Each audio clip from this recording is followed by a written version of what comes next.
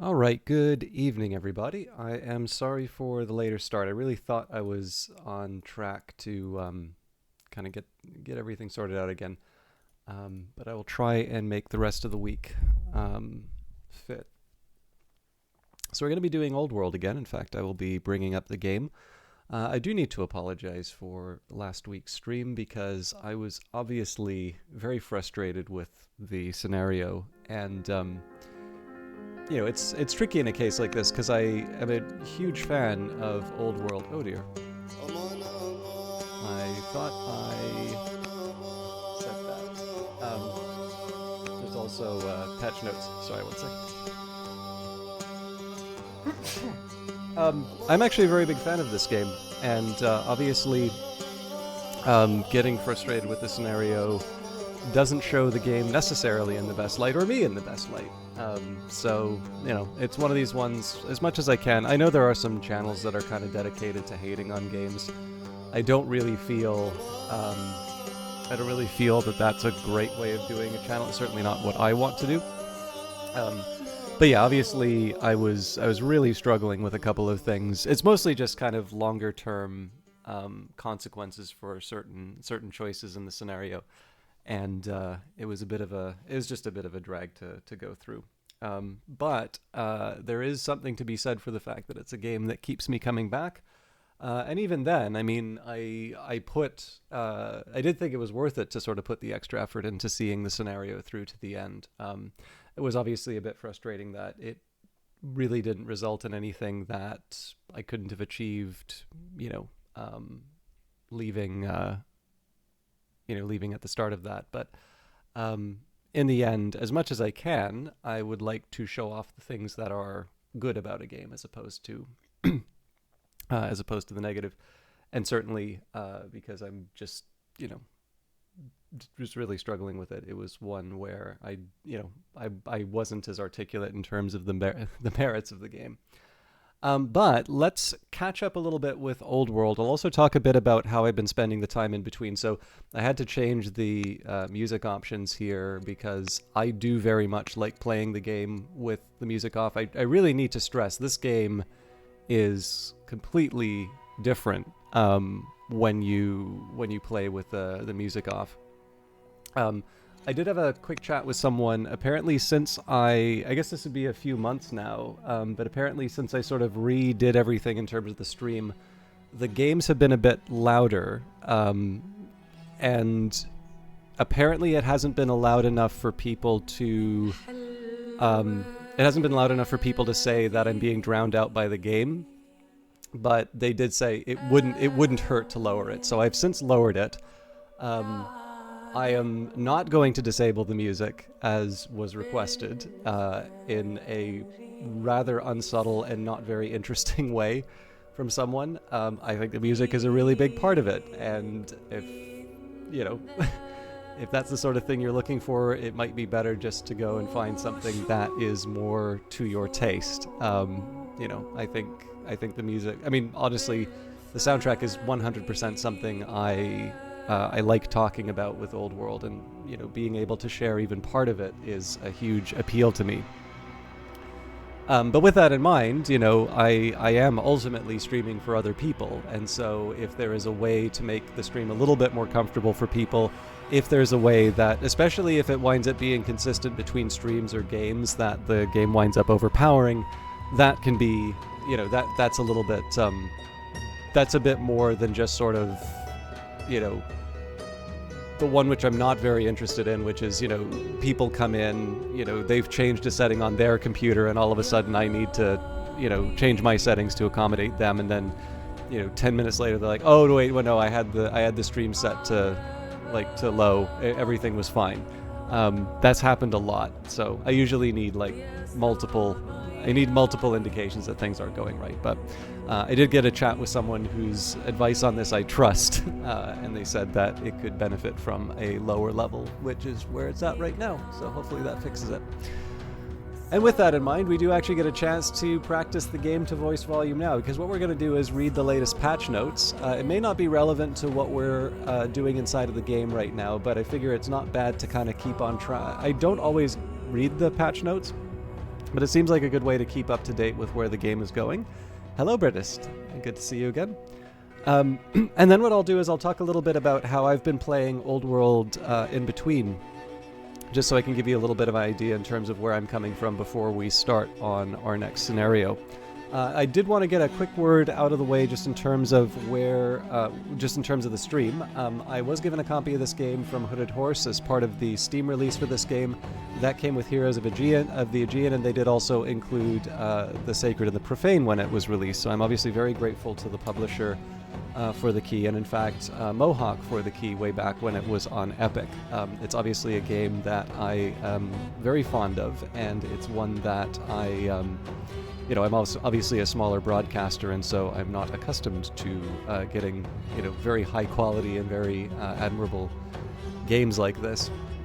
So as much as I can, this is one of the reasons why I'm sort of conscious about trying to show the game off as well as I can, because it's one that, for me at least, I think a number of you would actually quite like, and across a few different dimensions, which we'll talk about over the course of the playthrough.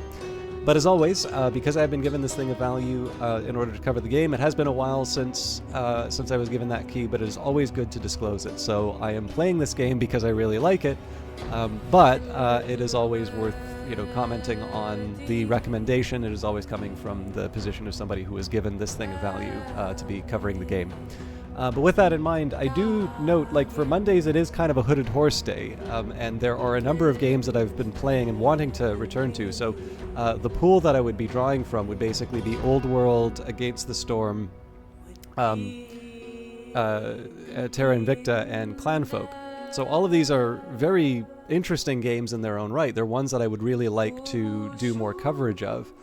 But in the end, you kind of have to pick, right? It's it's like picking a shirt. You don't necessarily hate the other shirts in the closet, but it doesn't make sense to wear more than one usually. Obviously, depending on your region, it may make sense to to have a few layers. But in this case here, I did want to make sure that I did at least one more round with Old World, but I am kind of thinking of shifting, doing a little bit of a rotation. It's always difficult with a game like Old World because, in addition to the fact that it's very replayable as a 4X, it's a game that continues to get continues to be developed. So I wish I had the credits down. If you go to the Old World website, actually, it's a relatively small team, but very impressive resumes. And of course, the work speaks for itself in terms of the quality of the game. But this is a game that continues to get work on it, and not even just in terms of things such as DLC, but in terms of the patches and such. So it's one where there's really no good point to stop playing. But with that in mind, there can be other games that are... Oh, Dale, I'm so happy that you came back. Thank you for that email, by the way. I actually felt really bad that you had to send that off. I was also miserable. I feel like I owe the Mohawk team an apology, because I was absolutely miserable at the end of the Carthage scenario, and that is a reflection on me, not on the underlying game. So, in any case, I'm glad to see you here. But yeah. On that note, talking about the effort in terms of the game, I'm still trying to figure out the right way to balance all of the different. No problem. Glad to see you're in the game again. Oh no, it's a wonderful game. One thing I was meaning to share, actually, so I've kind of already let the genie out of the bottle. I'm not quite sure the way. Would you prefer me to keep your employer left on its own, or I'm happy to give credit where credit is due as well. But there was an anecdote that I had been meaning to share at some point, and I figured I might as well pass it along with anybody that's here if there was sufficient interest. I was also going to read the patch notes, but anyways, I'll wait to see a response on that, and then I'll go through the patch notes while I do it. So, main branch 1067757, release July 5th, 2023. Ask for the patch by name. Headline changes: new options, only show map tax for worker and disable environmental sounds. Added support for changing players mid-game when loading a multiplayer save. Heroes of the Aegean scenario rebalancing. Tribes and AI nations can now raise captured cities if the option for raising cities is enabled, and AI and performance improvements. Oh, there's no secret around the fact that you work for Mohawk and are one of the devs on Old World. I heard you mention credits. You can find them in the extras menu. Thank you. All right. There you go. So yeah, for those of you who didn't know, you're right. It is kind of an open secret, but it's just one of I've noticed. Kevin Regami from Power Up Audio, and he actually has a big thing. He's very uncertain in terms of introducing himself as being attached with development in a chat, which, it's more so from that background. I don't necessarily like, drawing attention right away in case people want to work on. I think I saw in Derek's biography, his background is in economics and came to Mohawk through Offworld, so we at least share the interest in economics together. I probably have none of the skill of him in terms of Old World, though. But I am actually going to run away for a really quick second because I did want to share one detail about specifically the sacred and the profane, because I know you are a designer on Old World, but I don't know exactly where the... hey, there's a familiar face. I actually don't know where the specific division of responsibilities comes, and I don't think I actually got to say this yesterday, so I will... I was reading this in another room, so let me just pick this up really quickly so I can give a proper account.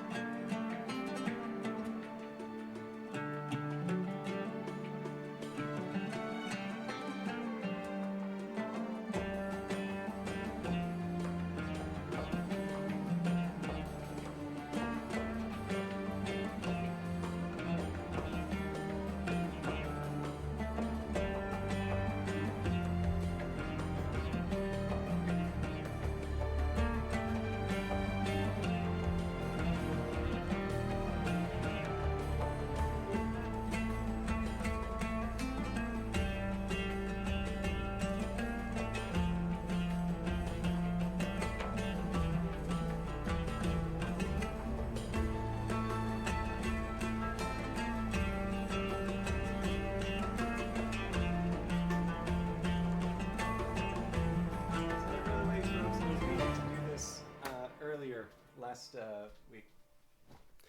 Okay, sorry about the wait there. So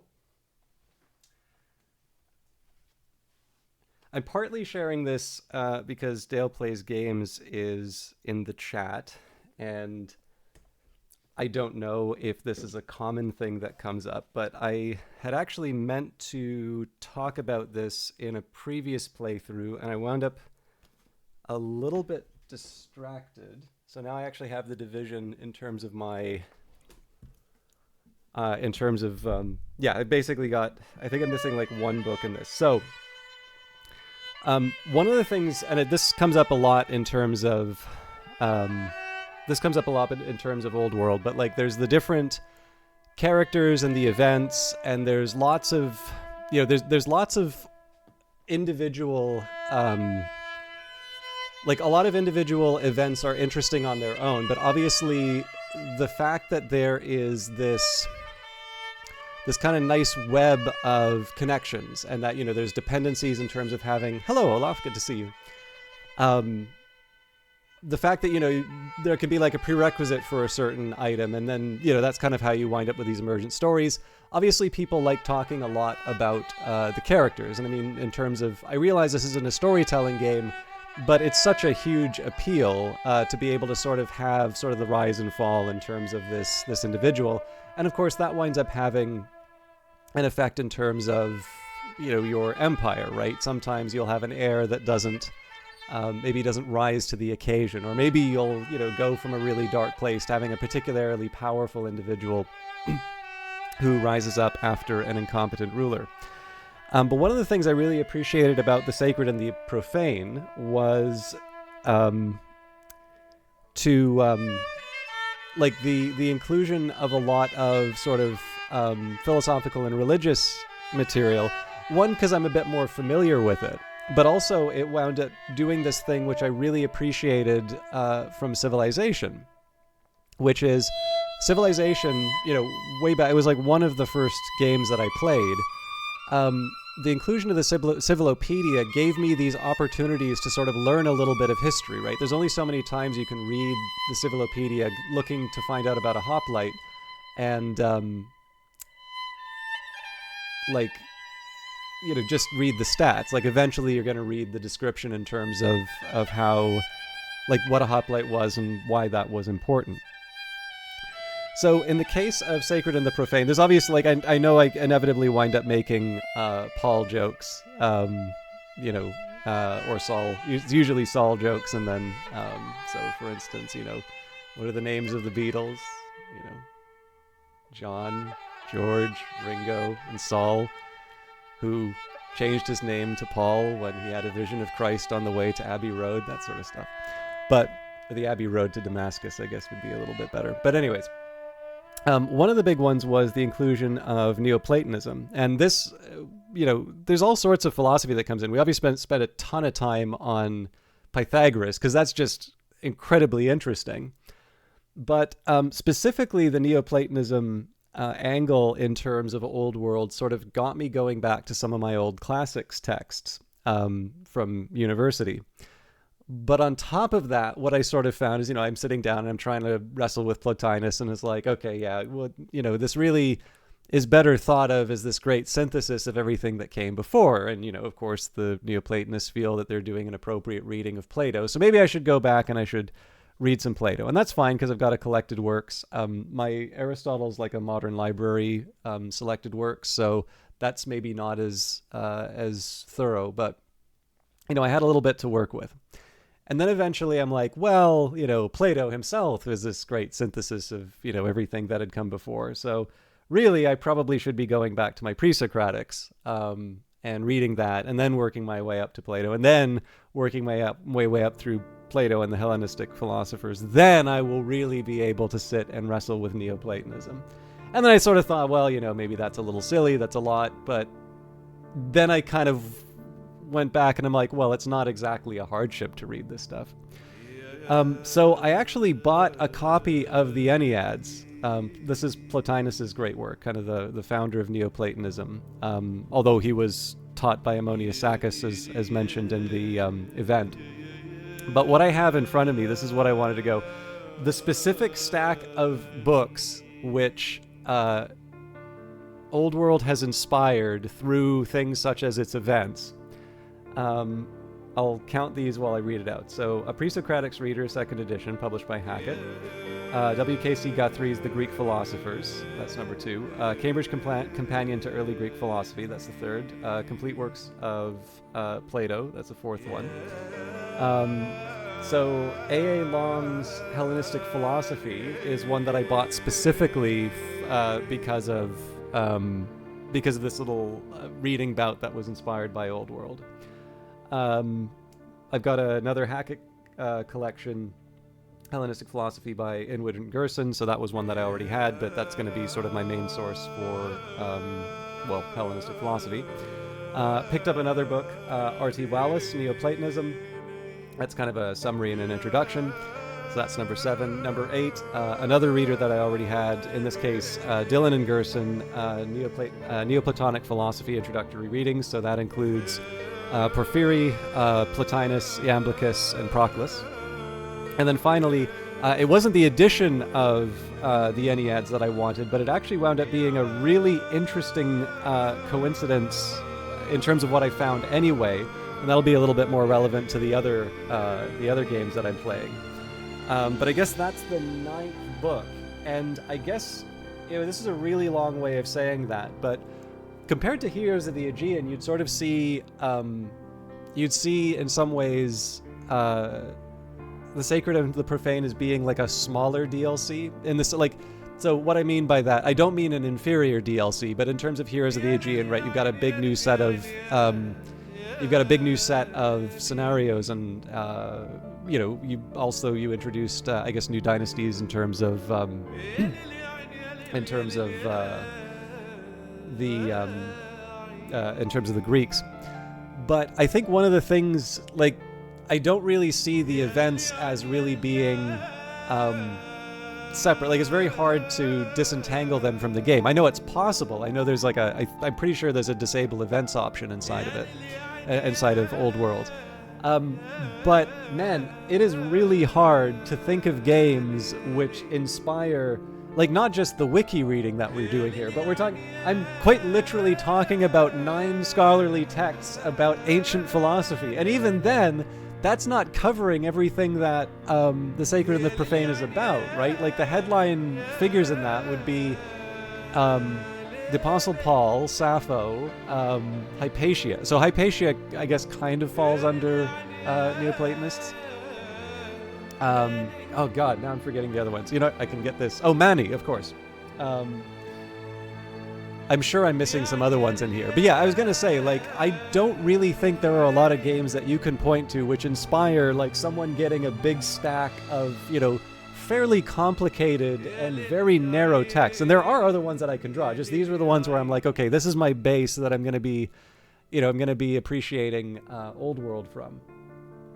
But I can think of very, very few games that inspire that kind of, extra activity. I mean, I probably have talked Dale out of the chat already, but insofar as that is helpful, and I mean, obviously you have a role to play in that, but I definitely owe not just a big thank you to Mohawk for making such a great game and letting me be able to share this with all of you, but there is absolutely something about being able to play a game that doesn't just reconnect me with some of my earliest and favorite gaming memories, but specifically topics that I really enjoyed studying in university, and did a little bit. I was a research assistant in classics for a little bit on that. So there are not a lot of opportunities to sort of sit down and say, sure, 9 academic texts on ancient philosophy. This is a good way to spend the weekend. But the sacred and the profane absolutely did that, and I suspect that at least to a small extent that was the intention of some of those events. So anyways, there are a lot of credits there. All of the people whose whose hard work I'm complimenting in there probably have long since passed. But we will move on to the patch notes, and then we will properly start up the game, because it's been about 20 minutes, and I realize that this is probably giving some credit for things that, again, I'm not entirely sure the scope of your responsibilities, but yeah, I know there's a very diverse writing team too, because I do occasionally check out the event browser through it. But needless to say, this has definitely been a very fun game across a number of different dimensions to explore different things. Okay, here's the Aegean Scenario 3 rebalanced. It is now easier, particularly on lower difficulties. So this might be... I'm not going to do Scenario 3 today. I'm actually going to do a new save. But I remember Here's the Aegean 3 was one that we sort of got blocked by. Oh, interesting. I wasn't sure quite what the state of DLC... I mean, obviously, as a gamer, like... you want an infinite stream of content to keep playing, no matter what, right? But I also realized that, like, people have finite lifetime. I was very discouraged when people called BattleTech abandoned after 3 very good DLC. So I never like to assume... I always kind of assume that unless there is a direct announcement, this is the new one coming out on X period, that there's no more coming. But needless to say, I am very excited at the possibility of new DLC. Although, if I may, perhaps subjects that I don't have in my library already so that I can possibly read something modern. It would be nice to read some science fiction every now and again. But yeah, no, I'm looking forward to it whenever it is, whenever it's ready. But yeah, so Here's the Aegean is going to be interesting to come back to, not just because of the rebalance, but that was one where we hit a wall because it sort of felt like there was this infinite stream of kind of warriors that, well, not warriors, but infinite stream of enemy enemy troops that would kind of come out. However, I also have a very clear memory that that was a period of time when I vastly underestimated the forces that I would need to be able to conduct a campaign in Old World. And again, I've said it a few times that I still feel very outclassed by the AI, even with the limitation of the force march. So I have a feeling that this is still going to be a challenging scenario for me, but it will be interesting to return to it, not just because of the rebalancing, but because of the learning that I've done in the other, or hopefully learning that I've done in the other scenarios. Rebalance in number 5, that one I wasn't familiar with. Hard difficulty is now harder. I don't follow that much discussion, but I know 3 was one that I actually wound up seeing a few people commenting on. I think they were running into the same difficulty I had, which is it just kind of felt like a lot of people sort of appeared and weren't sure how to deal with it. Tribes now raise captured cities. If the game option allows cities to be raised as on, AI nations may choose to raise captured cities. Traders now get +6 money per specialist. Actually, I don't use traders as much. I probably should. Marshes no longer interrupt rivers. Tribal units without sites now have a 10% chance of converting to a raider each turn instead of disappearing. Tribes you have not met will no longer raid. Mourning trait now removed automatically after 4 turns. Christian clergy title has been changed from bishop to presbyter to avoid conflict with the cathedral specialist. Desert map script, player start position improvements. I still haven't tried the desert, actually. Desert map script added tooltip warning about trade networks not always being possible. Cognomen adjustments, reduced effect of improvements built, landmarks discovered, and ruins explored on cognomen progress. Rural tiles completely surrounded by urban tiles no longer prevent a minor city from forming. I'm trying to think about this. I kind of have this half idea in the back of my head in terms of what... I think I'll probably understand this a little bit better in context. Can no longer capture an undefended 0 HP city with a rout attack or rout after capturing a city. That's interesting. I know I've had some trouble trying to get a rout done. I don't think I've ever tried it into a city, though. This is why I need to read the patch notes more often, because I get to find out some of the crazy things that I can do. Dynasties now have their own starting tiles on pre-made maps. Particularly affects Ptolemy, who now starts in Alexandria. Egypt's starting tiles amended. AI can have a leader from any available dynasty of that nation. Raiders no longer take the long way around towards their target. If the path is blocked, they try to power through whatever is blocking them instead. Programming. Automated workers now favor improvement pings, map tax, improved unit placement algorithm, improved performance when switching scenarios. Unit and improvement animation controller files now appear in the reference folder to aid 3D asset modding. Performance optimization when multiple tiles change ownership. Optimized UI sprite repository loading to improve scenario loading times. Improved algorithm for determining holes in urban areas that should not prevent minor cities from forming. Adjusted AI city site priority for founding new cities. Modio, updated to 2023.6.1. This fixes some bugs, allows automatic downloading of subscripted mods, and improves mod download speed. Okay, fair enough. I haven't tried mods yet. There's enough for me to learn already. Map script mods now allow infos folder with preloaded text, map option. Okay, I'm going to skip over the modding stuff just because it's not that critical. UI added only show map tax for worker UI option to show improvement pings, map tax with an eligible unit selected. I've heard references to the pings a couple of times. I haven't used them, but then I'm also kind of neurotic in terms of placing things, so I don't know. We'll see if we find a reason to use it. Added disable environmental sounds audio option, which disables thunder, bird chirps, and a few more environmental sounds. I actually prefer those sounds, particularly when there isn't music. Added clear players button to network game host player join screen, allowing changing players mid-game. Can right-click assign a nation to assign a nation to an AI. Add urban worker action now shows border expansion preview, and hovering over the action allows other valid tiles it can be performed in. I think I know what they mean by that. Enabled uninstall button for map script mods. Added downloading message for automatic Modio subscription downloads. Event editor UI improvements. Tooltips show improvement class instead of improvement where relevant. Steam Deck control improvements. Don't have a Steam Deck. On monitors with 120 plus refresh rates. Frame limit now defaults to VSync 2. Okay. I should actually double check that because I am playing this on a high refresh monitor, although that won't be apparent on the stream. Default to lower resolution, matching aspect ratio on screens higher than 3840 by 2160. Added plus sign to yield predictions for laws, etc. Change default replay data toggle hotkey from Control X to Control Shift X to make it harder to accidentally trigger. Opinion level tooltips in event subject requirements now display in the generic opinion tooltip. Overflow now shown on all production tooltips where relevant, and added event browser subject reordering tool. And I'm sorry, because I actually appreciate that the bugs fixed here is a huge amount of work, but I'm not entirely sure that's going to teach me as much about what options I have available to me here. So I'm just going to leave it at thank you everyone who submitted bug reports, and more importantly to the people who fixed them. I'm sure you would like to see some gameplay. But let's just take a quick second here. So I suppose I should be putting it to this if I have the... I mean, I could also just cap it to... I'm at 144, but I don't think it's going to be the end of the world.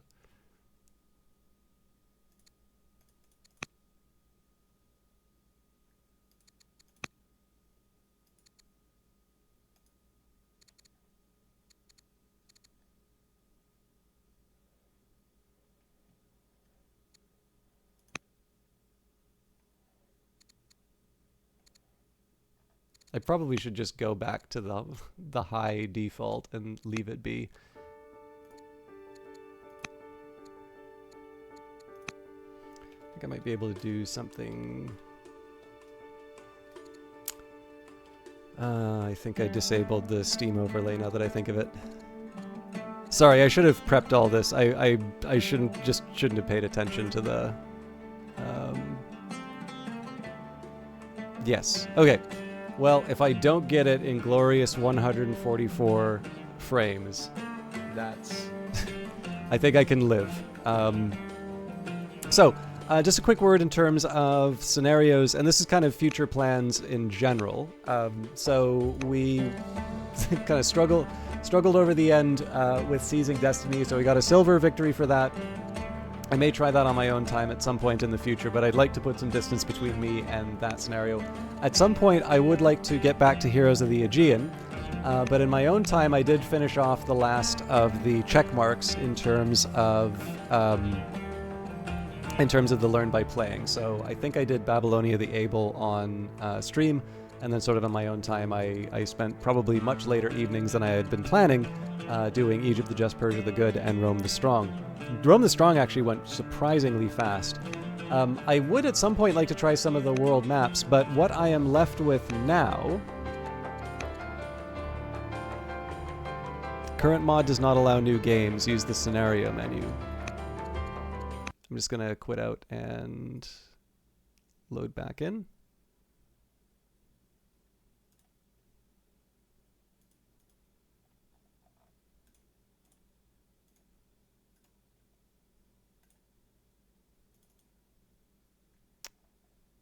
I'm sorry, there is something rather strange going on here in terms of Steam.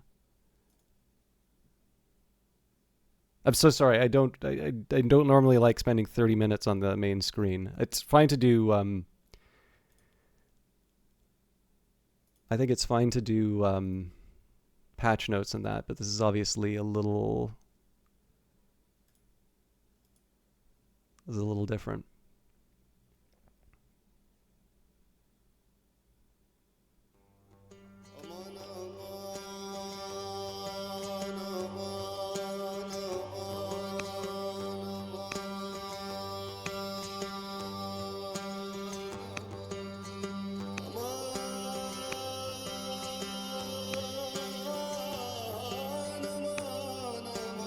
Can't see, I wouldn't see why there would be a difference on the main screen anyway, but let's go back to single player. So in any case, all that I wanted to say was there are two leaders that I don't have victories on yet.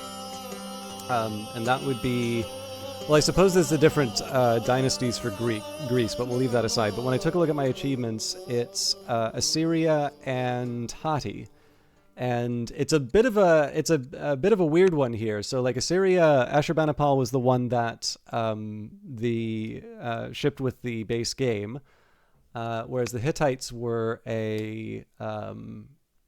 were DLC. So I kind of need to pick between the two, and I'll be honest, I don't have a strong preference. I definitely believe Assyria is a much more aggressive of the two. But the idea of being able to sort of use any unit to chop down trees is kind of neat.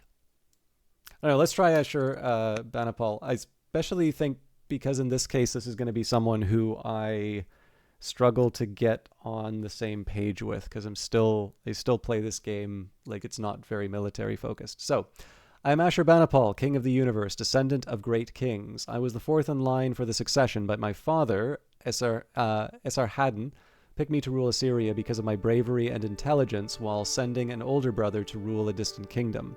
Unrest comes from his land, and I must prove that I can be the greatest king of all.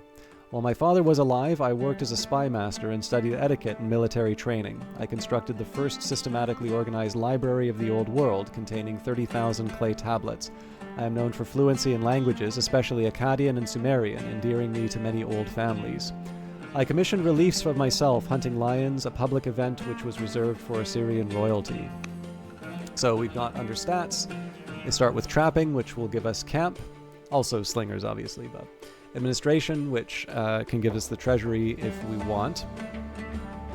And military drill, which would grant us the barracks and rally troops. So this is already kind of interesting, because normally I struggle with the early urban improvements. And in this case, having a barracks to build right away will sort of help me keep the rate up in terms of getting troops trained. So unique units, there's the battering ram. To be honest, siege equipment is not something I've been very good at building, so I should probably use this. I'll take a closer look at these when I'm able to build them, but I should be paying attention to these because this is an opportunity for me to learn. We've got the Shrine of Ninurta. So the biggest benefit here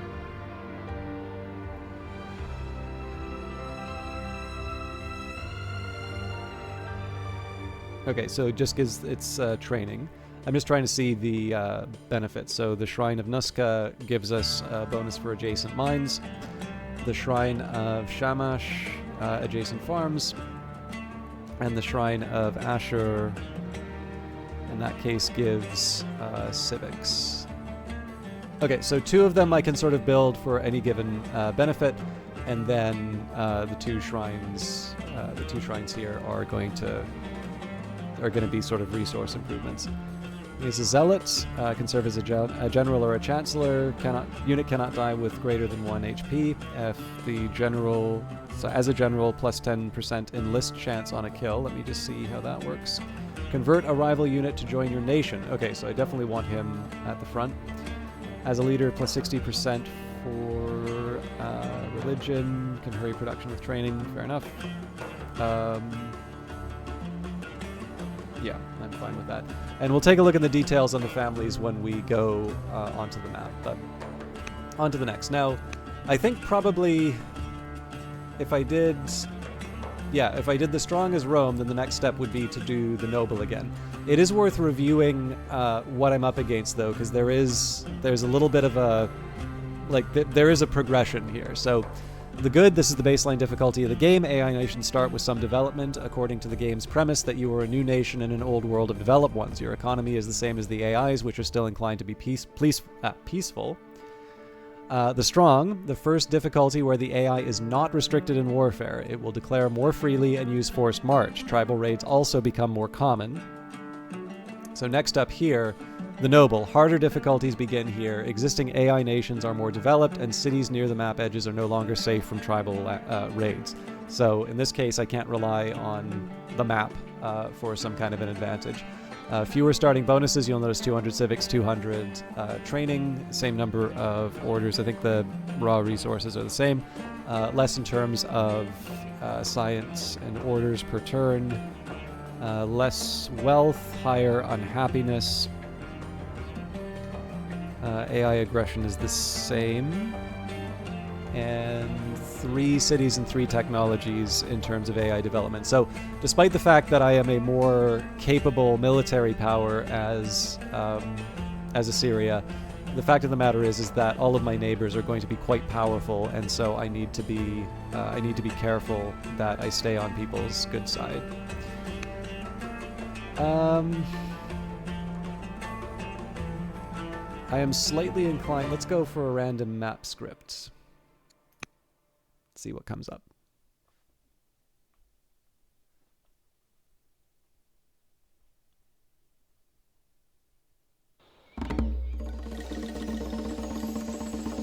Alright, Assyria in the Old World. You are Ashurbanipal, the great king chosen to lead Assyria into the Old World. Named to rule before your elder brother, Prince Shamash-Shum. The legacy of Assyria is now in your capable hands. Surrounded by enemies, you will need to use every skill at your disposal to help Assyria grow into the glorious empire your ancestors envisioned. The existing civilizations of this world do not yet know the glory and power of Assyria, but they are about to find out. Select your settler and found your capital city. You'll also decide which family manages your first city, gaining their advantages immediately. Let's found our capital. I'm also tempted to read the biographies and that, but I know I took a long time getting started, so let's... I am just gonna, just because of my frame rate thing, I did want to take a minute here and see if I can... Yeah, it seems to like...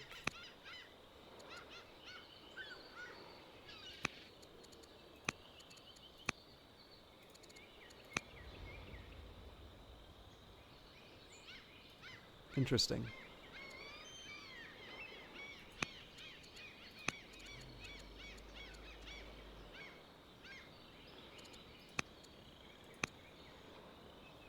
Just taking a minute here. I've got frame rate on my screen, so I wanted to see... just wanted to see if there was anything I could do to tweak the edges, but... Oh dear. Okay, so, first of all, we want to found a city. And I have kind of 2 options available to me here. I can move off of the site. So these 2 are appealing because they are coastal sites. In terms of access to resources, there's a slight appeal in terms of building the city here, because then I'll be able to build some mines in the edge right away. On the other hand, it's not going to be that hard for me to extend... Well, I don't know. The more I think about it, the more this actually feels like a more sensible choice, just because of the fact that I can get some early civics with... Well, okay. I would also probably be able to build some... I don't know. Being able to build by the... Yeah, we're going to move. Okay, so our choices here. We've got the Sargonid champions, so good for training. We have hunters, so there's a small appeal here because we've got a camp in the area. They also give us a bonus in terms of ironstone and wood, so that's a nice early bonus in terms of the economy. We can build the patrons, so in this case here there's extra, there's sort of extra culture for precious resources, which I think would probably be these dies over here, but...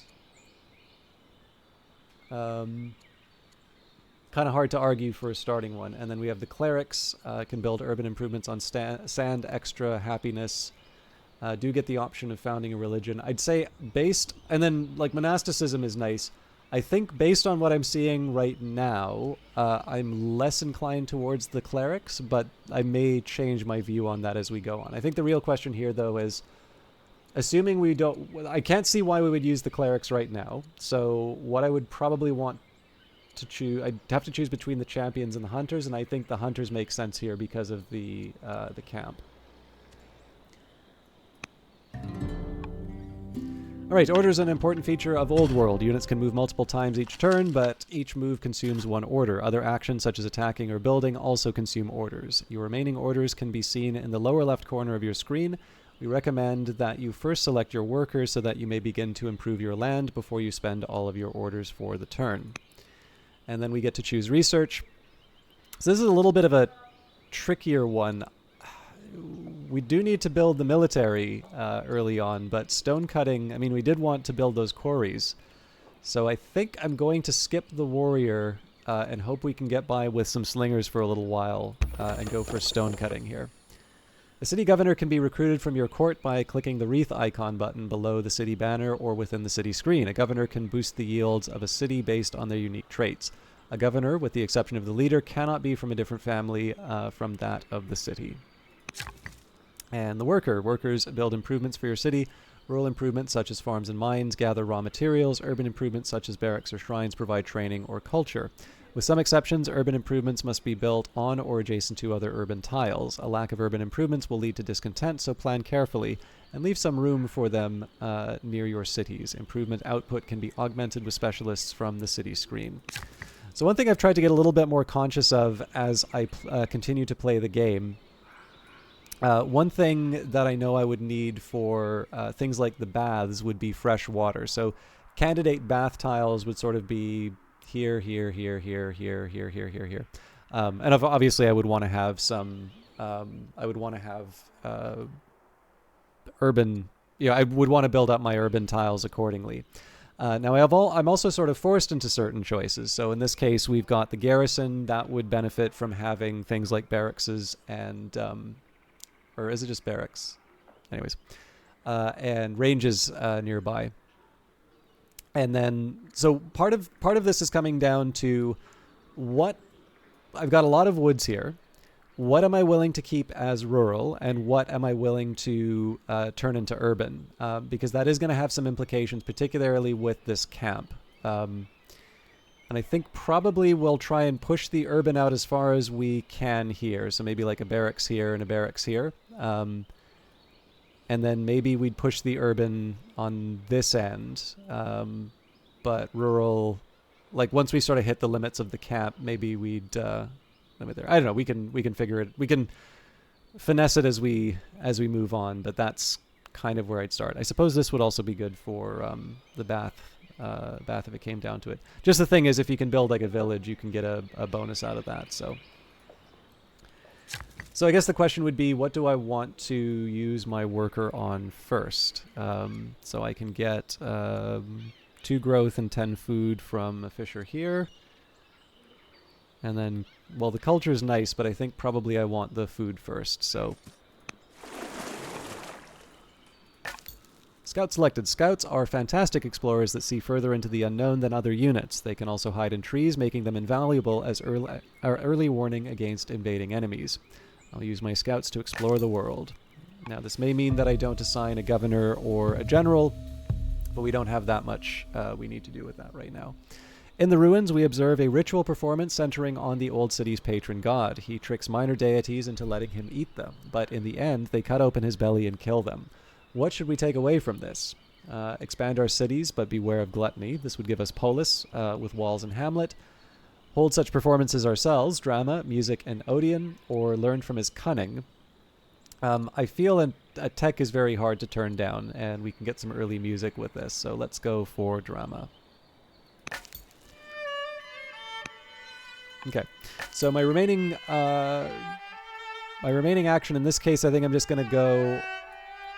It would be nice to sort of ninja that city site, but in this case, I'm going to explore more of the map, and maybe what I'll do is I'll move the slinger moving forward just to be able to claim that for the settler. Part of what I want to do is find not just.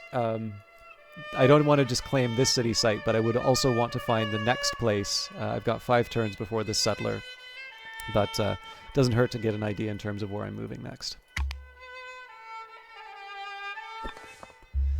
The Slinger is a ranged unit with a default maximum range of 2 tiles. Ranged units can shoot further from on top of a hill, but suffer a 20% damage reduction for every tile between them and their target. Firing into trees or scrub also reduces their damage.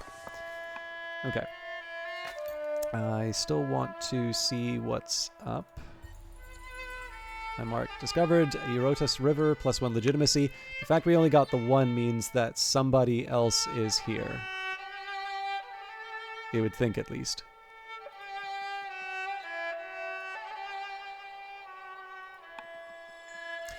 Nation contact. You've encountered a rival nation. Rival nations are your primary opponents in Old World. You may engage them diplomatically, which could lead to gaining a powerful trade partner or ally, or declare war on them to conquer their territory. You decide which nations are worthy of being your allies and which should simply be conquered. At some difficulty levels, other nations begin the game already established with a number of cities, units, and improvements. If you hover the mouse over Hati's name in the leaderboard at the top left of the screen, you can find out important information about them, such as the number of cities that they have, how strong their military is, how developed they are technologically, and also with whom they are currently at war or peace. To conduct diplomacy, you must first appoint an ambassador, which requires aristocracy.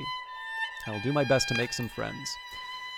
So, similar power, that's encouraging.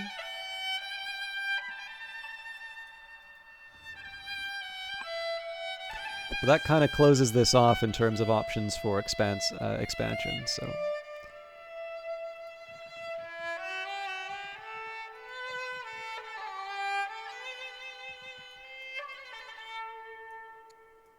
And that's the turn. Tooltips. The nested tooltip system in Old World allows windows to persist as you link from one to another. Simply hold Shift while hovering over a link and move the mouse cursor into the tooltip and click, or click the link with the middle mouse button to lock the window in place. This lets you continue to view a window while opening more links, even if you move the cursor off the window altogether. Try it out on this unit link, Spearman. Press the escape key or click away from the tooltip to make them disappear after they're locked. I do really like this feature. I don't know, I feel like At the Gates, or John Schaefer's At the Gates, did that as well. Possibly first, but I don't know. I mean, I have to imagine that, you know, things are in development a lot longer than I am aware of them, so. Although for some reason keep using Shift. I actually prefer using the middle mouse button whenever I can, so. I will lock tooltips in place with Shift click to discover more information. All right. So we're just going to camp this city site. If I can, I'd like to assign Ashurbanipal to the unit. Our expedition comes upon a site that looks like a ceremonial capital of some ancient world. An altar centers the court, and 10 thrones sit on each side. So we could raise the city, we could use the stone, preserve the site and learn its history, or we are stepping onto a holy site, make an offering to the gods. So that winds up being half of our stockpile. As nice as it is to get traits, I don't think I can afford that here. So let's preserve the site and learn its history. So I've got 4 moves. Yeah, I think in this case I'm going to sacrifice...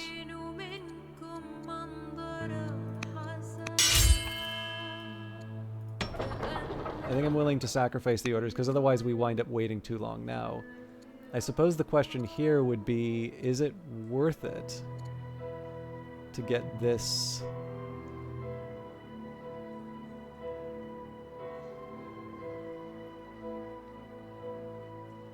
Yeah, I don't know. Like, somebody who's going to lower my science, increase my discontent, but only give me a handful of orders doesn't exactly strike me as the most...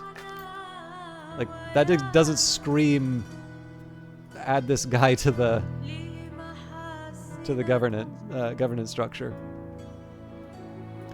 I probably should be focusing up here rather than finding the contours of Hati. Oh, well, it's early Sappho. A poetess in exile. The Tuyaitis have been graced by the poetess Sappho, traveling in exile after her family became embroiled in a violent political scandal. The family brings Sappho to perform at the palace, and you listen entranced as she weaves a hymn to Aphrodite, asking for the goddess's favor in her pursuit of another woman.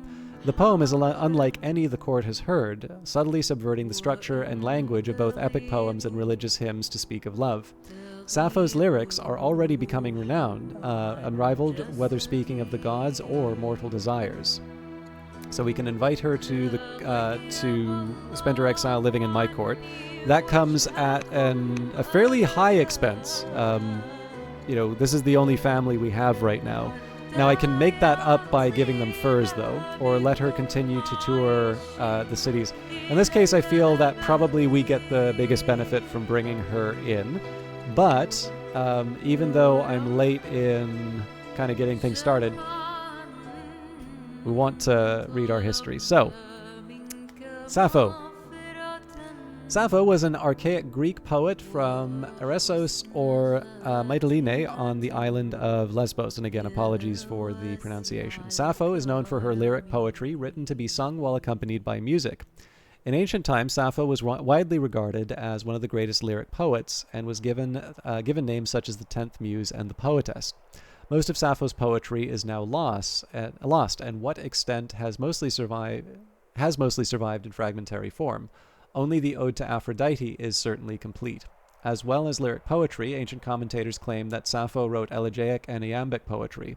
3 epigrams formerly attributed to Sappho are extant, but these are actually Hellenistic imitations of Sappho's style.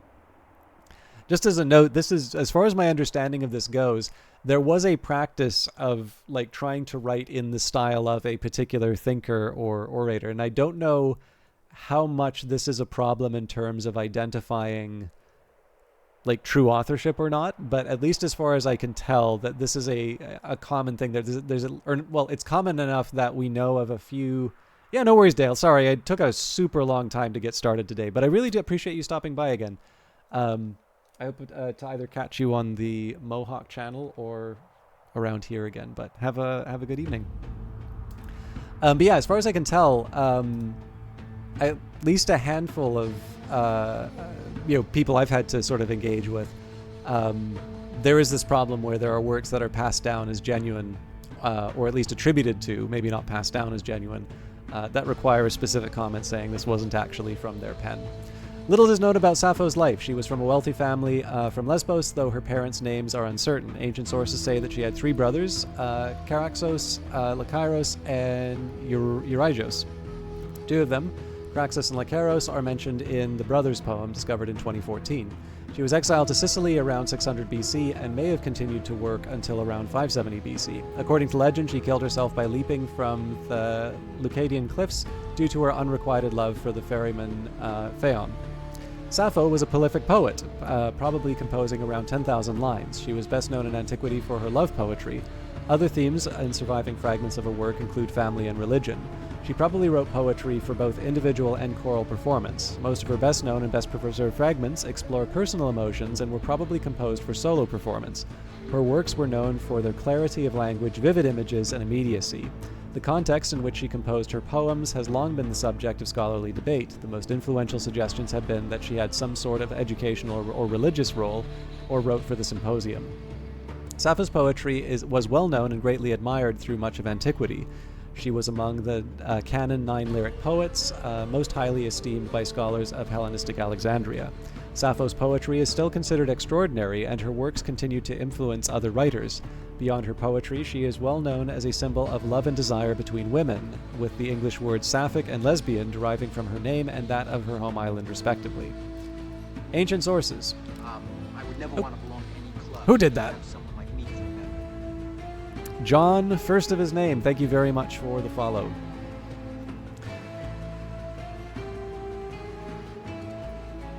Ancient sources. Modern knowledge of Sappho comes from what both can be inferred about from her own poetry and mentions of her in other ancient texts. Sappho's own poetry, which, with the exception of a single complete poem, survives only in fragments, is the only contemporary source for her life. The earliest surviving biography of Sappho dates to the late 2nd or early 3rd century AD, approximately 8 centuries after her own lifetime. The next is the Suda, a 10th century Byzantine encyclopedia. Other sources that mention details of her life were written much closer to her own era, beginning in the 5th century BC. The information about Sappho's life recorded in ancient sources was derived from statements in her own poetry that ancient authors assumed were biographical, along with local traditions. Some of the ancient traditions about her, such as those about her sexuality and appearance, may derive from ancient Athenian comedy. Until the 19th century, ancient biographical accounts of archaic poets' lives were largely accepted as factual. In the 19th century, classicists began to be more skeptical of these traditions and instead tried to derive biographical information from the poet's own works.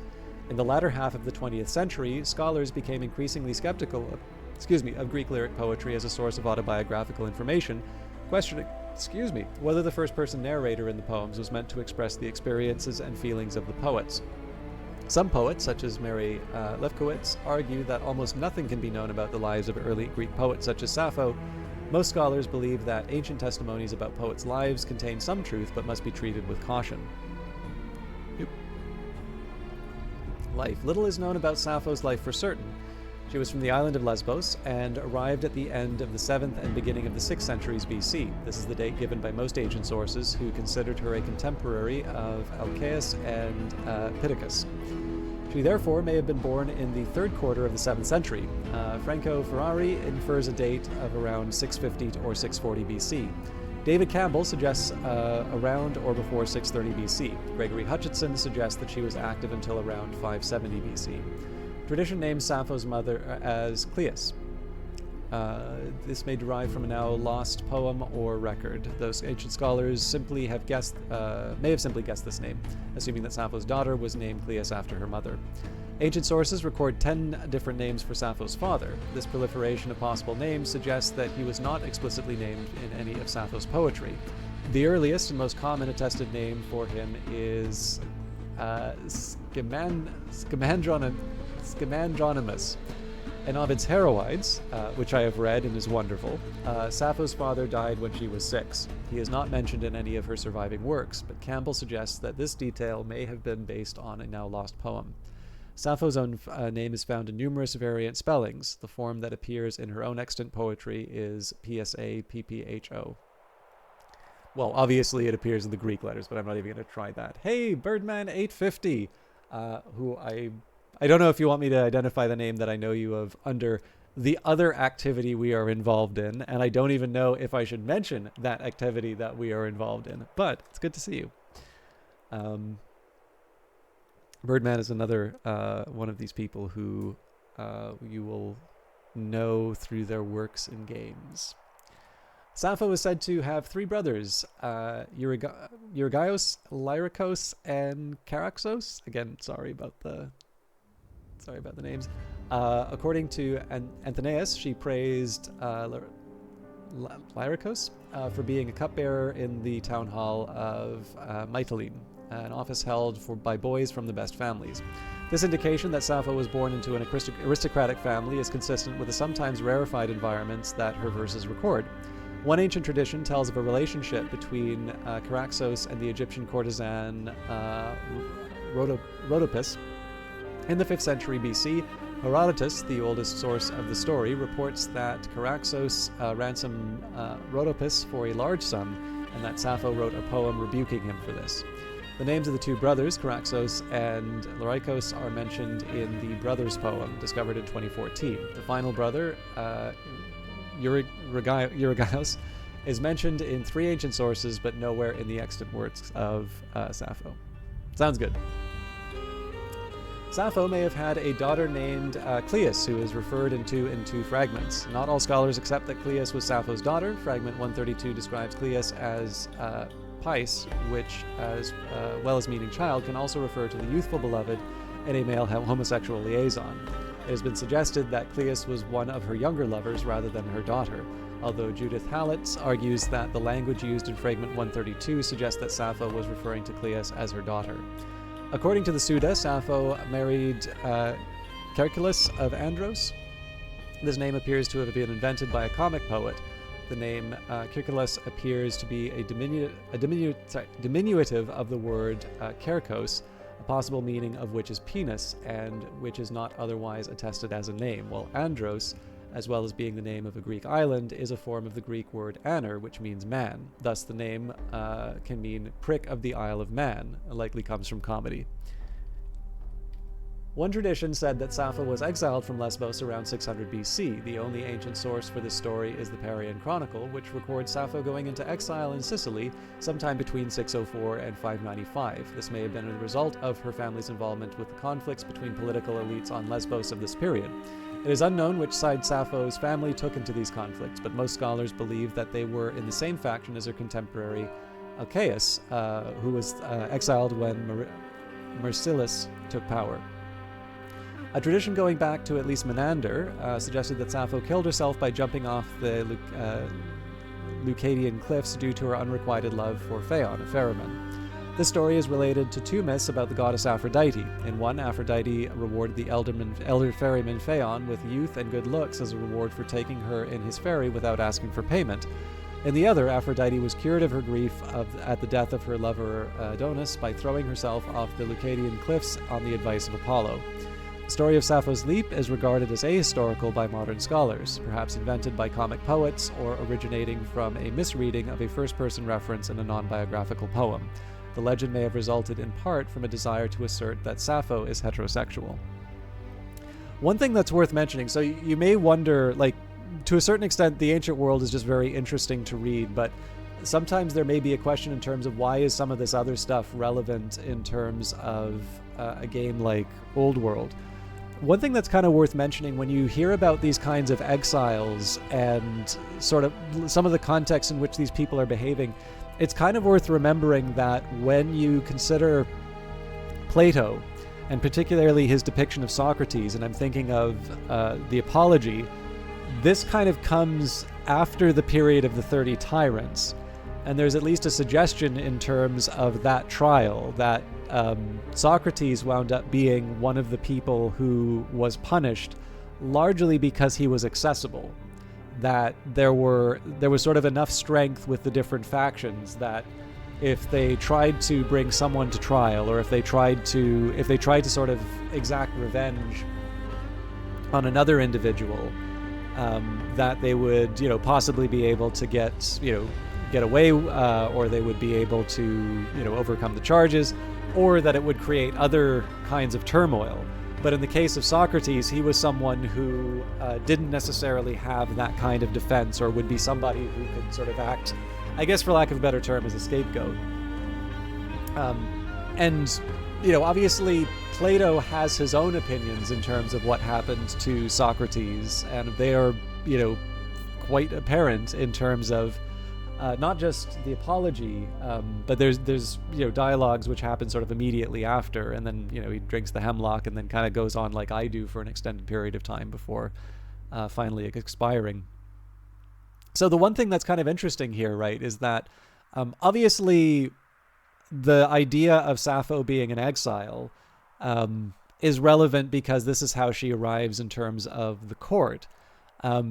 But sometimes this stuff can matter a bit more in terms of the content that comes to us. So this is one of the reasons why I sometimes find this kind of interesting, especially too because it can inform, we don't know what stories happen to characters later on inside of Old World. And so in the case of a character in Old World having something happening to them, if you happen to know that this person, this was their family and this is maybe the reason why there was some trouble, if something happens to the character that's relevant, it just adds to your enjoyment of the game, even if the mechanics are identical. That's one of the main reasons why I like reading this stuff. And again, like I said, the ancient world is just interesting in its own right. Generally, history is interesting in its own right, but Old World obviously is limited in terms of how much history we need to go through.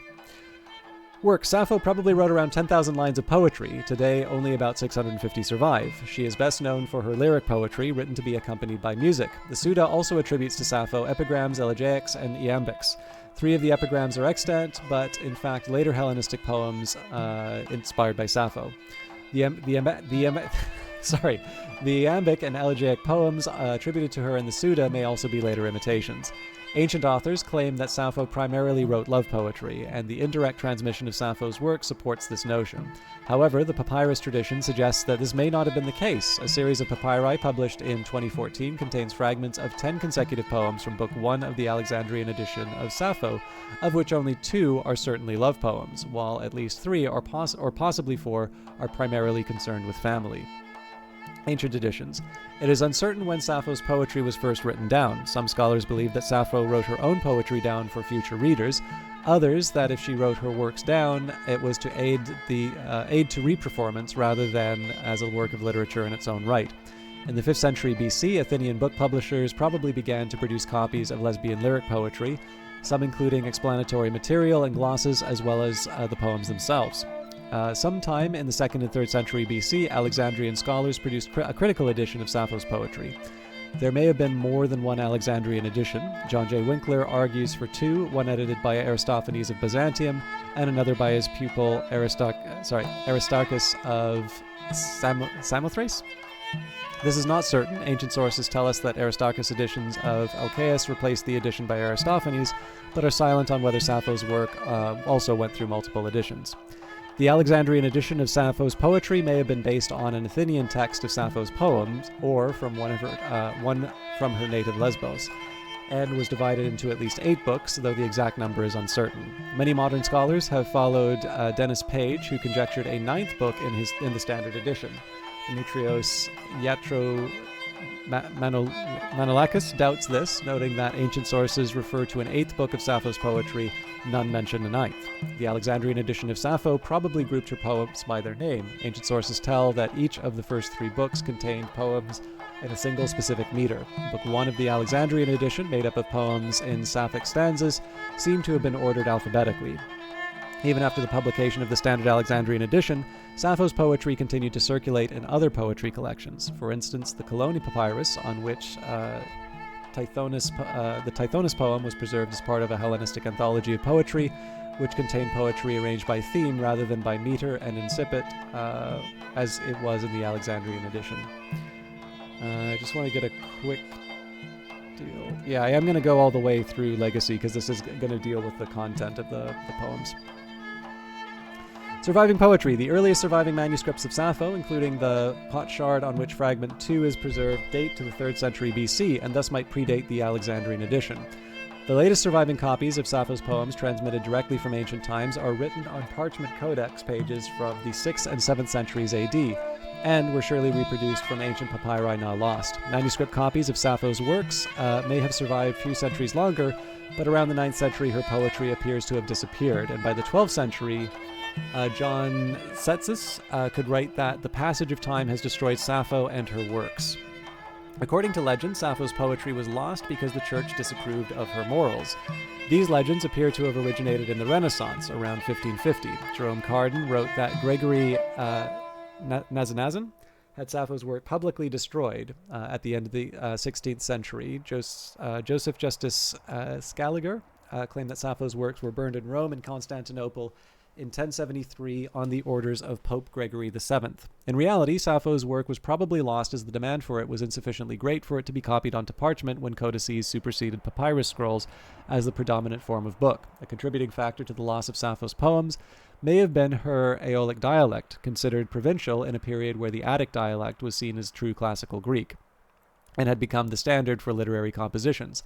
Consequently, many readers found Sappho's dialect difficult to understand. In the 2nd century AD, the Roman author Apuleius specifically remarks on its strangeness, and several commentaries on the subject demonstrate the difficulties that readers had with it.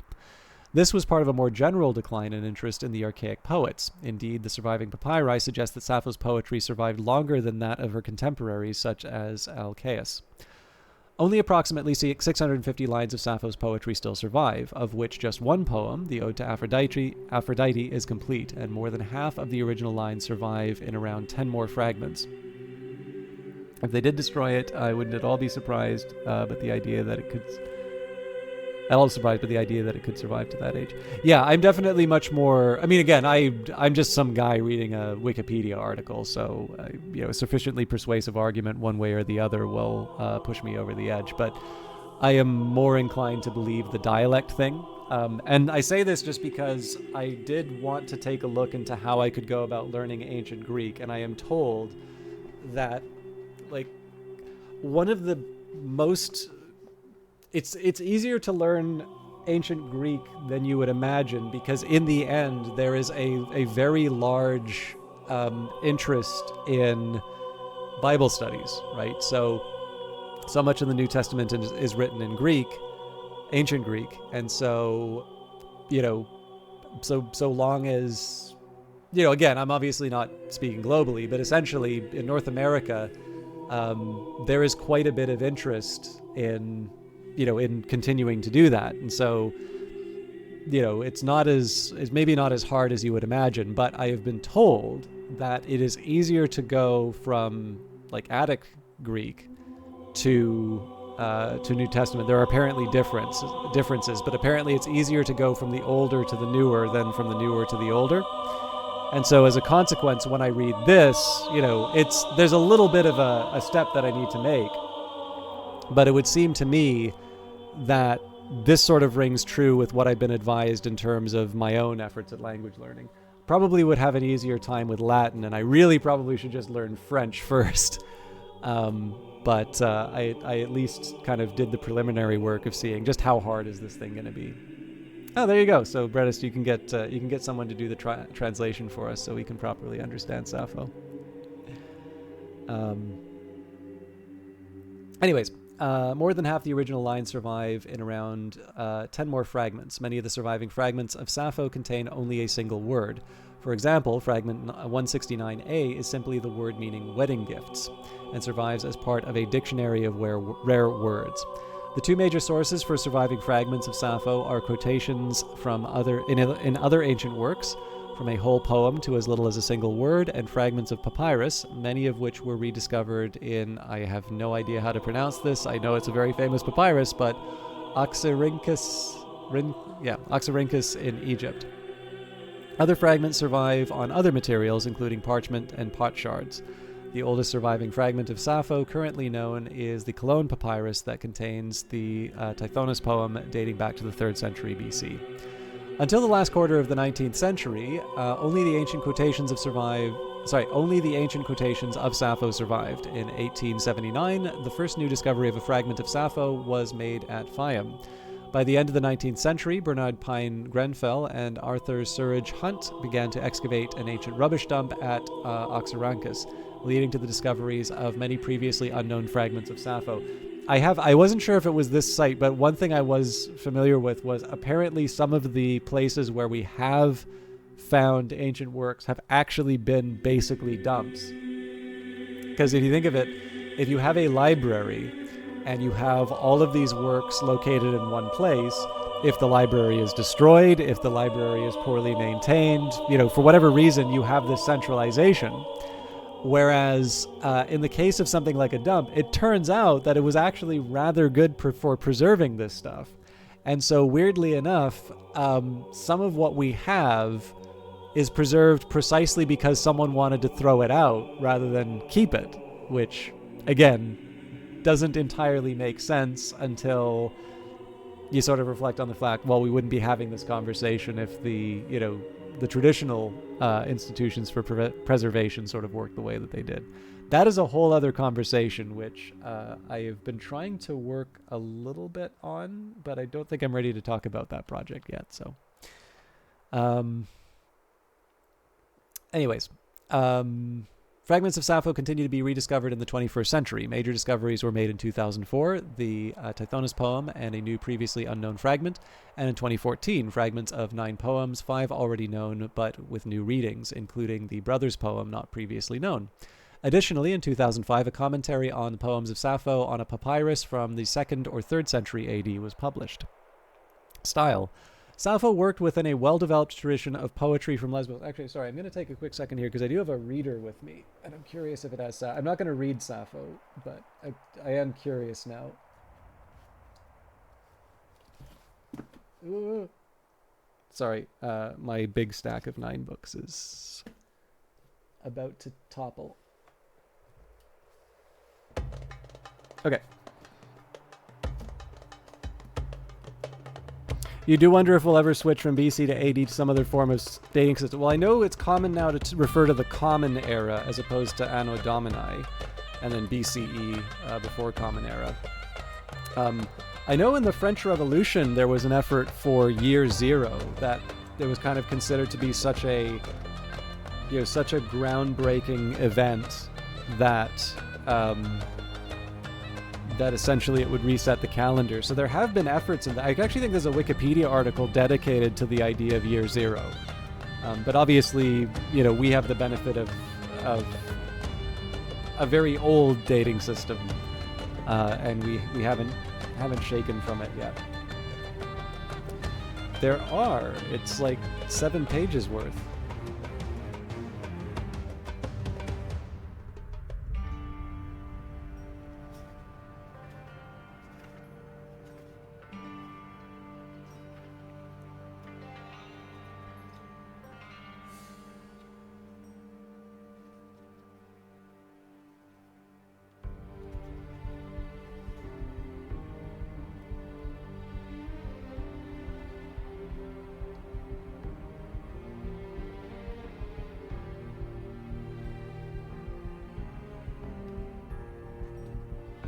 Gives me something to read on my own time.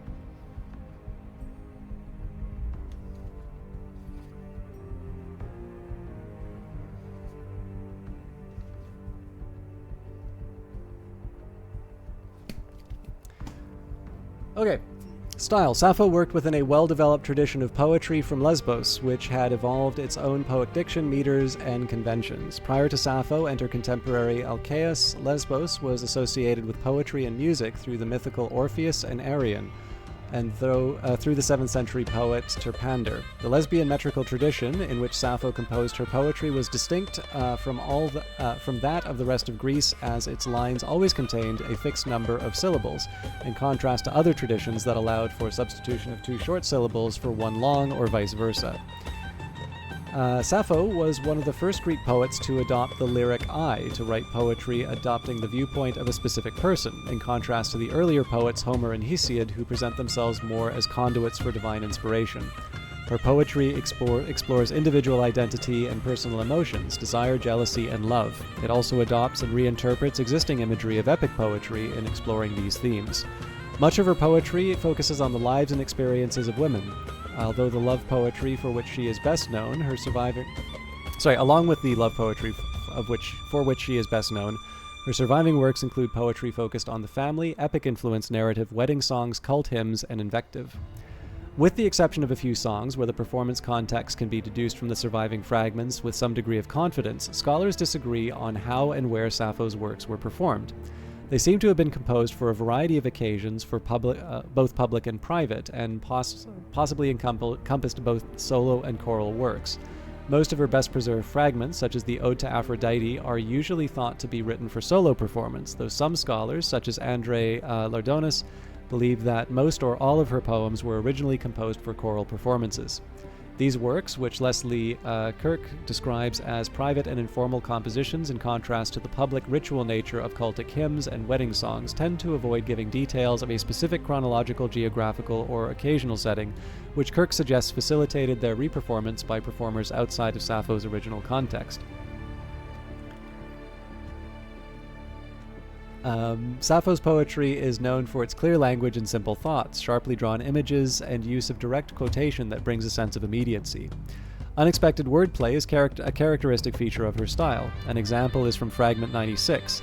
Now she stands out among Lydian women, as after sunset the rose-fingered moon exceeds all stars, a variation on the Homeric epithet rosy-fingered dawn.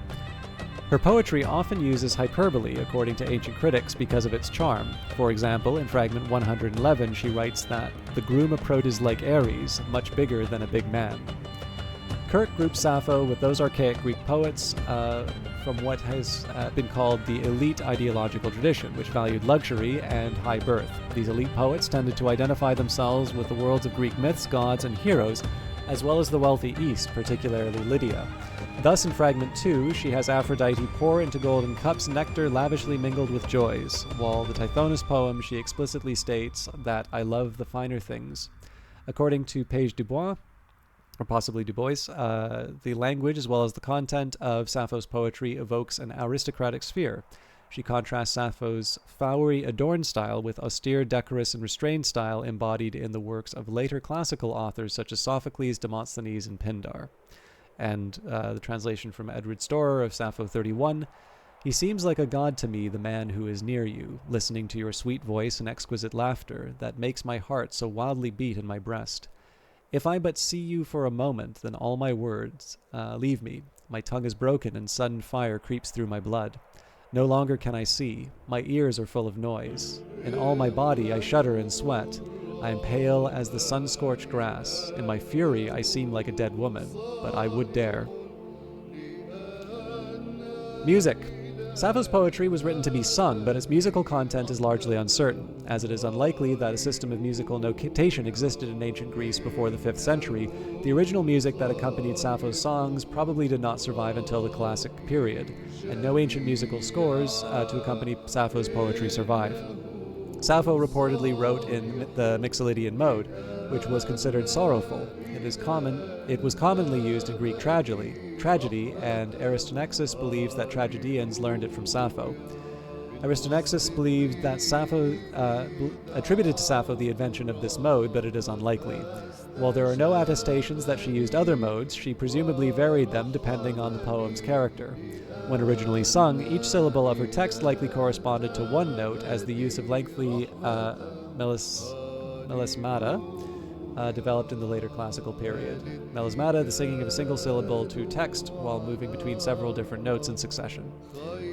Sappho wrote both songs for solo and choral performance. With Alcaeus, she pioneered a new style of sung monody, single-line melody, that departed from the multi-part choral style that largely defined earlier Greek music. This style afforded her more opportunities to individualize the content of her poems. The historian Plutarch noted that she speaks words mingled truly with fire, and through her songs she draws up the heat of her heart. Some scholars theorize that the Tithonus poem was among her works meant for a solo singer. Only fragments of Sappho's choral works are extant. Of these, her epithalamia, wedding songs, survive better than her cultic hymns. The later compositions were probably meant for her antiphonal performance between either a male or female choir or soloist and choir. And Sappho's time-sung poetry was usually accompanied by musical instruments, which usually doubled the voice in unison or played homophonically an octave higher or lower. Her poems mention numerous instruments, including pectus, a harp of Lydian origin, and lyre. Sappho is most closely associated with the barbitos, a lyre-like string instrument that was deep in pitch. Euphorion of Chalkis reports that she referred to it in her poetry, and a 5th century red figure vase, either by Docomagia painter or Brygos painter, includes Sappho with Alcaeus and a barbitoi. Sappho mentions the aulos, a wind instrument with 2 pipes, in fragment 44 as accompanying the song of the Trojan women at Hector and Andromache's wedding, but not as accompanying her own poetry. Later Greek commentators wrongly believed that she invented the plectrum. Social context. One of the major focuses of scholars studying Sappho has been to attempt to determine the cultural context in which Sappho's poems were composed and performed. Various cultural contexts and social roles played by Sappho have been suggested, primarily teacher, priestess, chorus leader, and symposiast. However, the performance contexts of many of Sappho's fragments are not easy to determine, and for many more than one possible context is conceivable. One long-standing suggestion of a social role for Sappho is that of Sappho as schoolmistress. This view, popular in the 19th and early 20th centuries, was advocated by the German classicist Ulrich von Wilhelmits Moellendorff to explain away Sappho's passion for her girls and to defend her from accusations of homosexuality. The view continues to be influential both among scholars and the general public, though more recently the idea has been criticized by historians as anachronistic and has been rejected by several prominent classicists as unjustified by the evidence. In 1959, Dennis Page, for example, stated that Sappho's extant fragments portray the loves and jealousies, pleasures and pains of Sappho and her companions. And he adds, "We have found and shall find no trace of any formal, official, or professional relationship between them. No trace of Sappho, the principal, or the academy." Campbell, in 1967, judged Sappho may have presided over a literary coterie, but that evidence of a formal appointment as a priestess or a teacher is hard to find. None of Sappho's own poetry mentions her teaching, and the earliest source to support the idea of Sappho as a teacher comes from Ovid 6 centuries after Sappho's lifetime. Ovid would have been writing around the time of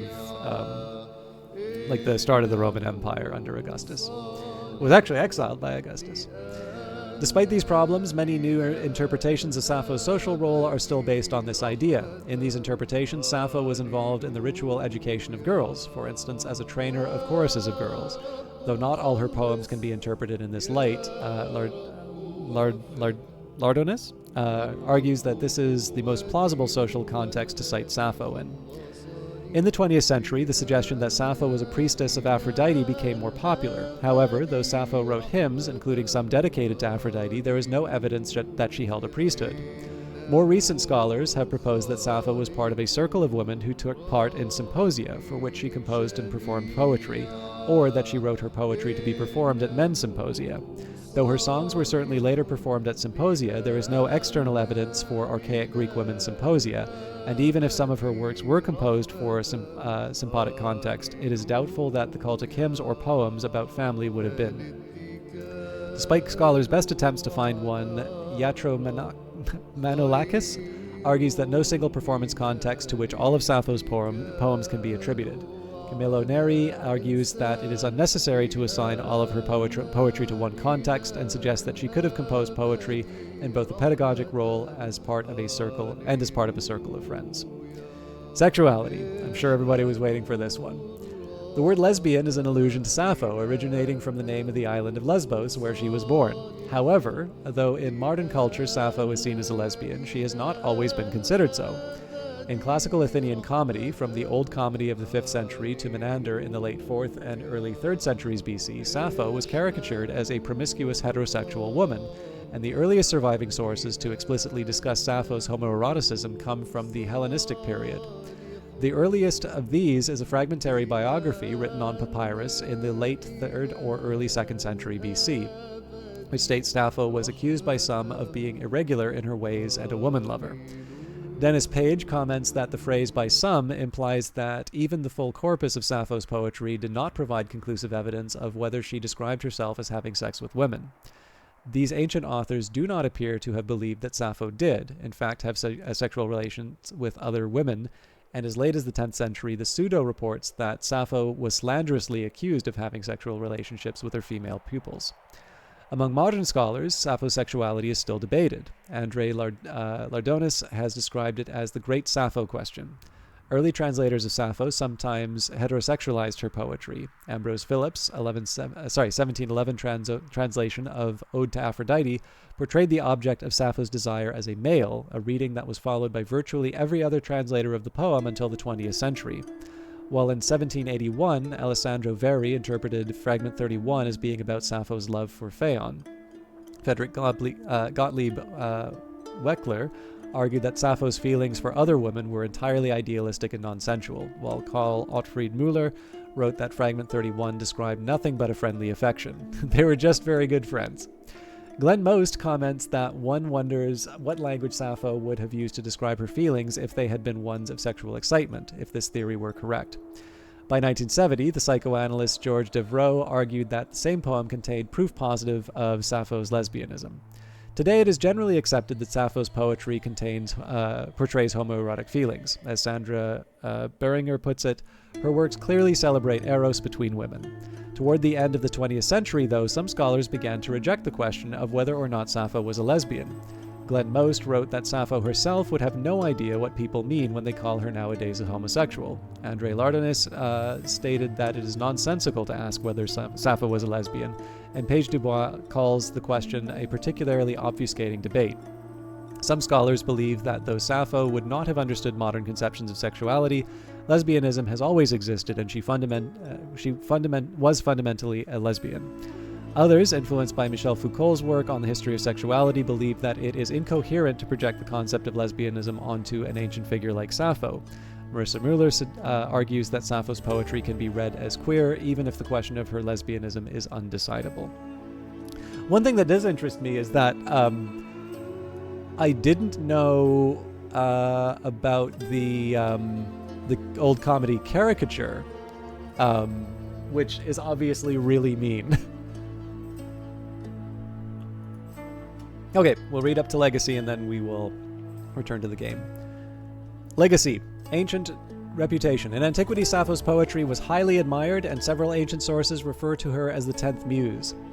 The earliest surviving poem to do so is a 3rd century BC epigram by Dioscorides.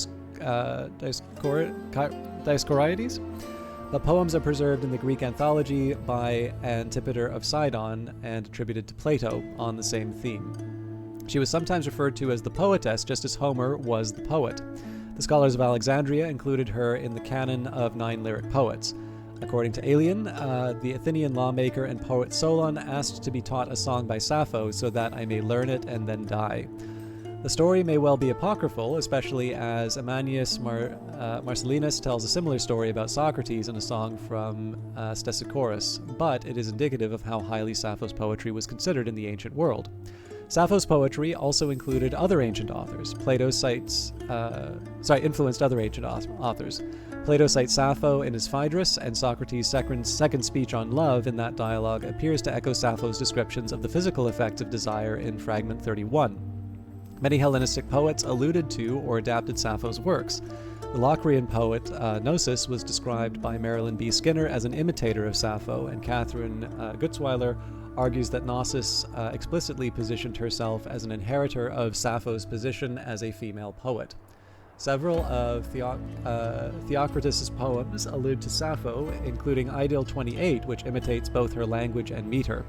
Poems such as Irena's Distaff and Callimachus' Lock of Bernice are Sapphic in theme, being concerned with separation. Irenia from her childhood friend, the lock of Bernice's hair from Bernice herself. And the 1st century BC Catullus, who incidentally is known for one of the rooted, one of the most obscene poems in antiquity, established the themes and meters of Sappho's poetry as part of Latin literature, adopting the Sapphic stanza believed in antiquity to have been invented by Sappho, giving his lover his poetry the name of Lesbia in reference to Sappho, and adapting and translating Sappho's 31st fragment in his poem 51. Fragment 31 is widely referenced in Latin literature, as well as by Catullus. It is alluded to by authors including Lucretius in De Rerum Natura, Plautus in Malleus Gloriosus, and in Virgil in Book 12 of the Aeneid. Latin poets also referenced other fragments. The section on Epia and Juvenal's 6th satire references fragment 16. A poem in Sapphic stanzas from Statius's Sylvae may reference the Ode to Aphrodite, and Horace's Ode 327 alludes to fragment 94. And these, of course, are the fragments we know of. There could be tons of other references we're not aware of. Other ancient poets wrote about Sappho's life. She was a popular character in ancient Athenian comedy, and at least 6 separate comedies are called Sappho are known.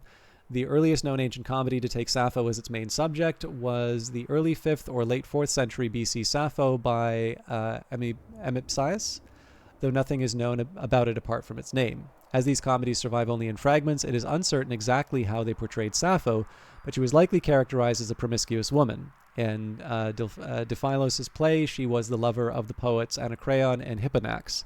Sappho was also a favorite subject in the visual arts. She was the most commonly depicted poet on 6th and 5th century Attic red figure vase paintings, though unlike male poets such as Anacreon and Alcaeus, in the 4 surviving vases in which she is identified by an inscription, she is never shown singing. She is also shown on coins from Mytilene and Erissos from the 1st to 3rd centuries AD, and reportedly depicted in a sculpture by Silanion in Syracuse, statues in Pergamon and Constantinople, and a painting by the Hellenistic artist Leon. From the 4th century BC, ancient works portray Sappho as a tragic heroine driven to suicide by her unrequited love for Phaon. A fragment of a play by Menander says that Sappho threw herself off a cliff at Leucaios out of her love for him. Ovid's Heroides 15 is written as a letter from Sappho to Phaon, and when it was first rediscovered in the 15th century, it was thought to be a translation of an authentic letter of Sappho's. Sappho's suicide was also depicted in classical art, for instance on the 1st century BC Porta Megore Basilica in Rome. While Sappho's poetry was admired in the ancient world, her character was not always so well considered, and in the Roman period, critics found her lustful and perhaps even homosexual. Horace called her masculine Sappho, in his epistles, and the later Porphyrio commented was either because she is famous for her poetry, in which men more often excel, or because she is maligned for having been a tribad. No definition? Oh, Jesus. Let's leave that to Wikipedia. By the 3rd century AD, the difference between Sappho's literary reputation as a poet and her moral reputation as a woman became so significant that the suggestion that there were in fact 2 Sapphos began to develop. In his historical Miscellanies, Aelian wrote that there was another Sappho, a courtesan, not a poetess. Modern reception. This is the last section. By the medieval period, Sappho's works had been lost, though she was still quoted in later authors. Her work became more accessible in the 16th century through printed editions of those authors who had quoted her. In 1508, Aldus Manutius printed an edition of Dionysus of Halicarnassus, which contained Sappho I, the Ode to Aphrodite, and the first printed edition of Longinus on the Sublime, complete with quotation of Sappho 31, appeared in 1554 and 1566. The French painter Robert Estienne produced an edition of the Greek lyric poets that contained around 40 fragments attributed to Sappho. In 1652, the English translation of the poem A Poem by Sappho was published in John Hall's translation on the Sublime. In 1681, Anne Lefebvre's French edition of Sappho made her work even more widely known. Theodore Burke's 1854 translation became the standard edition of Sappho in the second half of the 19th century. In the first part of the 20th century, the papyrus discoveries of new poems by Sappho led to editions and translations by Edwin Marion Cox and John Maxwell Edmonds, and culminated in the 1955 publication of Edgar Lobel's and Dennis Page's Poeterium Lesborium Fragmenta. Like the ancients, modern critics tended to consider Sappho's poetry extraordinary. As early as the 9th century, Sappho was referred to as a talented female poet, and works such as Boccaccio's De Claris Mulieribus and Christine de Pizan's Book of the City Ladies, she gained a reputation as a learned lady. Even after Sappho's works had been lost, the Sapphic stanza continued to be used in medieval lyric poetry. And with the rediscovery of her work in the Renaissance, she began to increasingly influence European poetry. In the 16th century, members of La Pléiade, the circle of French poets, were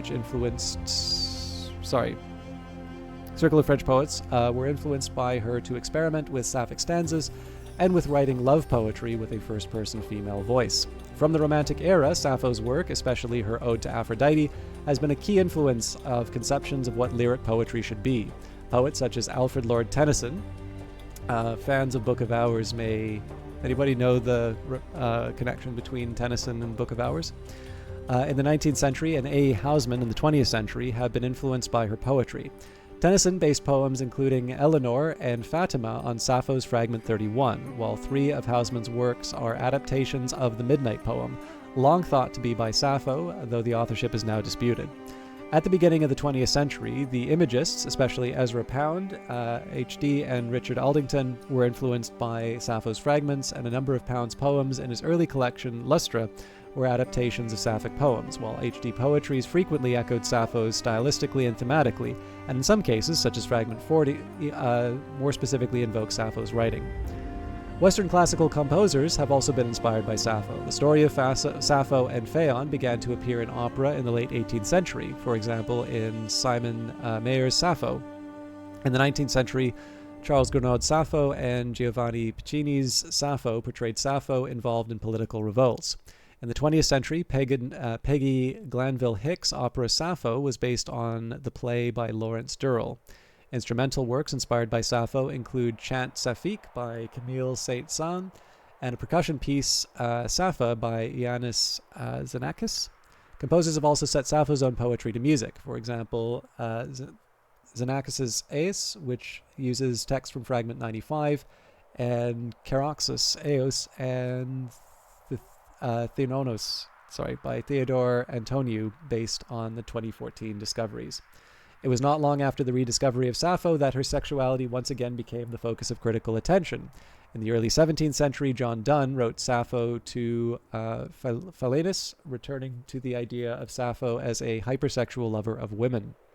The modern debate on Sappho's sexuality began in the 19th century, with Weckler publishing in 1816 an article defending Sappho from charges of prostitution and lesbianism, arguing that she was chaste, a position which was later taken up by William Moritz at the end of the 19th and Henry Thornton Wharton at the beginning of the 20th century. In the 19th century, Sappho was co-opted by the decadent movement as, according to Margaret Reynolds, a lesbian daughter of de Sade, by Charles Baudelaire in France and later Algernon Charles Swinburne in England. By the late 19th century, lesbian writers such as Michelle Field and Amy Levy became interested in Sappho for her sexuality, and by the turn of the 20th century, she was considered a patron saint of lesbians. From the beginning of the 19th century, women poets such as Felicia Hemans, The Last Song of Sappho, and Letitia Elizabeth Landon sketched the first Sappho and in Ideal Likenesses took Sappho as one of their progenitors. Sappho also began to be regarded as a role model for campaigners for women's rights, beginning with works such as Caroline Norton's The Picture of Sappho. Later that century, she became a model for the so-called New Woman, independent and educated women who desired social and sexual autonomy, and by the 1960s, this feminist Sappho was, along with the hypersexual, often but not exclusively lesbian Sappho, one of the two most important cultural perceptions of her. The discoveries of new poems by Sappho in 2004 and 2014 excited both scholarly and media attention. The announcement of the Tithonus poem was the subject of international news coverage and was described by Marilyn Skinner as the travail of a lifetime. The publication of the brothers' poem a decade later saw further news coverage and discussion on social media, while M.L. West described the 2014 discoveries as the greatest for 92 years.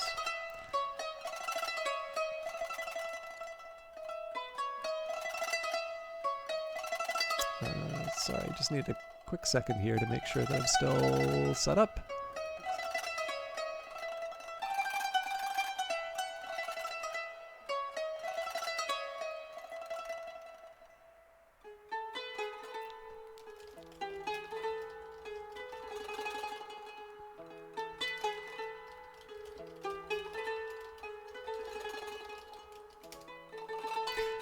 Sorry, I just saw that somebody sent me a couple of direct messages while broadcasting. So my apologies for not responding to those. I normally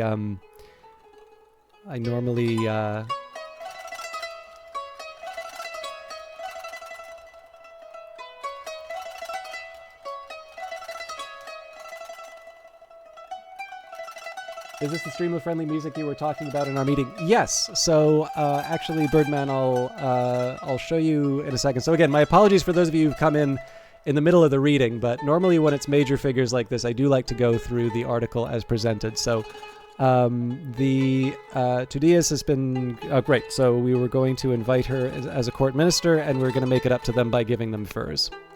A new court minister, Sappho, has joined the court. Her aptitude in matters of state will keep Assyria moving forward. So she's an orator, 4 charisma, -1 discipline. As a governor, she'll give happiness per culture level. She's also witty. So if we wanted to see plus intelligence, plus charisma. In this case, the game has a firm belief in terms of her sexuality and poetess. So plus 2 charisma. Welcome, Sappho. So yeah, there's a couple of neat things that Old World does. So you have to first discover drama before the music starts playing. The game is silent otherwise. And under audio, there's the recording and streaming copyright safety mode. So for players who are live streaming or recording video, when enabled, the game will skip any licensed music tracks with known copyright flagging issues on video sharing websites. This helps reduce music-related content issues in your videos. So this game has a beautiful soundtrack, but if you notice, there is this huge gray area here. And I really need to stress, this game is completely different with this stuff enabled. The game is still beautiful in terms of its music, and you can see kind of what's playing. But some of the stuff in here is just truly amazing. And so in the end, I sometimes reflect on the fact that I know that in the end there's a different experience than what people might be experiencing on their own. But yeah, I notice it is. I appreciate it as a broadcaster, obviously, but the idea of having a tab that you can turn on to make it so that there's it just basically disables or otherwise adjusts the content to sort of make it a little bit friendlier for streaming. This is 100% something that caused me to stream Old World more. Yeah, for sure, Birdman. I'm actually glad that you asked that, because it's obviously really easy for me to show, but being able to show it makes all the difference in terms of being able to take an action. Now, I am faced with a little bit of a dilemma here. So I do want growth for Aser, which would suggest that I should build the nets. However, I was also talking about giving furs to Daya. And that's not going to happen on its own. So it's 3 years. I think I am going to build the camp, because I'm also going to need to build a specialist to be able to get them doing their thing. I'm going to leave. Oops. Okay. I have one thing I need to adjust in the background for my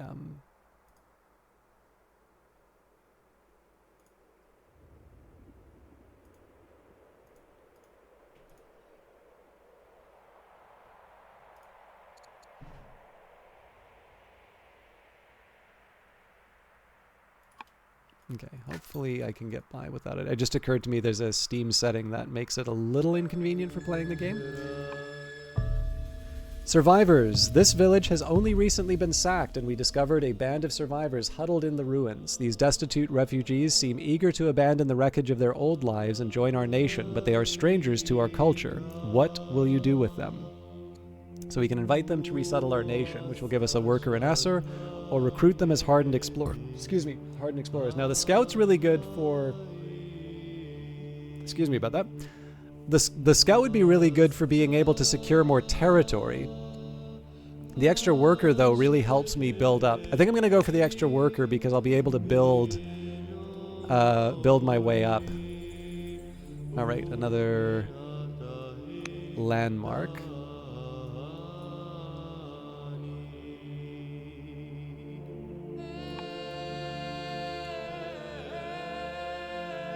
I should have used the worker ahead of time. I'm actually going to move that back. Oh, no, I'm not. Couldn't have built anything anyway. Okay, so I get to build those nets now.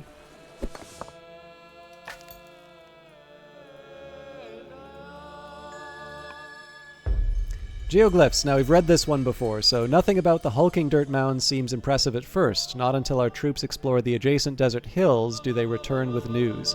At a distance, these primitive ruins comprise a massive pattern, designs, and even zoological images made to be seen from a great height. Who knows what riches lie beneath the mounds, but to dig would destroy their beauty.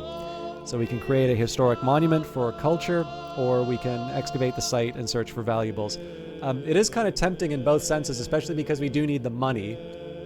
But gaining culture, I think in this case I'm going to go for the money. Normally I would like the culture in Acer, though, because that will affect what kinds of things I can sort of follow up on. Incidentally, we can now put Sappho as the governor of this city. Okay.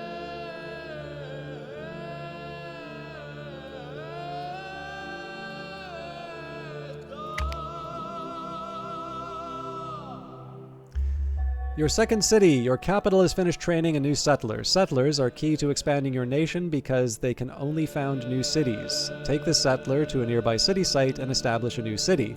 City sites can be claimed prior to sending a settler to colonize them. Place a unit of any type on the city site tile to claim it as your own, thereby preventing foreign settlers from founding a city there. When you found a city, you will have to choose which family to grant it to. This family will provide powerful bonuses to the city. After granting a city to a third distinct family, you will lose access to your nation's fourth family, so carefully consider what bonuses you want and what family you can go without. And I'll choose our next family carefully. A delegation from Hati arrives with a marriage proposal for you, King Ashurbanipal the Founder. We should consider carefully. So, I didn't realize I wasn't married. I should have checked that first. So, 22 and 24. 22 is a little more attractive here. So yes, Duchess Masanauzi is the best option. And I'm going to use that to hopefully secure some peace with Hadi while we build up our armies.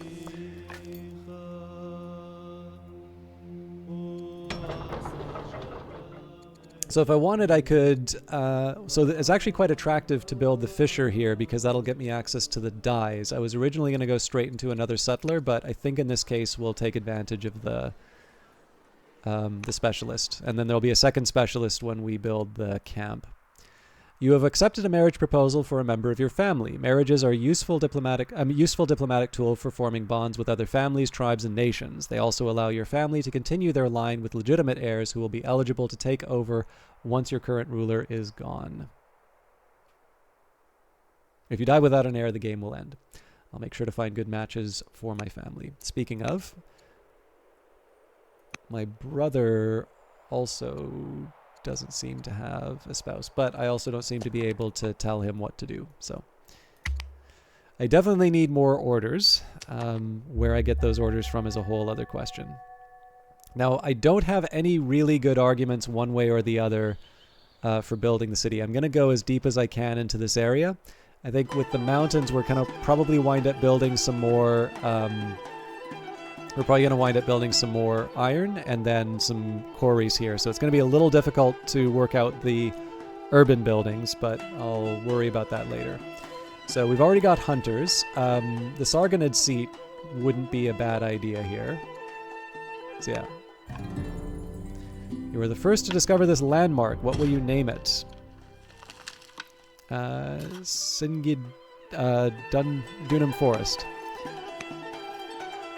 Urban yields. Cities produce the following yields: growth, training, civics, money, science, culture, and happiness. Growth and training and civics are all used for city production. Growth for civilian units, training for military units, and civics for projects and specialists. While not being used for city production, training and civics go to the global stockpile, and growth goes into the production of new citizens. Culture and happiness both go into their respective progress bars. When the culture bar fills, a positive event occurs, and new improvements and wonders are unlocked. When the happiness bar fills, growth goes up and maintenance goes down. Money and science both go directly into the global stockpile. I will pay close attention to what my cities produce. So this is a bit of a shame here just because I believe lavender would have counted as a luxury resource. And then moving out to the gems would have also been luxury as well. In fact, I suspect honey might count as well. Yeah. So Nimrod would actually be quite good for... Yeah, I mean, I could be kind of corny and replace... Yeah, you know what? Okay. I feel sort of bad about this because I'm taking advantage of information that wasn't available to me. But I am playing on a higher difficulty, so... Oop.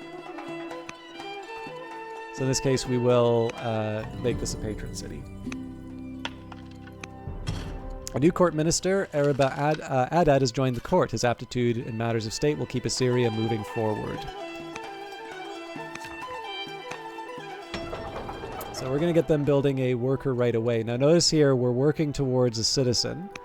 In this case, we don't build up citizens because we are using that growth for workers. So one option I do have would be, well, maybe I build a slinger instead of building a worker, for instance. In this case, I'm still going to go for the worker, though.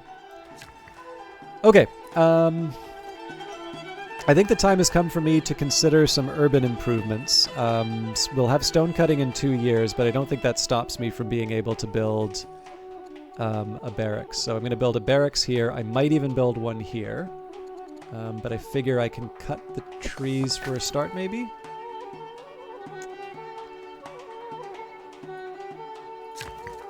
Yeah.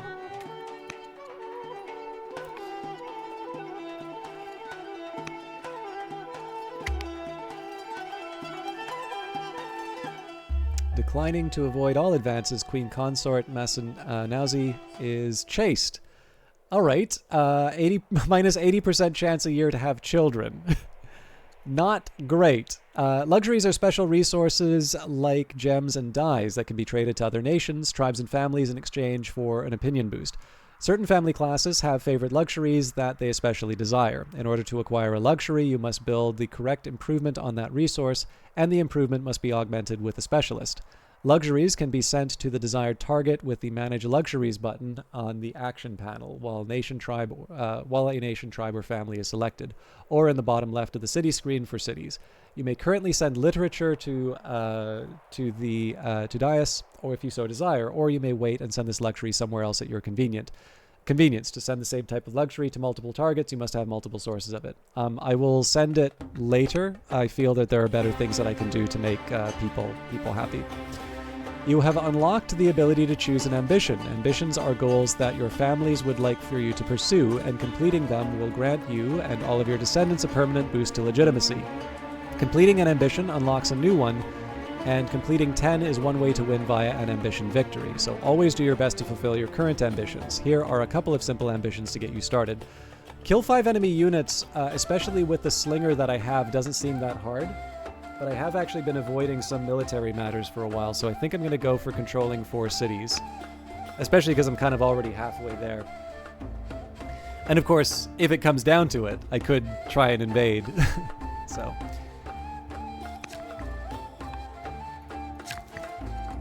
Okay, so we'll put down our barracks here. Ah, now. So if I want, I could try and build a barracks here, or I can build the second barracks at this point.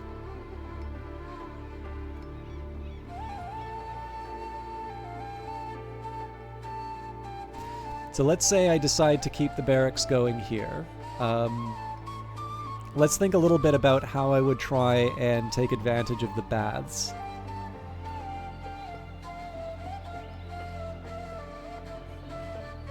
So if I put a village here, I could do bath, and...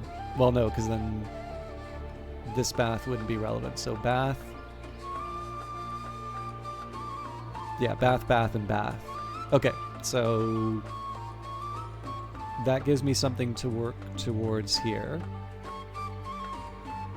That would mean that I want to try and create an urban... Oh, no, actually, that makes it quite difficult.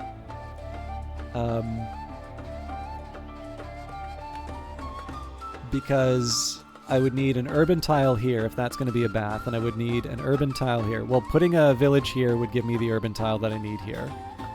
Okay, so if we do bath... No, bath... Oh, right. Okay, no, so we do a bath here. Doesn't have to be something here. In fact, this might be good for an urban.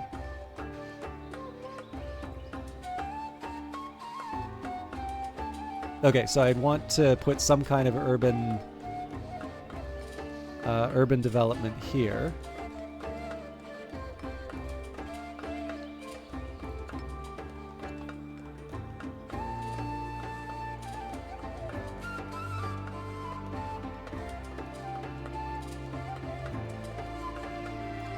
Thing is that the Odeon also gets a benefit for having a nearby hamlet.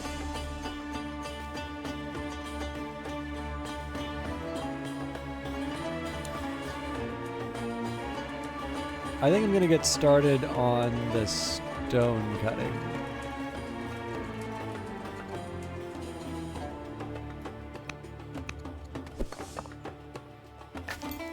Okay. So we need to figure out where our next settlement comes from. I also have been neglecting to pick up items. So for instance, I can harvest horses from this spot. Egypt has begun construction of the Hanging Gardens. I figure I have to go for the free settler here. This helps me grow. Okay, definitely a quarry for our people. So we'll harvest the horses for the money. I think I'm actually going to grab the gems as well. You were the first to discover this landmark. What will you name it? Lake Ubaira. Okay, so this is good to know. This will give me something for my slinger to move towards. Now, these guys may get beat up, but this is going to be something for my next settler to take care of.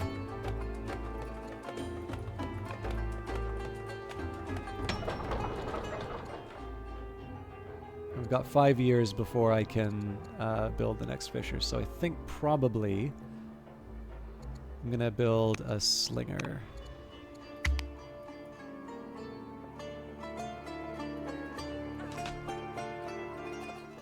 Sponsor laboratory. Scientific pursuits seem to intrigue your wife. It may be wise to build a workplace where she could explore the world's many mysteries. Shall we consider it? It's fairly expensive, but she becomes intelligent, which gives us extra culture level. Okay, so I definitely want to get my settler out of danger. You were the first to discover this landmark. What will you name it? The Samur River. Now, there's a couple of other details, so I forgot. There's another, there's a specific bonus for Assyria that I'm forgetting. And it was something specifically about...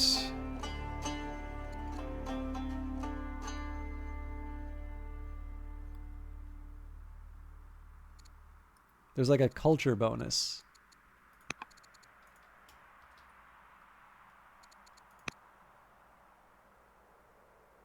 All units start with a focus 1, pillage yield of... Ah, yes, 2 new orders per military unit killed.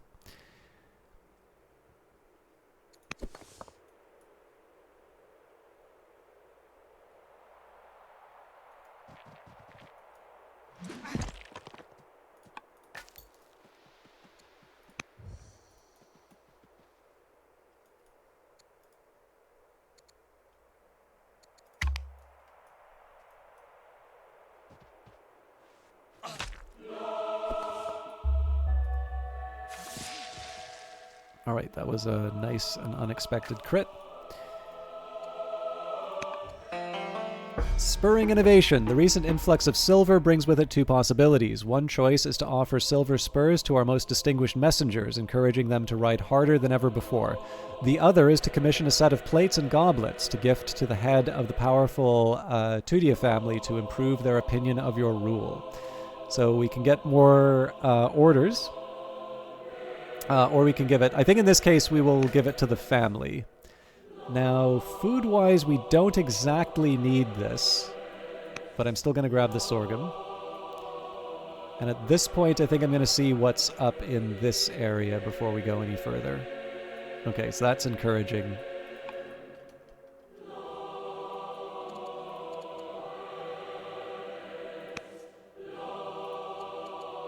Okay, we can also... So this winds up being kind of costly, but I can see a benefit in making people happy with me. So let's we'll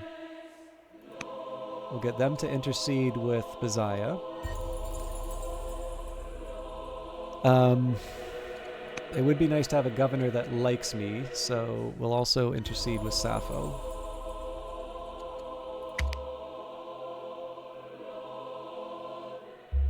Queen Consort Mazanazi, your wife cannot let go of grievances and is often angry, a most bitter person. Queen Consort is not really making it easy. Okay, so we still want to be focusing on the quarries if I can. So I think the time has come to claim this tile from the barbarians. Oh man, that's a really good site.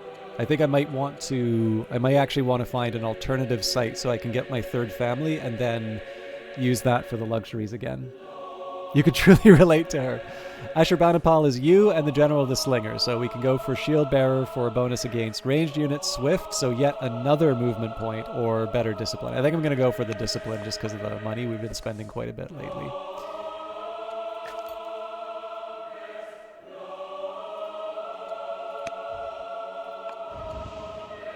Tribe contact. You've met your first tribe, the Danes. Tribes can be engaged in limited diplomacy, but generally won't be coordinated in the way that opposing nations are. You may also find barbarians when exploring the map. They do not behave like tribes, as you are always at war with them. Barbarians are good targets for early expansion, as they are easier to drive away than a more organized tribe. Finding some barbarians or a weak tribe and claiming their city sites for yourself will be an important step towards growing your nation. I will carefully consider my approach to tribes like the Danes.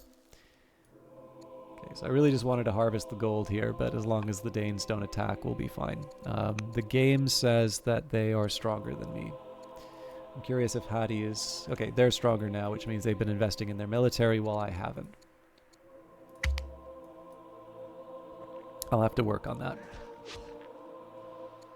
Oligarch, Sulili the Deceitful has successfully intercessed upon Baziah the Younger on your behalf, but also exposes your weaknesses. You've successfully exerted your influence upon Governor Sappho.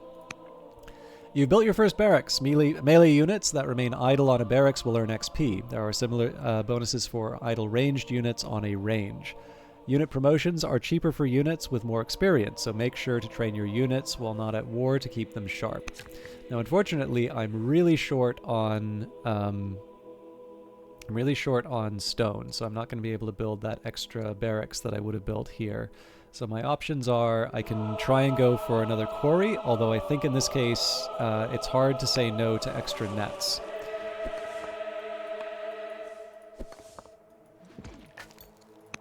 I'm going to grab the gold, and then we'll...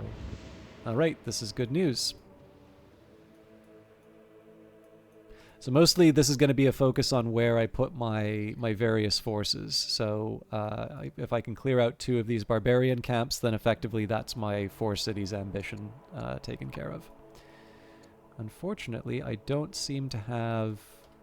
I can't remember what the conversion for orders is when you end your turn. So orders needed for various unit actions such as moving, attacking, or building improvements. They are also needed for such actions as assigning governors, sending counselors on missions. Unused orders are sold for money at the end of the turn. Your orders rate can be increased by improving your legitimacy and building garrisons. So it would seem to me like I can try and influence other people. Oh, but we don't have the orders, right?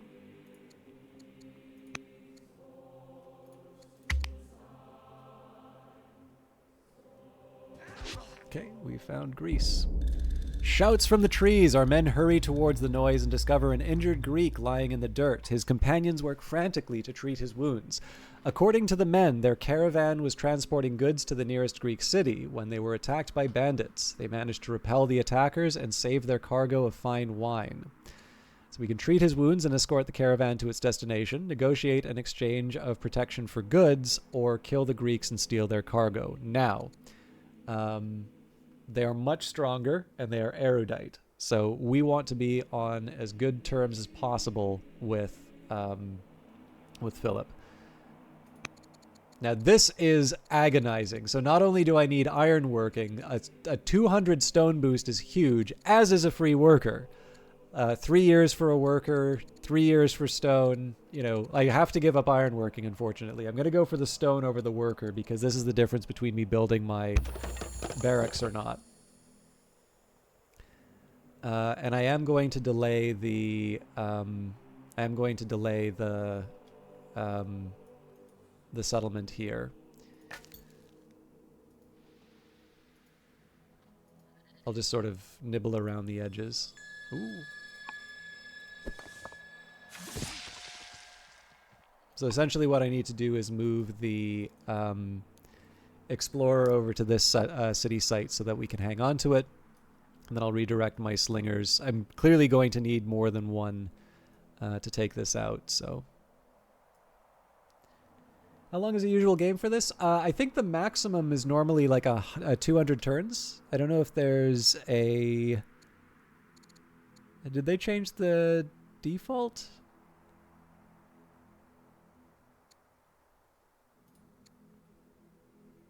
I think it would be fair to say that it's like it's comparable to Civ, although I think the sessions might be a bit shorter than Civ because I notice I tend to fiddle a lot during Civ, and of course it goes to the modern period, which creates its own challenges. Okay, I might as well get a little bit of movement with the settler, but again, I want to be careful in terms of how deep I'm putting them in, because the barbarians can see. It's only the scout that's invisible. And I can try and make people happy with me. So I think probably for starters, maybe we try and influence King Philip.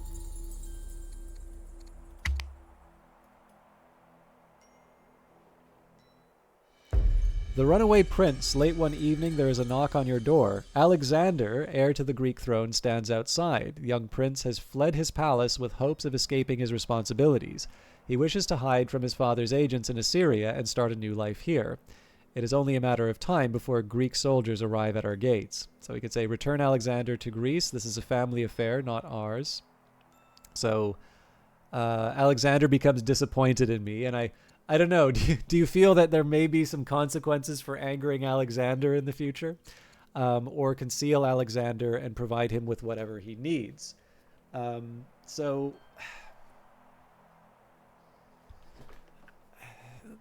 Look, it's not great to piss off Philip of Macedon, who himself is a very formidable figure, but I'd rather have an angry Philip than, a suspicious Philip than an angry Alexander.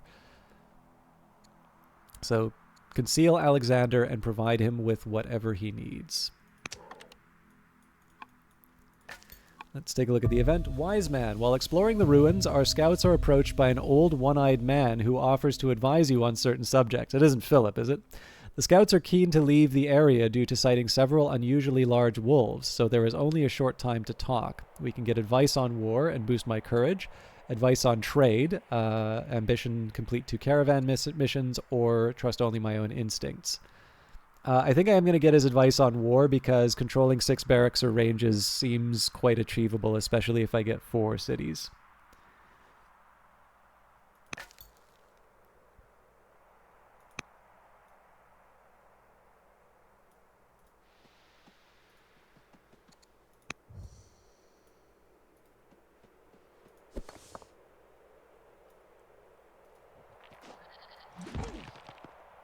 Oh, that's no good. No, I could still make this happen. No, I can't.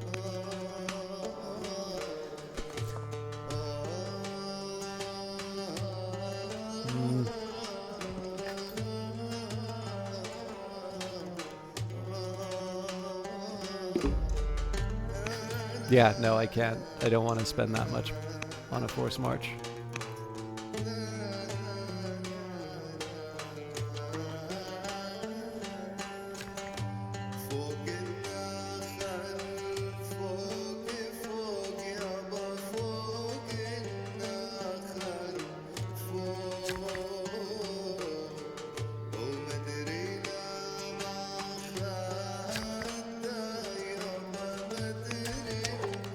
Figure the stone's probably the most important gain right now. We don't have the stone for a slinger, which is a problem. I hate this, but I'm actually going to build a second worker.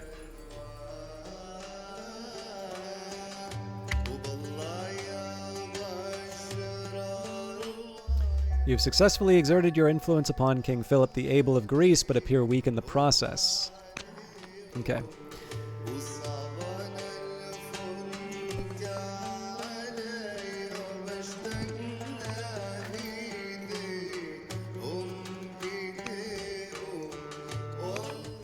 Caught in the act, our scout was recently caught pilfering a wagon load of newly discovered silver, and he is now brought before the court for justice. The man pleads for his life, hoping that a life of service to the throne will be enough to earn his freedom.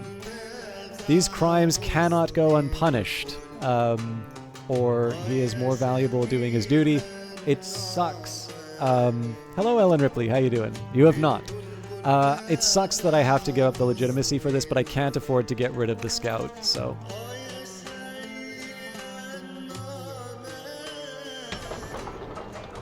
Okay, we've got a slinger in hand.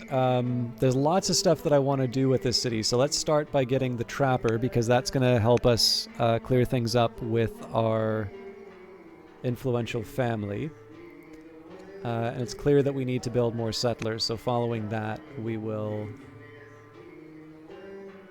build another one. The thing is, though, I do also need to get a stonecutter at some point.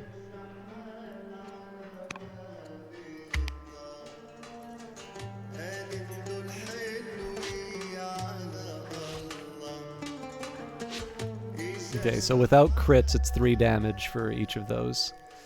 It's recommending divination, and I don't disagree. Composite bow would be good for its range, but at 33 years is just too much to wait, so... Okay, so we are looking at... I also have the, like, you don't die... Okay, with 6, I think I'm going to take my chances.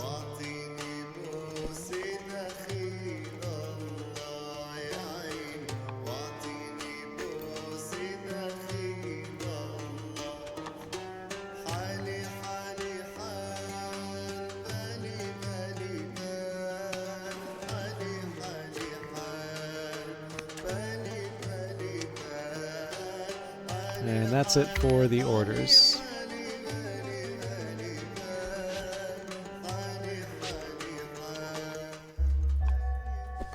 So again, the critical feature here is that I can't die with less than, as long as I have greater than 1 HP. So I'm going to push this to the absolute limit.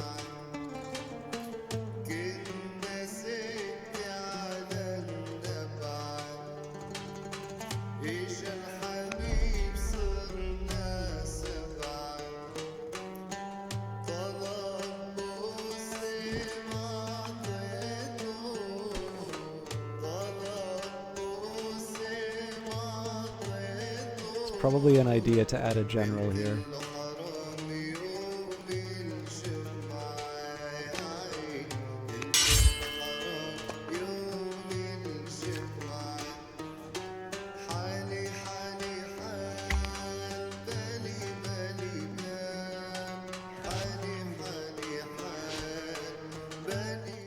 Hanging Gardens completed by Egypt. Influence. Influence missions give you the chance to improve another character's opinion of your leader at the cost of a few orders and some money. It may also lead to follow-up events. You can conduct an influence mission by clicking on the influence button in the action panel on the left while a character other than your leader is selected. You may also influence members of any nation, not just your own. I will work my wiles on Prince Shamash the Younger. Okay. So again, 2 HP, so this is enough to kill my unit. But if we take out this unit, not so much. So even with a special crit, this guy's not going to be able to take us out.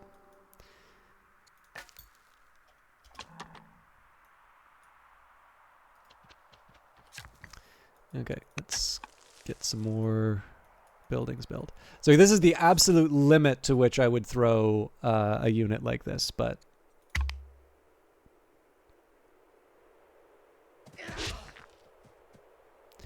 Zoroastrianism is founded in Philippi. Zoroastrianism founded. A merchant recently returned from Greece describes the unusual practices of the people of Philippi. Following the teachings of the prophet Zoroaster, they have started making sacrifices to a god called Ahura Mazda. Tales of sacred fires, animal sacrifices, and a cosmic struggle between gods are soon spreading around the court. Will you support this new religion? So we can say Zoroastrianism sounds intriguing, or let's say this is of no interest to Assyria because of the extra legitimacy it gives me. Assur has reached a new culture level. Higher levels of culture unlock additional improvements and wonders for your cities.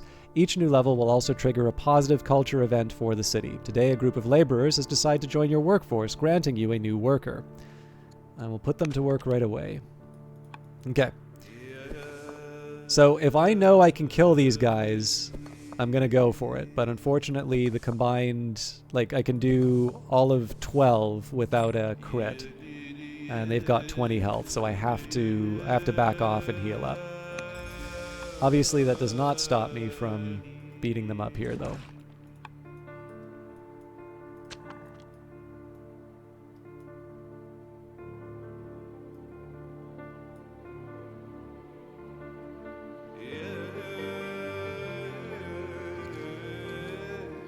All right, so this is going to be the Sargonid seat.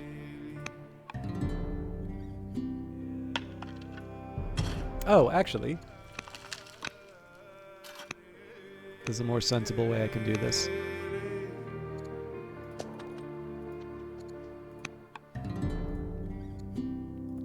Get a free militia out of that, too. So clearly we still want to heal the unit.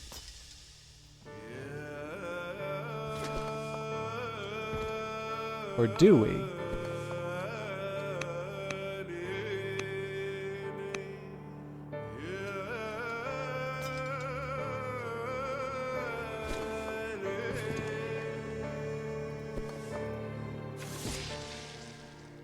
Piece of cake.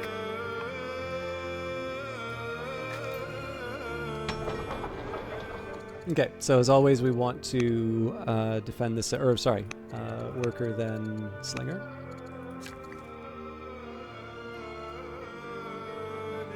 So I did say that this was going to be the site of a village when the time came.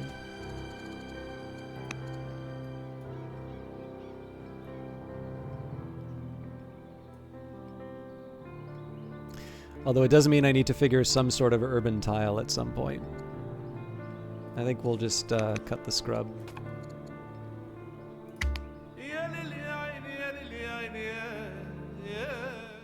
You've successfully exerted your influence upon Prince Shamash the Younger. Prince Shamash the Younger becomes influenced by King Ashurbanipal the Ambitious.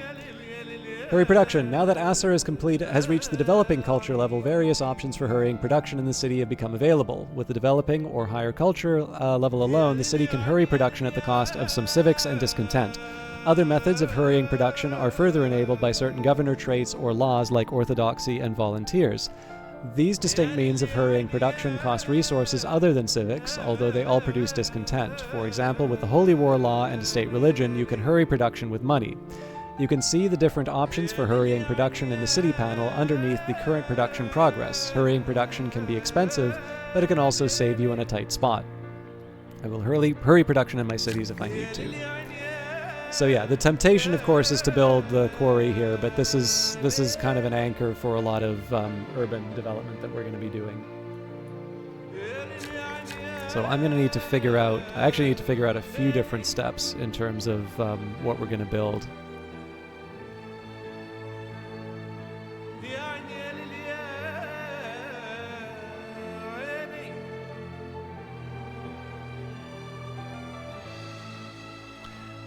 So yeah, I mean, if I'm honest, like, it's all well and good for me to say I'm going to build a village here and I'm going to have these baths, but that's really far down. That's really far down the line. So I think we'll start with an Odeon for the culture. Some extra food wouldn't hurt either, but maybe we'll wait.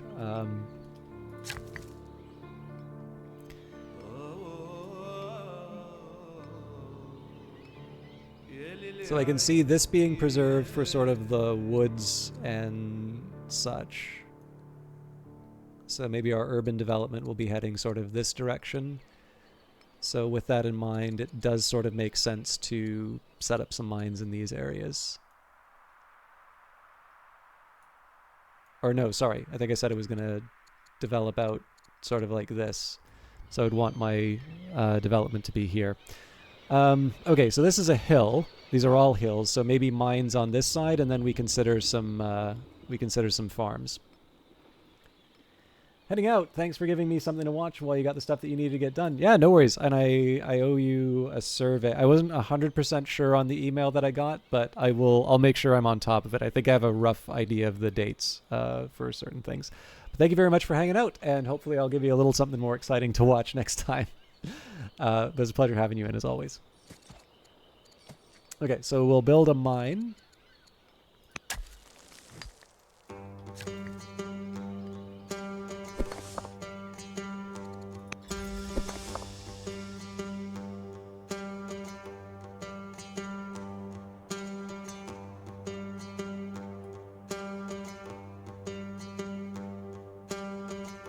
I think we'll move the slinger ahead.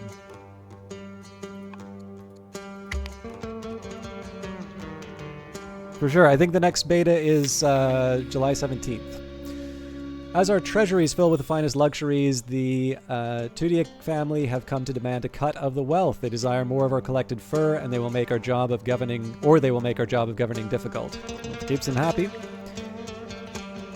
Let's get some more quarries down. We need to heal up my main character. Okay. Let's see what we find here. Political prisoner. Our scouts encounter a party of Egyptian soldiers whipping a man bound by his wrists and ankles. The warriors accuse the man of inciting rebellion, of stalking members of the royal family, and attempting to infiltrate the treasury. However, the victim insists that he is innocent of all the crimes. The Egyptians urge our men to move along and mind their business. Follow their advice and move along. 25% chance to become cruel, or fight them for possession of the prisoner. Now, I'd love to, but again, oh no, it says that we're similar. Fight them for possession of the prisoner. New court minister Weretep has joined the court. His aptitude in matters of state will keep Assyria moving forward. So we've got an iron deficit now.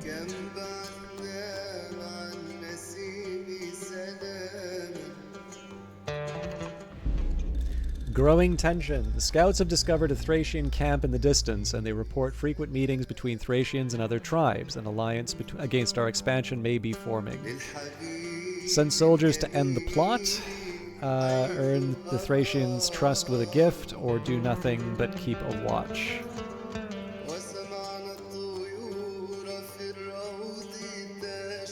How strong are the Thracians? Similar.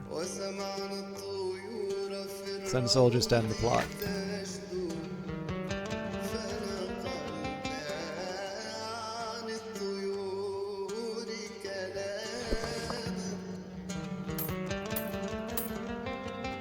I don't normally like doing that, but...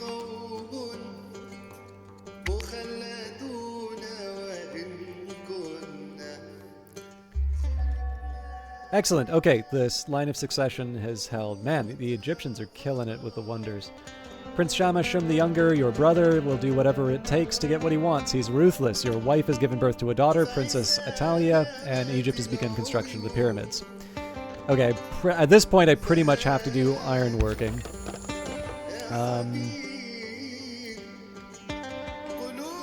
You know what the funny thing is? I could have built a shrine instead of that Odeon. It's not too late to cancel.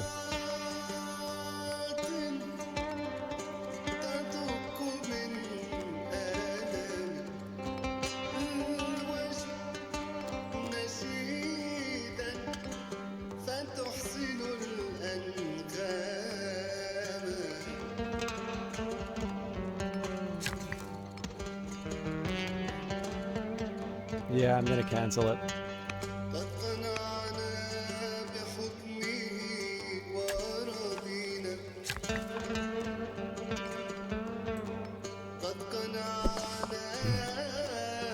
There are actually, I believe there are cultural bonuses for Egypt for building wonders, if I recall correctly.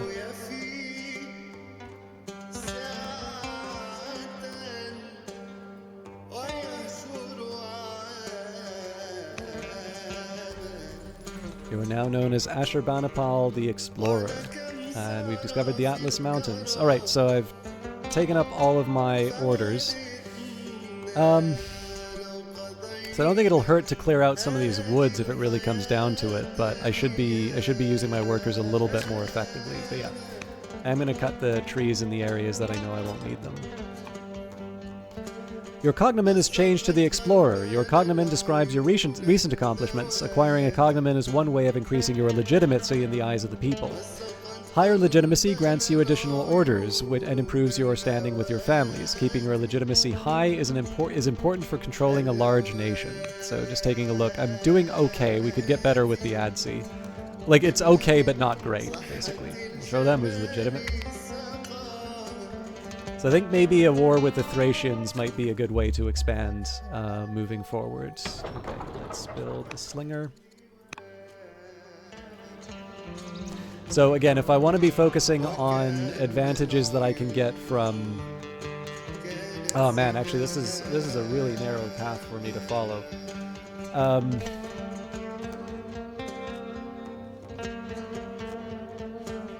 So what I'm just trying to think about is, like, what is the expansion that I want for my region? So I can definitely see a lot of mines being built here, even though there is that access to fresh water. This is technically better for mines, but I want to expand out here. I think this is going to get occupied with quarries and mines as well, so I'll make this dedicated to urban development. I'm actually going to build a barracks right away.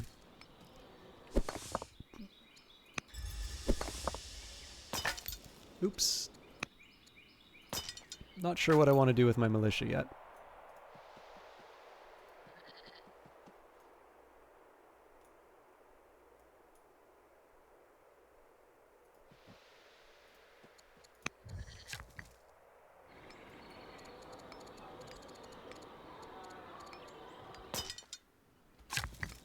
Okay, so it's just actions left with this unit. Well, okay, not entirely true.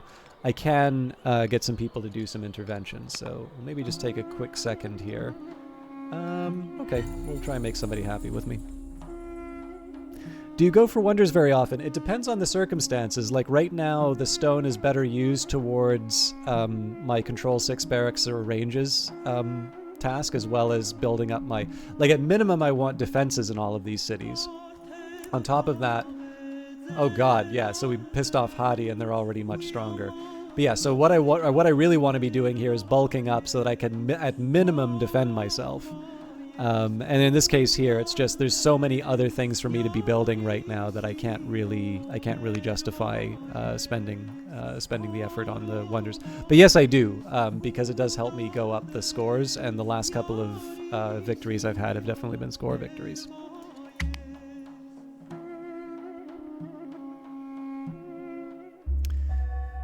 Specialists can be recruited from the city screen by clicking the plus button on an improvement, so long as you have an available citizen. Although improvements are already productive on their own, a specialist can boost their yields. Luxuries are special resources that you acquire by adding a rural specialist to an improvement on the correct tile. For example, you access gems by adding a miner specialist to a mine improvement on a gems tile. Urban specialists, like acolytes or officers, can be trained to higher levels for further yield boosts. A new method. In his time away from court, Oligarch Sulili the Deceitful has been investigating in a variety of scientific pursuits. He comes to you with an exciting new development, a method by which scholars may gain knowledge by observation and deduction. Oligarch Sulili the Deceitful believes this discovery will revolutionize scientific pursuits, but he is not sure how best to use it. So we can apply it to a project currently in development for extra science. We can provide it to our scientists with better practices, so that would give us a random technology, or create a process that enhances efficiency.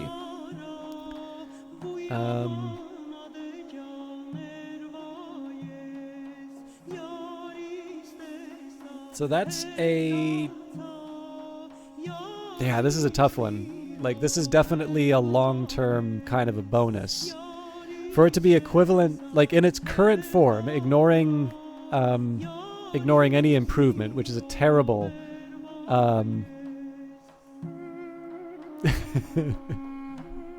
Sorry, I just saw a reply from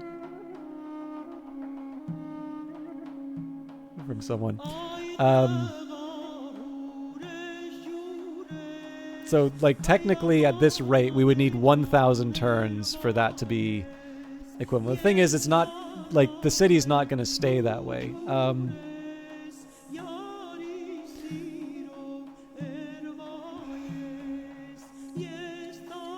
I think we needed to apply it to the current project. Okay, let's get you... So I want to maximize the number of luxuries we're covering.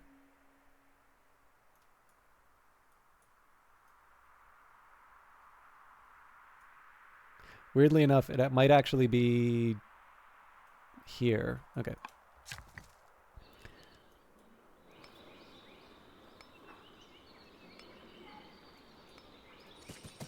Let's get mining. I have way too many free people.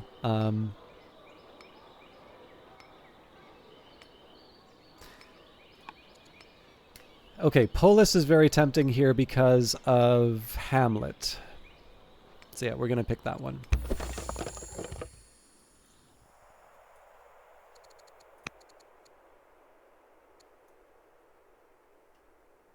I'm taking a really big risk. So, like, just seeing where Hadi is right now, I'm taking a big risk trying to pick a fight with the Thracians. But the potential gain from being able to swipe these sites off of the Thracians is huge.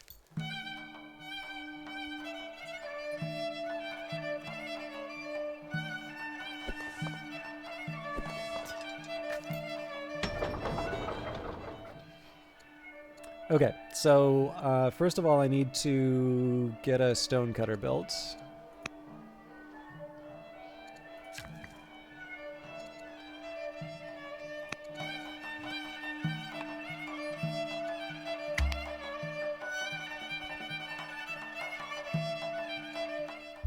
Oligarch Sulili the Deceitful has successfully intercessed upon an immediate of Acer on your behalf. Our spies report that their contacts in Hatti and Greece may be amenable to diplomatic discussions, improving relations with us. Where shall we activate our envoys? So I think we still need to make Greece like us more. Because, I mean, it does say, like, so they're all much stronger. But in this case, I definitely feel that King Philip is the worrying one. So improve relations with Greece. Okay. I am so lost on what to do with my workers right now, and it's pretty embarrassing. So in 3 years we'll have another quarry that we can work on.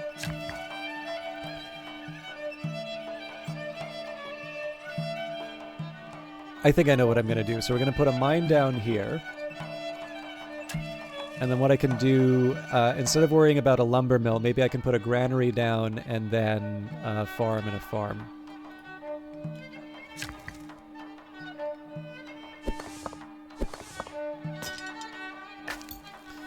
So the scout has become quite a bit more important to my plans.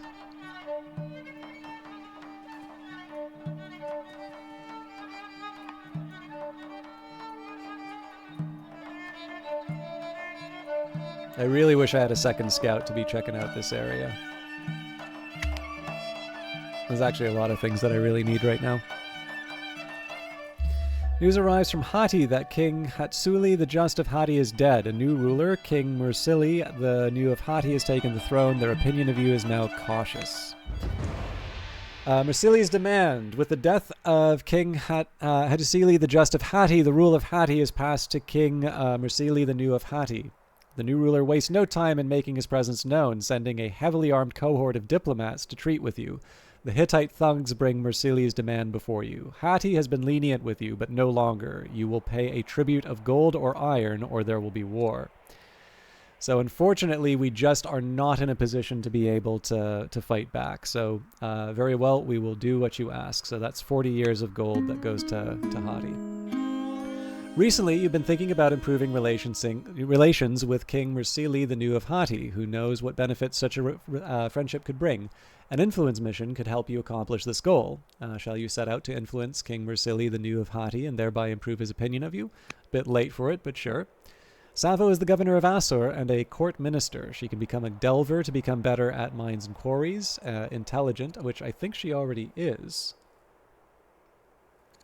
For extra science, or just boost her wisdom overall. I think we will make her intelligent. Okay, so this seems to be one for the patrons, for sure. You were the first to discover this landmark. What will you name it? The Kaflanuk Mountains, and that completes our ambition.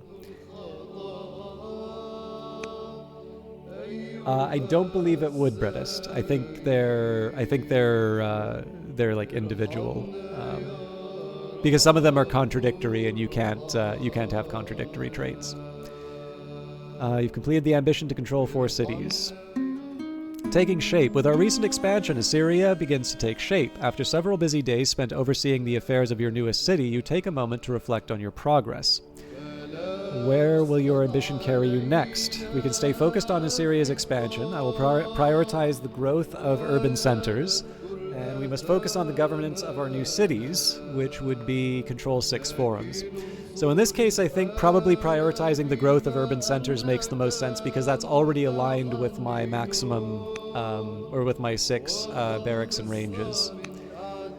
So it's a little cheesy that I'm doing that, but I'm okay with some cheese. I'm already playing on a not the easiest difficulty, so... Okay, I think what I'm going to do here... Okay, there's a third Thracian. So right now, I absolutely want a very good idea about what I'm up against when it comes to the... Thracians.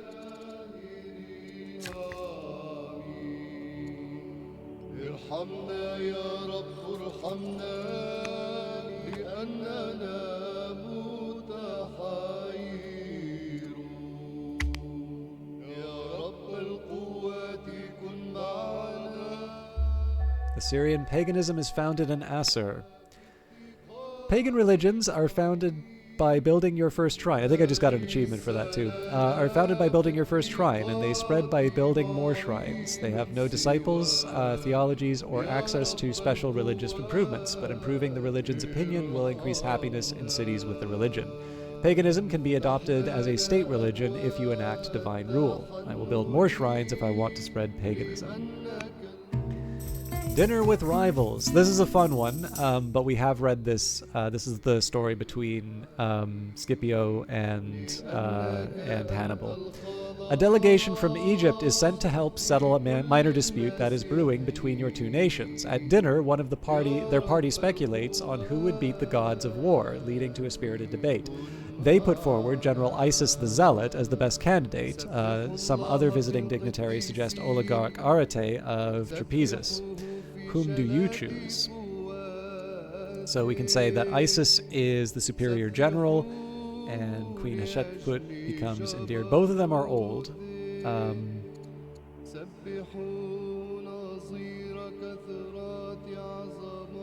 Let's keep investing in Greece here. Let us be realistic. Everyone knows that Arete is unbeatable. The sacred and the profane. The gods of Assyria watch closely. Religion is not yet a question of faith, but an act of everyday life.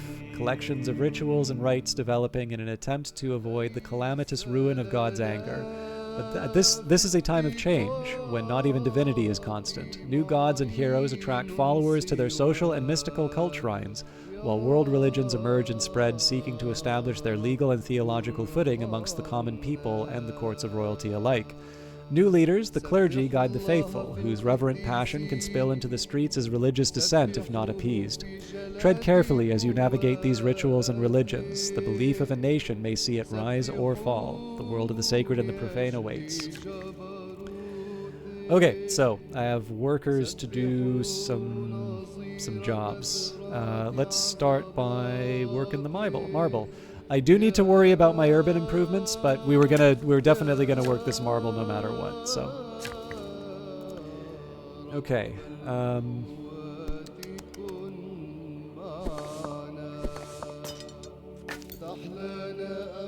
gonna cheat and run with my scout first.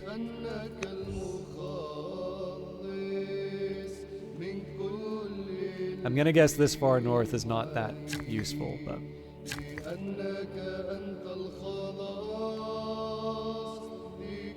So we're 2 points away from Polis.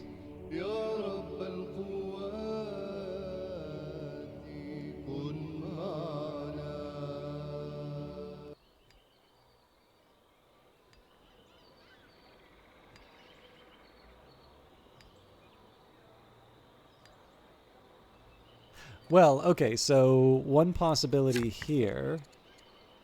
Oh, nope. That doesn't work either. So I was just thinking, if I put the... I'm still trying to think about where the baths go, and I've actually created a problem for myself. So if there has to be a bath here, it would have to be... Oh no, bath here would... Actually, this... Okay, bath. Yeah, so all of these are spoken for. This isn't, though.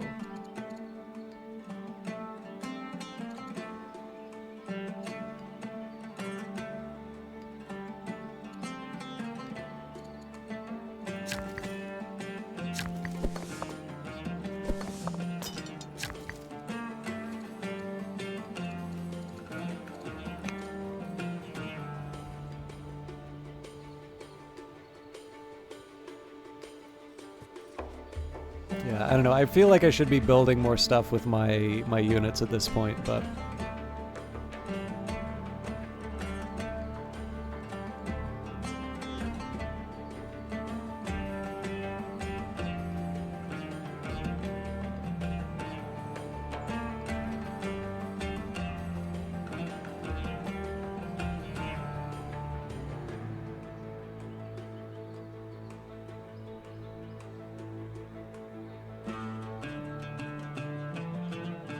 Okay, I've got an idea.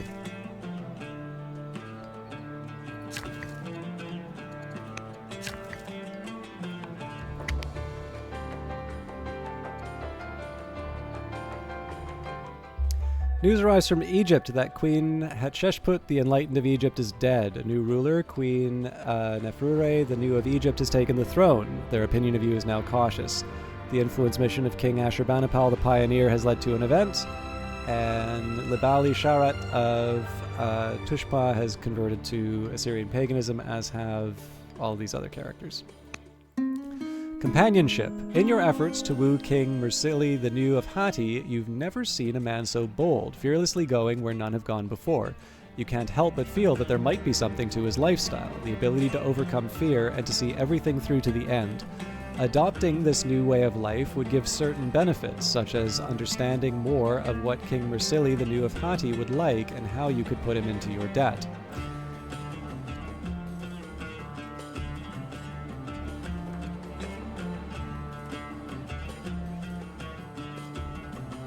I can work with this. I shall bind King Mursili the New of Hatti to me and never hold back.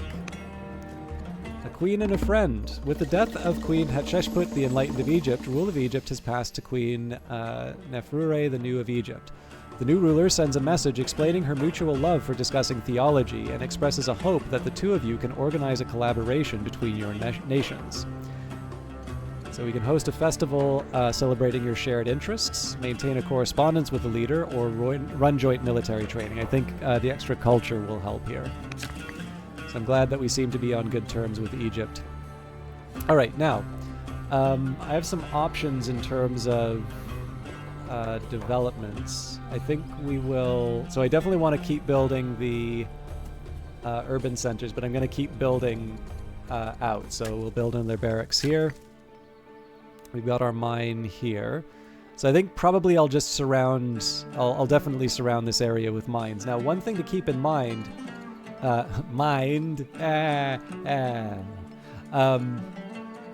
do have the option of putting down the shrine... What is it? The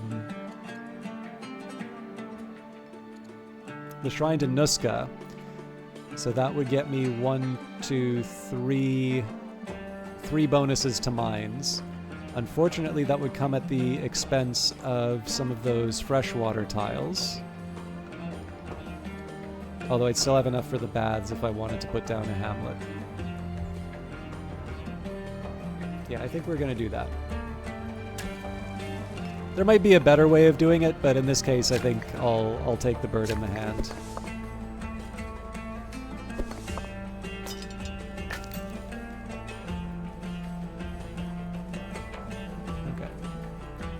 Not a whole lot waiting for us up in the snowy north. The Thracians are definitely going to be tough if I only want to take them on with 2 slingers. Okay, so let's start with a warrior. So I'm going to alternate warrior, stonecutter, warrior, stonecutter, so on and so forth.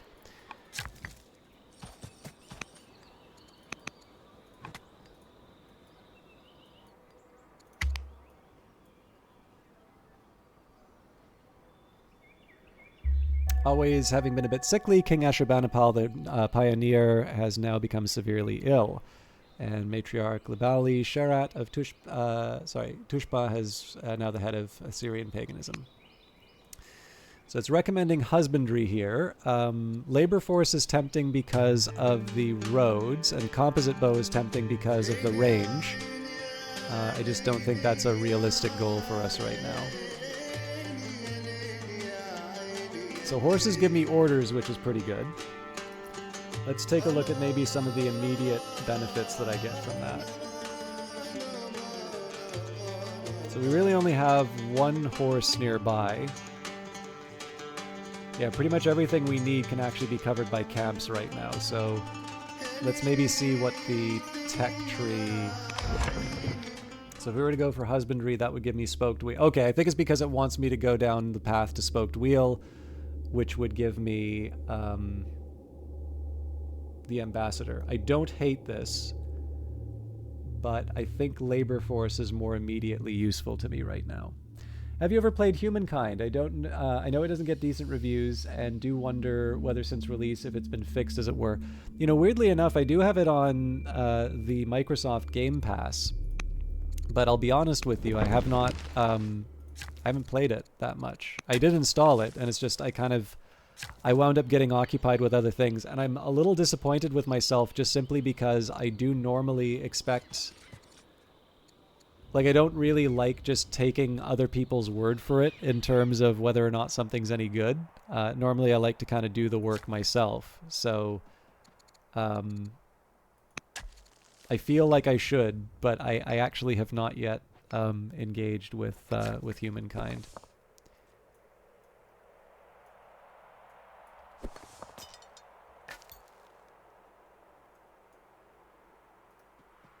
So this is going to get me eyes on the Thracians for a start. The misery of ongoing illness motivates you to pursue any potential remedy, even those considered somewhat untraditional. A haggard crone appears before the court, having heard news of the king's dire situation. She offers to create a miracle nostrum that will relieve you of your pains, but she has one price, a child of royal blood. Such a cost is unfathomable and cruel.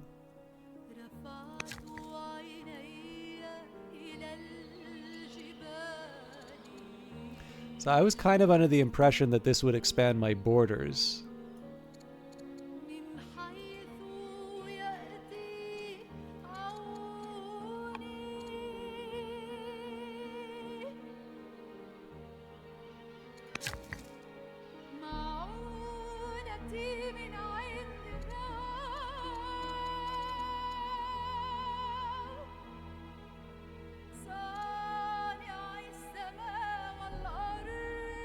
So look, this isn't my favorite because I would have preferred to like have a much better farm location, but let's go for this shrine.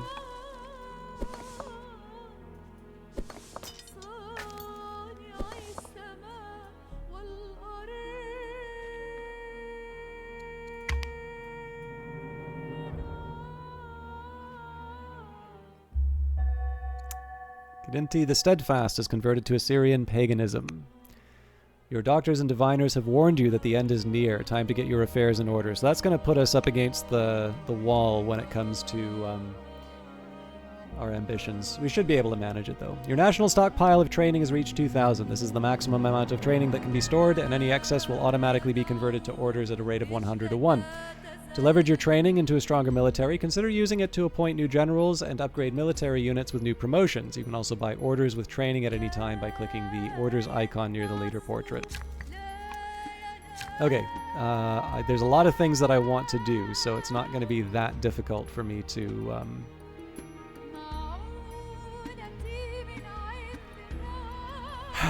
Okay, so barracks make a lot of sense.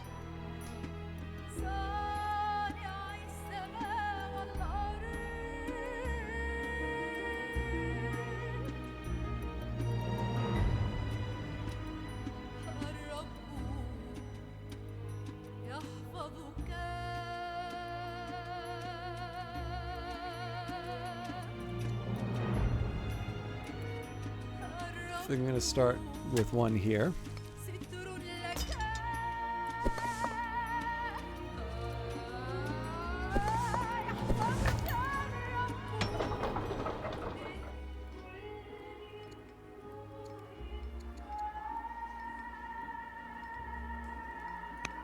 I'd love to use this miner, but again, I gotta think about long-term expansion. So before I worry myself with military matters, I want to make sure all my workers are properly occupied. Okay, they are. So I'm going to try and cluster up my slingers before we go too much further.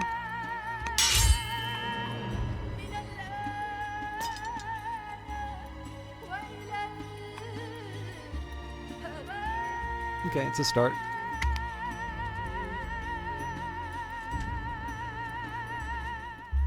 Reports of a tribal raid from a Danish outpost near Mardaman.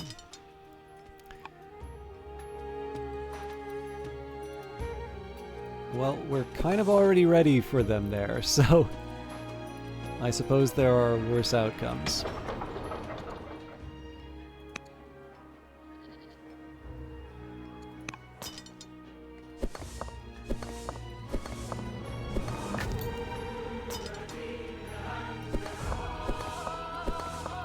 Okay, Thracians now count as weaker. Okay.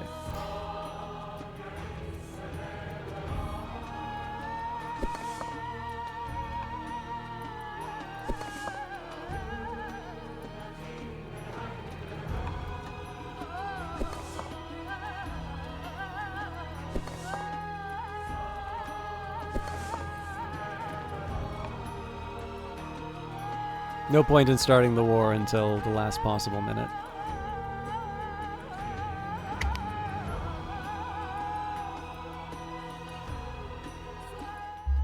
News arrives from abroad that Zoltis the Thracian is dead. King Mesides now leads the Thracians. Princess Atalia is now old enough to be tutored by courtiers. Governor Sappho, Governor Vassar, has died in office. King Ashurbanipal the Pioneer, General of the Slinger, has died in the field. Judaism is founded in Pashudana, and the pyramids have been completed by Egypt. End of an era. Messengers from the capital bring news that King Ashurbanipal the Pioneer's death. All of Assyria mourns with the royal family. Hail Queen Atilia, the new and rightful queen of Assyria. Lawful regent, the nation grieves at the death of Ashurbanipal the Pioneer. During the funeral, Prince Shama-Shum the Younger approaches you and bows to you, young heir Atalia. My young lord, Shama-Shum lowers himself to a knee and looks you in the eyes. With the death of Ashurbanipal, the nation is at risk. Allow me to act as your regent, and I will handle matters of state until you come of age. So yes, please take the throne, uncle.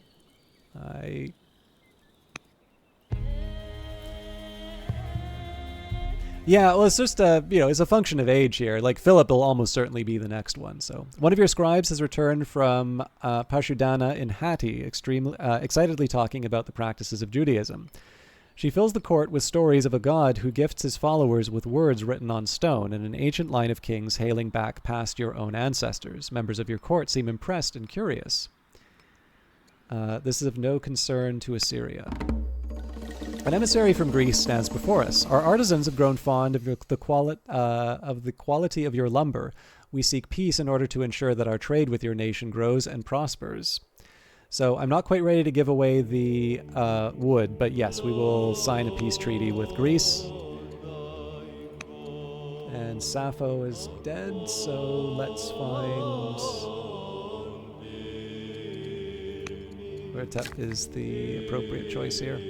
Okay, so if we want, we can build the Ishtar Gate, but we don't have the resources for that. Ziggurat, again, we don't have the resources. I am going to go to war with the Thracians pretty soon, so... Let's focus on workers before anything.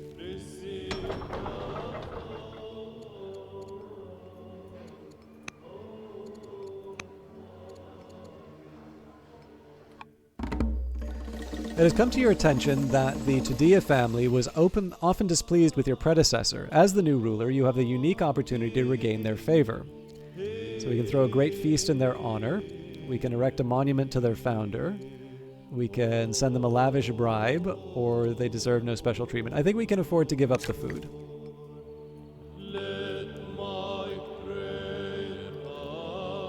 Okay.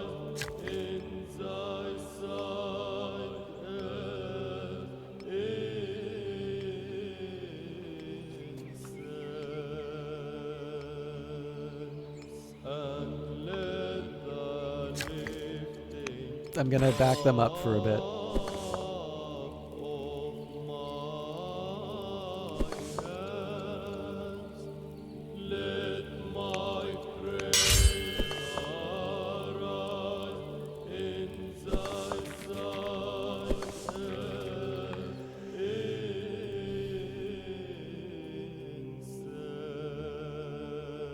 There was the report of the Danish raid still, so I want to kind of be careful about that.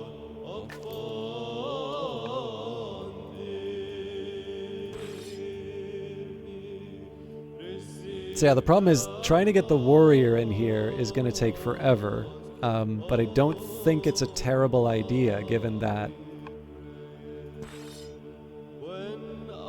Yeah. It's taking too long to get this war with Thrace going, but I don't want to rush it.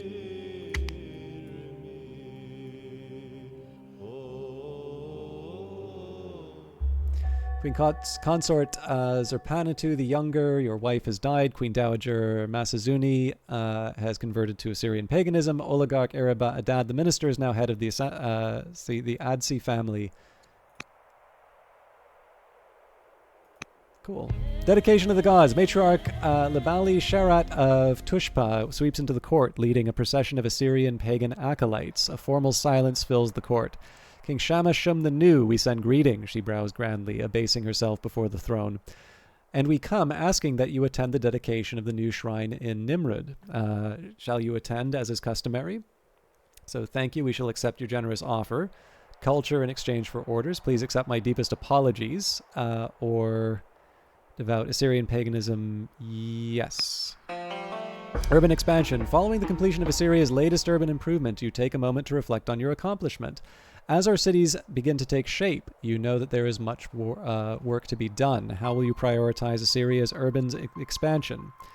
So our urban centers must continue to grow. As our cities expand, we should establish laws to maintain order, or we must ramp up production to support our growing cities. All of these are fairly difficult. So if I think about, let's say realistically I can get a fifth. So right now I have 2 barracks each. So that would get me 10. Okay, no, we could... So theoretically we can actually get to 20 urban improvements. It's just going to be really difficult where we are right now. So as far as orders go, we've got nothing. Yeah, let's go for urban improvements. Trade network, you've built your first hamlet. A hamlet and its upgrades, village and town, produce extra money if brought into your trade network. Bringing a city into your trade network will increase happiness there. The trade network consists of all tiles connected to your capital city. Cities and hamlets can be connected with one another via roads, rivers, urban tiles, and even open water.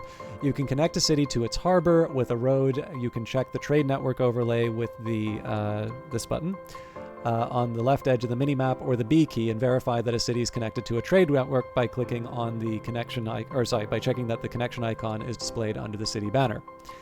I will extend my trade network to gain more money and increase happiness. You've noticed that, for better or worse, Queen Atalia the New is showing signs of taking after her mother, Queen Dowager Masanusi. How this influence will take shape is yet to be seen. Better busyness than bitterness. Your leader, King Shamash Shum the New, is a hero archetype. A hero leader gains an additional 50 trading per military unit killed, allows all military units to heal while pillaging, and as a general can launch an offensive. Hero characters have a higher courage, which as a leader causes their nation to produce more training. Time passes quickly. Queen Tilia the New is growing up fast and eager to learn. So, this is going to be my next leader, so I think we'll go tactics. Leading the next generation, Oligarch Eriba Adad the Minister meets with you to discuss court matters. He has recently taken up the mantle of family head of the Adasis in wake of Queen Consort Zarpanatu's death. He converses with you on various issues as you stroll through the palace garden, until finally getting to the heart of the matter. My predecessor, Zarpantu, was non-committal about your relationship based on all correspondence I have read. I came here to see for myself what sort of person you are. Let's bribe him. I could be a loyal patron of the Adasis if we could reach an understanding. Okay, again, we want to focus on our... Where we can, we want to focus on our improvements. Now, I do need to get urban improvements down, but I also want to make sure that I'm actually making enough money for everything that I need. So theoretically, if I wanted to take advantage of the... So yeah, building a hamlet here would be how I would take advantage of the fresh water. But then everything's sort of spoken for in here, so... I could build another hamlet here for the Odeon, though. I was planning on putting a garrison in there, but I think we need we need a law. Okay, so before we go crazy on that, let's just build a mine. Alright, so we built that. There's the Odeon I was looking for. Oh, and that's all the orders spoken for. Jesus.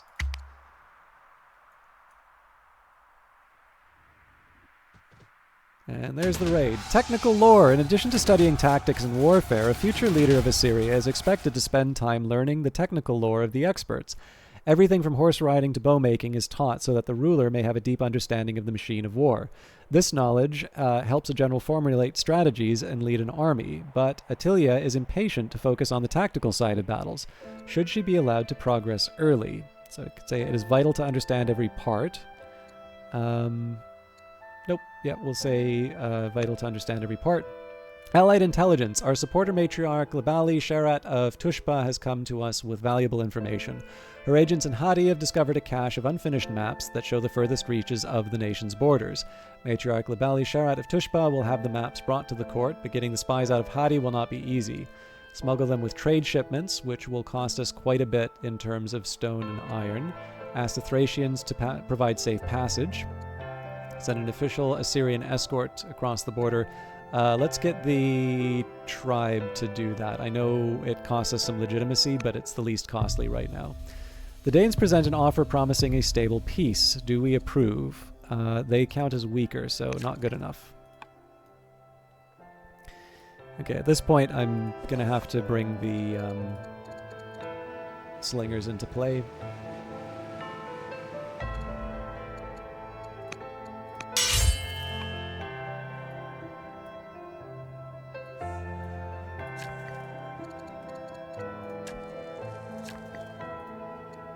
I'm just kicking the can down the road in terms of Order's disappointment, but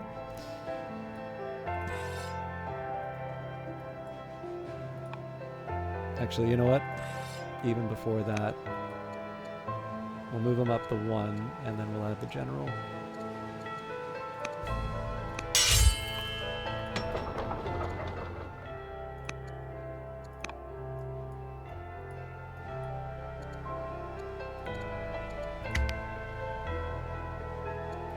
I should also see if it's possible to tutor Queen Attilia. News arrives from abroad that Mercedes the Thracian is dead. Queen Sipa now leads the Thracians. Nemedu of Aser is converted to Assyrian paganism. The Sargonid family has converted to Assyrian paganism. One afternoon, Governor Weretep the Orator awaits you at the steps of the throne, shifting uncomfortably. He confesses to a growing unease with your heartless and ruthless methods, revealing that he is leaving the court to take up with outspoken rebels. The time is coming when you will reap what you have sown. We can imprison him before he leaves the palace. I can secure his allegiance with gold, or let him go. We'll pay.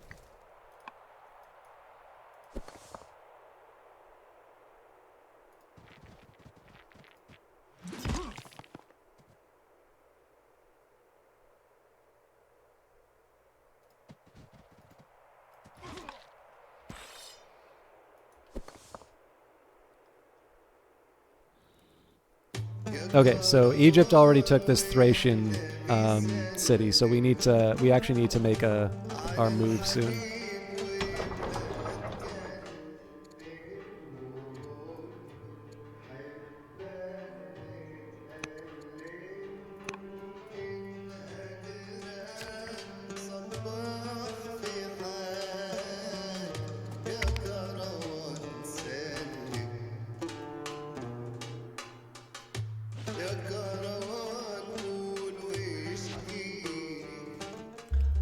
Egypt is now at war with the Danes. Duchess Saraya is now old enough to be tutored by courtiers. All right.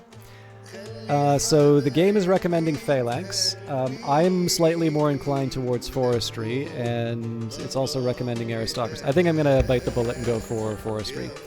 Wherever Duchess Saria goes, Ushpia follows. Saria's influence is strong and draws comments about how she has the makings of a great leader. Will you encourage this praise? It's her natural charm. She will keep Ushpia in line or praise her in front of the court. Say her natural charm. Slavery or freedom? Assyria is in need of a decision regarding its labor force. Some in court support the system of slavery, while others wish to keep freedom a virtue.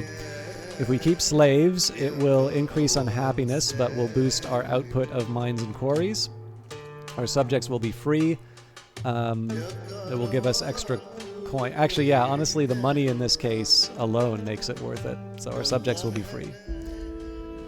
Time passes quickly. Duchess Saria is growing up fast and eager to learn. How would you like to educate her? We will make her a philosopher. Okay. Let's declare war on the Thracians.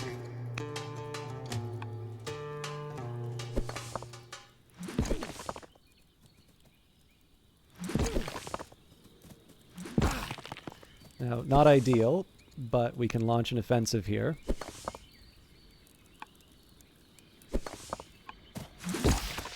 Alright, tribal site cleared. You've driven off the local Thracians away from the city site. You can now claim the site by placing a unit on it. This will prevent the return of the Thracians and will also keep other nations from founding a city there. The locals have left a large cache of food behind. You can use this to begin building a new settler to claim the location. I do wonder if putting a political lens on this game and its event could screw it. What do you mean, Britist?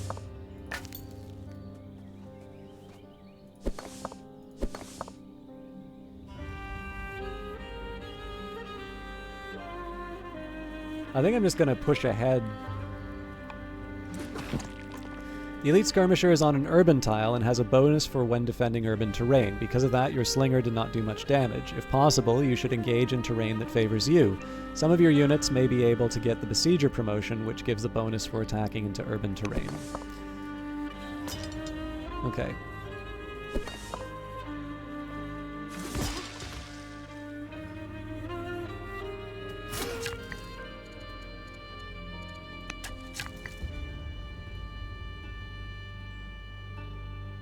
God, we are struggling to keep on top of everything.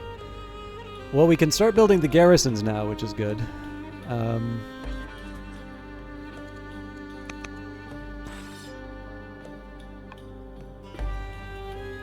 yeah, I think we're going to make a move on the Danes shortly afterwards. I do need to think about the fastest way of getting a settler, though, so it looks like 6 years.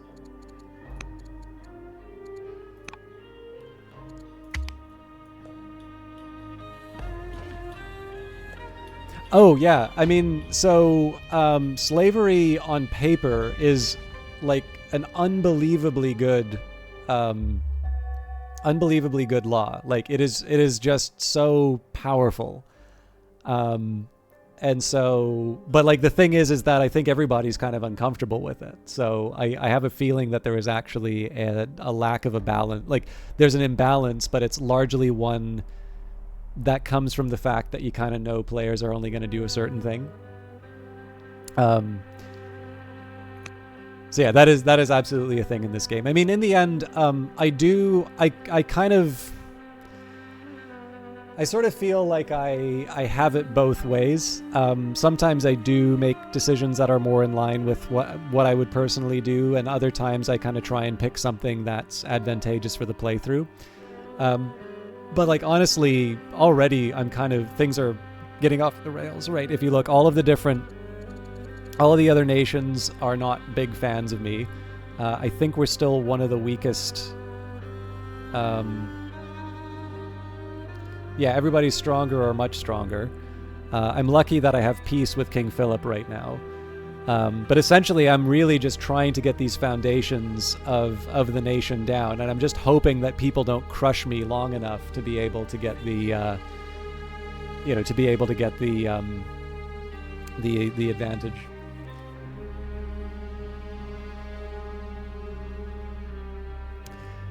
The rural yields are food, iron, stone, and wood. They are primarily drawn from rural improvements and collect in the global stockpile. You can spend money to purchase rural yields directly from the top bar where it shows your current stockpile.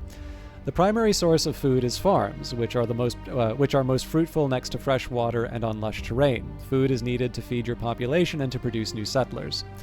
The primary source of iron is mines, which are most productive on ore and hills. Iron is needed to produce many types of military units, including warriors and axemen. The primary source of stone is quarries, which are most productive on marble and arid terrain, and when adjacent to mountains, stone is needed primarily to build improvements like shrines and city projects such as walls.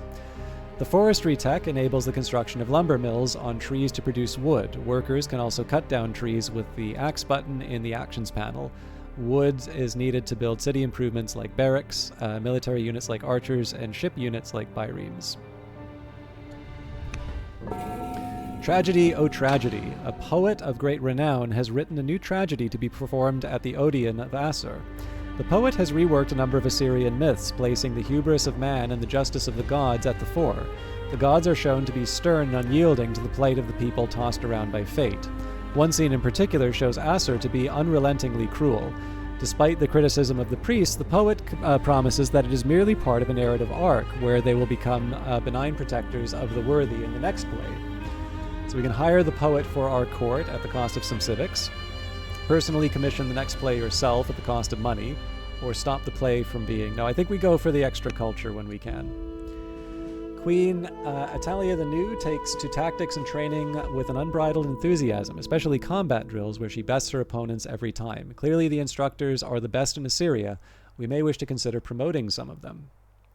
So she will continue to benefit from their wisdom or extend an invitation to the teachers to join us in court.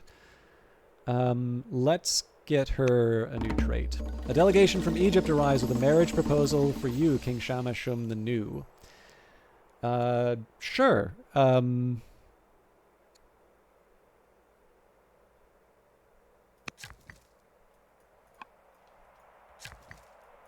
Okay, everything's kind of ground to a halt now.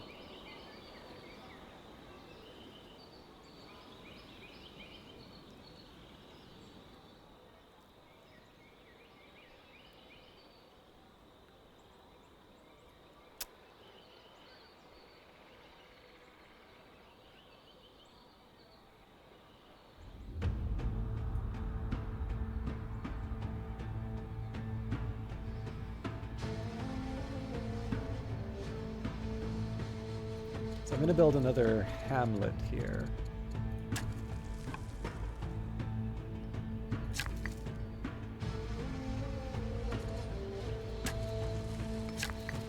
This is us going pretty aggressive on the urban improvements. Now I'm also going to spend... I'm going to pay up for orders here.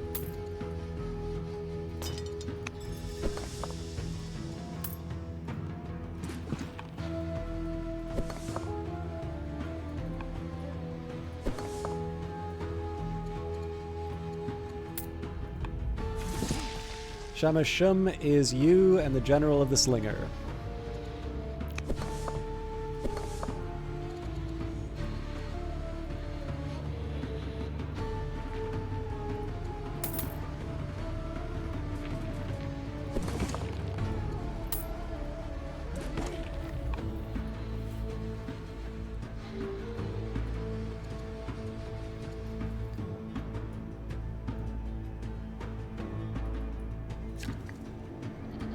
Gotta be careful because I don't have an unlimited amount of training.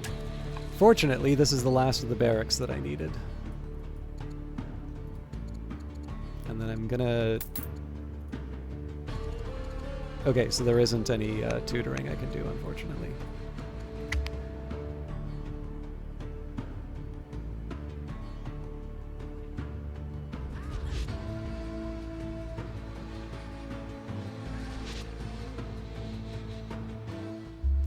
Queen Atalia the New has taken a page from the book of her military instructors and has become a heckler. Deeper meaning. Palace servants often find Queen Consort Esenkebus walking among the gardens, openly pondering the questions of life, mortality, and desire. One day she asks if she may take lessons with one of the court philosophers. Well, we're back to the black in terms of cash, so yes, hire a master philosopher. We do have an option for a wonder, but maybe we hold off on that for a bit.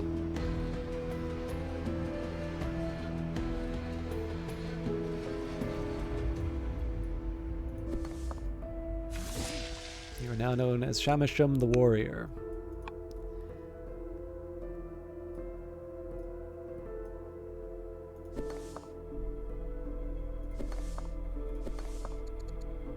Okay, the offensive costs 600, so that's basically going to be the last one that I get for a bit.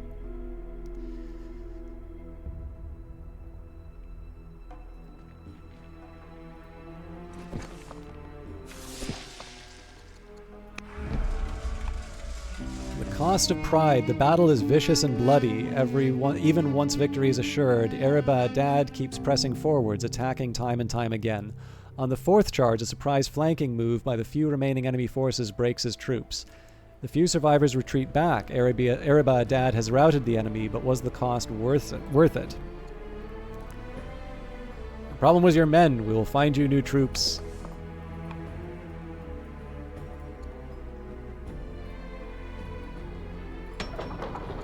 Okay, again, we want to keep pushing... So again, it's twofold. We want to make sure that we are expanding our borders while also... Actually, see, I want to push this out, but now I kind of have to.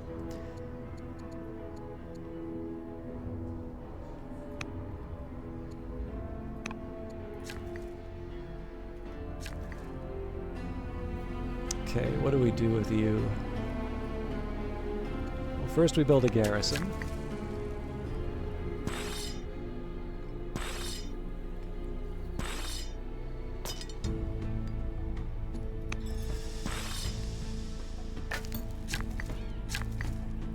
So much to do and so few orders. You know what? Healing is not even a priority right now.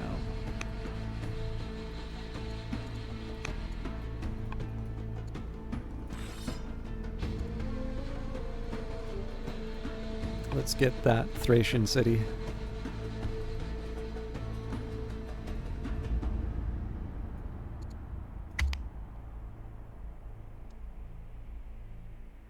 Oh, not looking good for us here.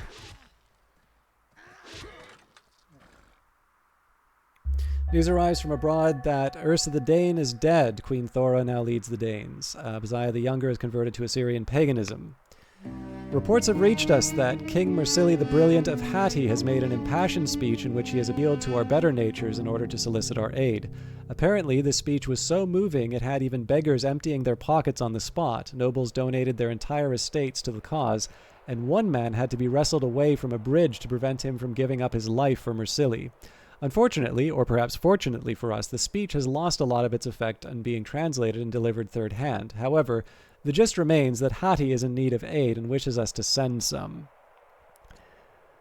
We are not in a position to give aid. That is true in addition to being a reflection of my unwillingness. Okay. I have a very specific order in which I want to do this. Promising. So we launch the offensive.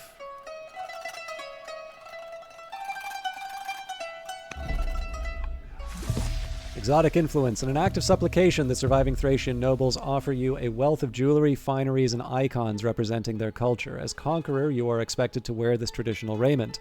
Our generals grumble behind your back, but there is wisdom in appealing to the newly vanquished.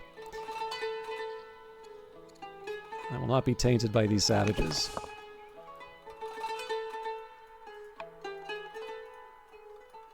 So it seems like there's another settlement that I need to worry about, but I can't move off of this city site, otherwise I'll lose it.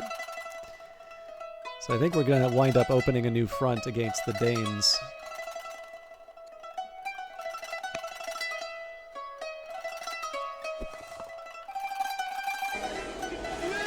Alan Ripley, thank you very much for resubscribing.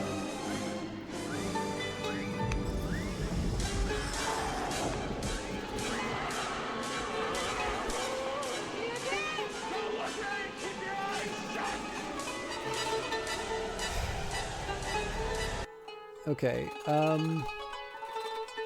thank you very much for that. I may be wrapping up reasonably soon. I'm already half an hour late, and I did get a late start, but I'll happily take your money. No refunds.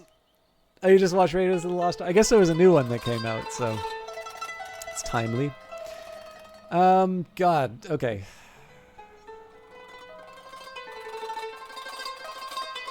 I think I know what I want to do.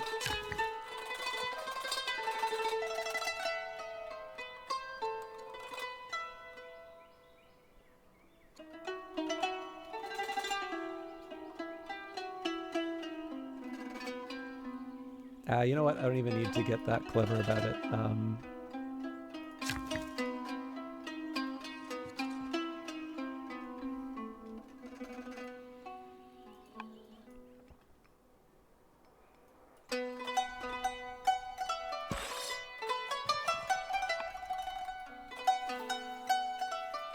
So we'll see what happens down here.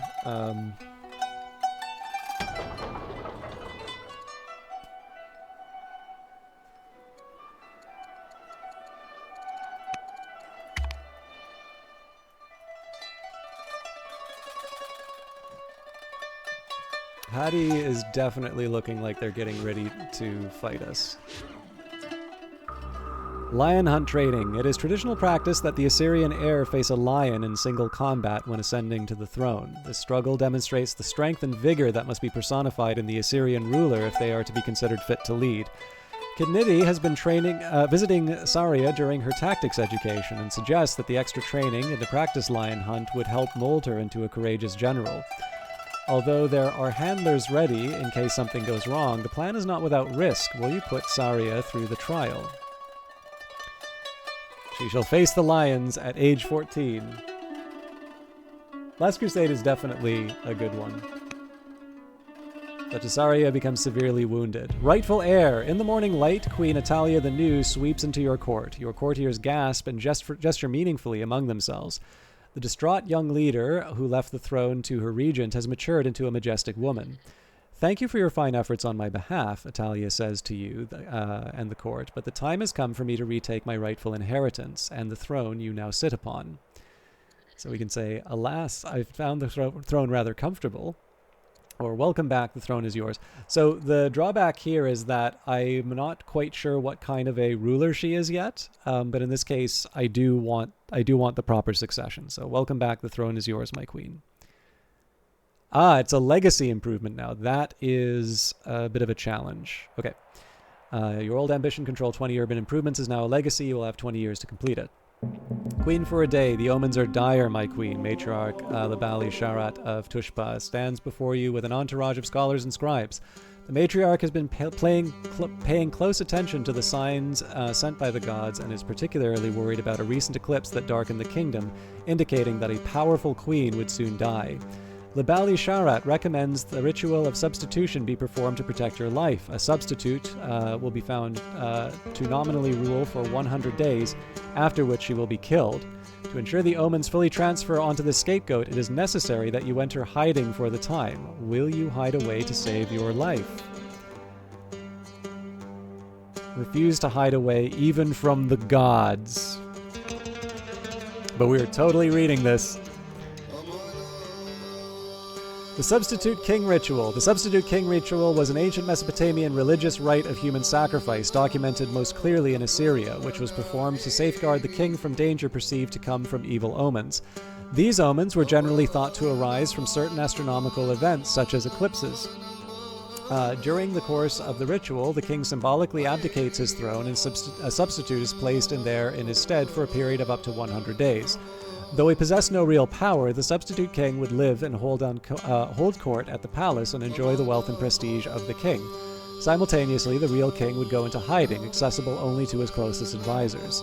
Throughout the ritual, many exorcistic rites were performed in order to transfer the danger arising from the evil omens from the real king onto the substitute. At the end of this time, the substitute is put to death, and the real king, having successfully transferred his doomed fate onto the scapegoat, returns to his throne. Reason for performance. Isn't it obvious? The ritual was performed because of evil omens foretelling the death of the king. These omens were derived from eclipses, both lunar and solar. While every attested instance of the ritual's performance is traceable to an eclipse, it is possible that other astronomical events, such as planetary occultations, could also trigger the ritual. A tablet describing the ritual, discovered in the library of Ashurbanipal, states that the reasons for its performance as the evil portent of evil and unlucky signs, eclipses of the moon, the sun, Jupiter, Venus, Mercury, and Saturn and Mars. Not every eclipse would provoke the ritual. Certain circumstances had to be fulfilled. Tablet 20 of the Enuma Anu Enli, a record collection of astrological omens, states, if an eclipse of the moon takes place and the planet Jupiter is present in that eclipse, the king is safe. A noble dignitary will die in his stead. Another source states, in the case of a solar eclipse, if an eclipse of the sun takes place and Venus and Jupiter are visible, the king is safe, but the country will be attacked by an enemy. Accepting the above examples, every eclipse in essence signified that a powerful king would die, but the identity and location of the doomed monarch had to be determined separately. This was done by analyzing the features of the eclipse, such as the date and time, the direction of its transit, and the obscured region on the moon or sun's disk. The obscured area of the moon or the sun's disk was of primary importance in determining the identity of the endangered king and country. The disk was separated into 4 parts corresponding to the 4 quarters of the Assyrians' known world. These were Amurru to the west, Elam to the east, Sabartu to the north, and Akkad to the south. The darkening of a particular quadrant during an eclipse signified a danger to the relevant country, and a total eclipse represented a universal danger. Assyrian kings were in danger when the lowest quadrant, corresponding to Sabartu, was eclipsed. For kings such as Esarhaddon, who ruled both Syria and Babylonia, a darkened right-side quadrant, corresponding to Akkad, also signified danger. Thus, in Assyria, the substitute king ritual was necessary when the eclipse fulfilled the conditions and Jupiter was not simultaneously visible. I wonder if I could have actually done this with the old king and then had my queen take over instead. Ritual procedure, announcement and recommendation to the king. When it had been determined that the ritual was necessary, scholars from the king's inner circle would inform him. Sometimes this was done solely by the chief exorcist, though generally it seems a group of high-level scholars, such as the chief exorcist, chief scribe, and chief chanter, would collectively inform the king of the eclipse's bad omens. Normally, this was only done after the eclipse had already occurred, but in a few unusual cases, it seems to have happened beforehand. With 2 exceptions, the suggestion of performing the substitute king ritual always came from scholars in the king's inner circle, and they were the only ones who participated in the rites pertaining to the enthronement of the substitute. While the king himself technically had the final say in whether or not to proceed with the ritual, it was always assumed that he would consent to its performance. So I'm going to pause for a quick drink. Choosing a substitute. After receiving permission from the king, the chief exorcist would begin searching for a man to serve as the substitute. Generally, this was a condemned criminal, a prisoner of war, a political adversary, or a menial laborer. An ideal substitute was someone whose death would not cause a great deal of unrest among the people. Often, when writing letters to the king, officials would symbolically declare their willingness to serve as a substitute with the phrase Anadinan Sari Belia Luik, meaning, I would go as a substitute for the king, my lord. Man, that is a... that is a bold statement to, I mean, obviously it's a ritual, but, it's, so I think, I don't know if this is true in Canada, but I believe there is a tradition in the United States where the cabinet effectively resigns whenever, I think it's, between, so, if a president gets reelected, or maybe it's after the congressional elections. Anyways, basically the cabinet unanimously resigns, and it is effectively kind of in deference to the president, so that they don't have to fire them. Essentially that, it may be that everybody gets reappointed, but essentially it's a courtesy to the president to basically allow them to assign whoever they want. Now, that is a considerably more mild sacrifice to sort of hand in your resignation if you've done a good job than to basically write at the end of each letter, oh, by the way, if you're doomed, I'll totally take your place. Anyways, let me just take a quick check here.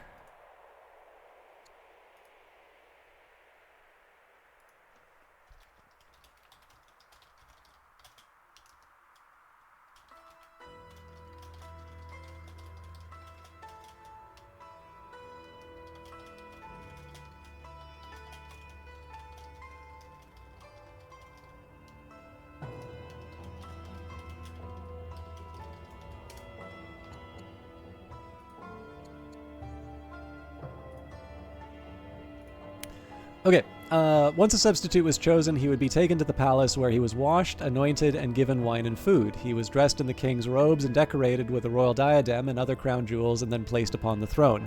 Extant ritual tablets also state that a girl or virgin was chosen to serve as his queen and seated by his side. The substitute was also given a statuette to represent to the gods of the underworld. Yeah, I mean, there's, I gotta be When are we bringing back the ritual? I think I would prefer this ritual. Yeah, I think you're based in the UK, aren't you, Bredist? So I'm assuming there's a number of cabinet members that you would like to see to get rid of using this. There are so many stories you can pull out of this, right? Like, so you could do the story of the prisoner that like spends his 100 days as the substitute. You could also do a story of somebody showing up in the underworld with all of these gods fully expecting a king and like all of them getting pissed off.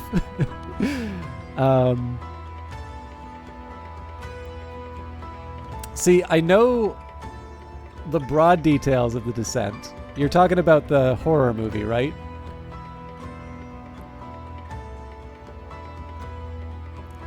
Because the details are what I'm missed. The connection is one that's maybe lost. Anyways, I love this idea of of like the gods expecting Ashurbanipal, and then it's like some prisoner. Oh yes, you mean your government? Cool. I visited the UK very briefly, and then Theresa May was prime minister when I was there, and then within days of my return, she is not prime minister. So I don't want to say I caused it, but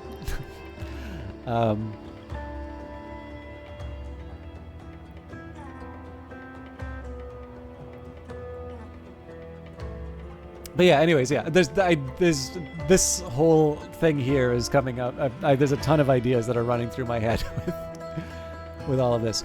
To make sure that they were properly, statuette to present to the gods of the underworld. This is the point in the ritual where the real king and the substitute formally switched roles. This is further indicated by the fact that the real king, after the enthronement of the substitute, was addressed as the peasant or the farmer by the few advisors who could still access him. Though not specified in the text, it seems likely that the real king also did not wear any outward signifiers of kingship or occupy the throne during the reign of the substitute. Hang on, I got another idea about this one too. So there's a theory here about the annoying car guy and the management of SpaceX, Tesla, and Twitter. And somebody has suggested that if you make a car or if you make a rocket, if somebody has a really big idea,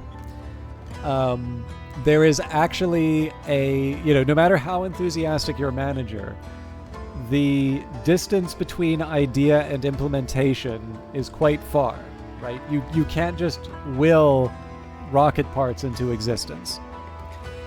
When it comes to software, I'm not going to suggest that this is, instantaneous. I have worked on things that actually take a lot of work.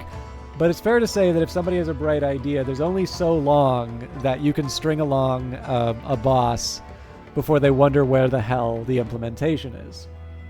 And so it has been suggested that Twitter is a more accurate reflection of the annoying car guy's management style, because in the end, the SpaceX and Tesla engineers can sort of tire him out and he'll lose enthusiasm for like the really bright idea.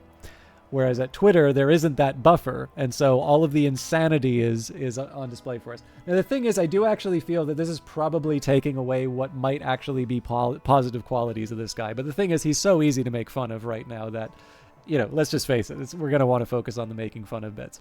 But I absolutely love this idea that this ritual has its origins in a similarly kind of manic manager, and that this was a really clever way for the ministers to get 100 days where they could actually just get around to running the country very well.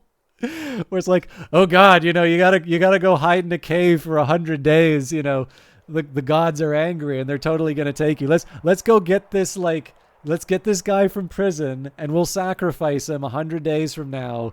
As part of the ritual, but it's really important. Like, don't even go outside. Like, it's just too dangerous. I would lay down my life for you before this would come down. Yeah, I don't know. I feel that I think I could probably summon some kind of a defense, but the thing is, I just don't feel the need or the value of doing an apologia for that particular individual. And especially because, like, especially with the latest between him and another Silicon Valley figure, like, it's just not worth it. Like, why bother? Like, there's just so many more other interesting and worthwhile things to, like, defend and talk about that, why look for the one or two, maybe not even one or two, but, like, why spend the time trying to find the positive, when there's just so many manifestly obvious defects. But yeah, I'm sorry. I know sometimes conversations asymptotically approach the mentioning of a few annoying figures, and it's not worth it. When I finished this, I know this is totally not Old World related. I had the weirdest. This is totally unrelated. I can't remember what made me think about this right now. I had an incredibly bizarre dream, which made me utterly convinced that social media is shockingly boring, and that they need to step up their game. And the only problem is that I know usually when somebody says they're going to tell you one of their dreams, it winds up being really tedious. But I think this one is sufficiently weird that some of you might get a laugh out of it. But I do want to finish this ritual, and I do want to wrap up the turn. So, all right. To make sure that they were properly transferred as a substitute, all bad omens pertaining to the eclipse, along with any other ominous signs, were written down and proclaimed to the substitute king and queen after their placement on the throne. The substitutes then had to recite the omens in front of the god Shamash, the cosmic judge. This was a very important part of the ritual, overseen by the chief scribe and accompanied by exorcistic rites, which served to officially transfer the omen of death from the real king onto the substitute. To make sure this exchange of fate was irreversible, the record where the omens were written was physically attached to the clothes of the substitute king. Certain eclipses called for the enthronement rites to be repeated. Since the substitute had to be crowned and enthroned in the residence of the king, this meant that Assyrian kings who also ruled Babylon, such as Esarhaddon, had to enthrone substitute kings when its correspondent lunar quadrant was eclipsed. In cases where the quadrants of both Assyria, Sabartu, and Babylon, Akkad, were eclipsed, the rites had to be performed with the same substitute in both Nineveh and Babylon. This happened 3 times during the reign of Esarhaddon. So this Esarhaddon was definitely the very annoying ruler where everyone's like, okay, time for another 100 days. That's basically a year where this guy spent in hiding.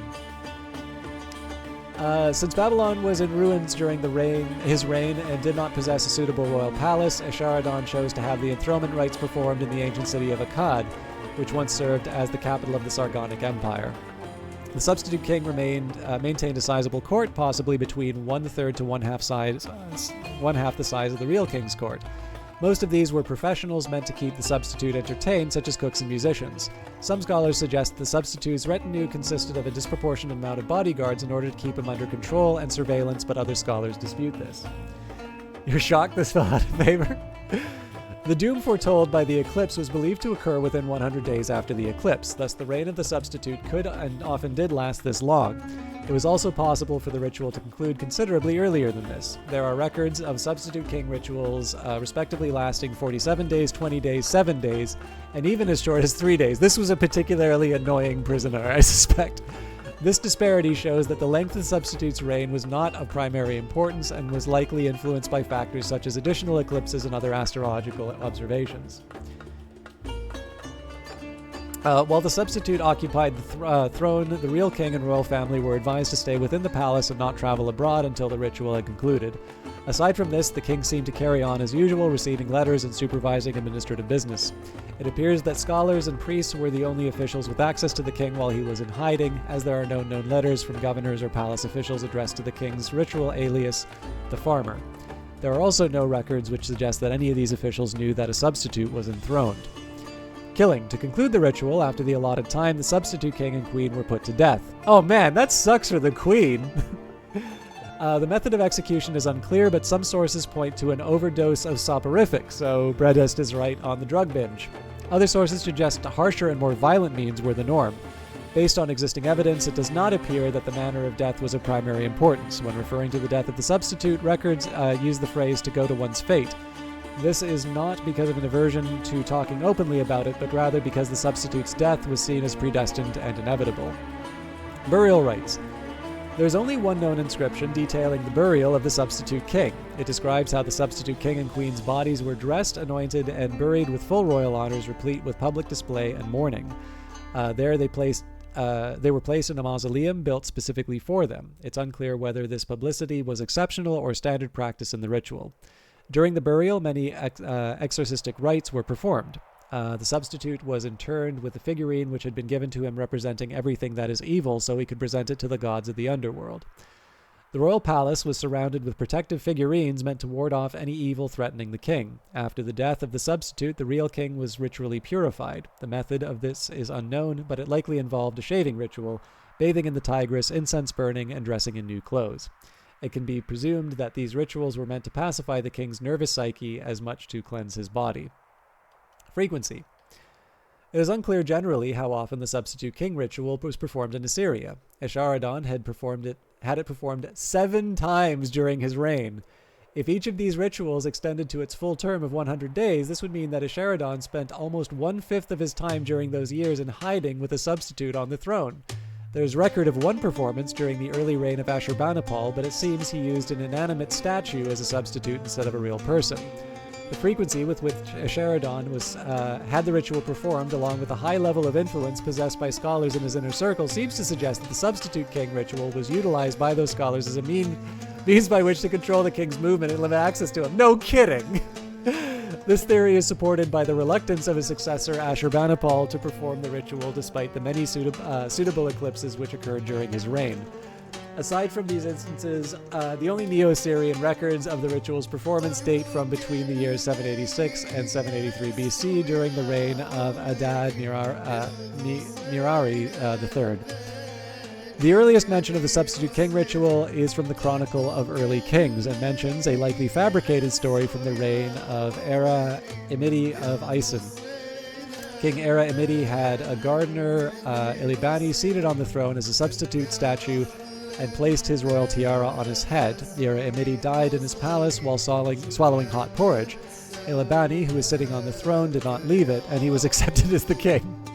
Herodotus seems to mention in very general terms the ritual in his histories. Xerxes then, being very greatly disturbed by fear of the vision, started up from his bed and sent a messenger to summon Artabanos, to whom, when he came, Xerxes spoke thus. Artabanos, at first I was not discreet when I spoke to thee foolish words on account of thy good counsel, but after no long time I changed my mind and perceived that I ought to do these things which thou didst suggest to me.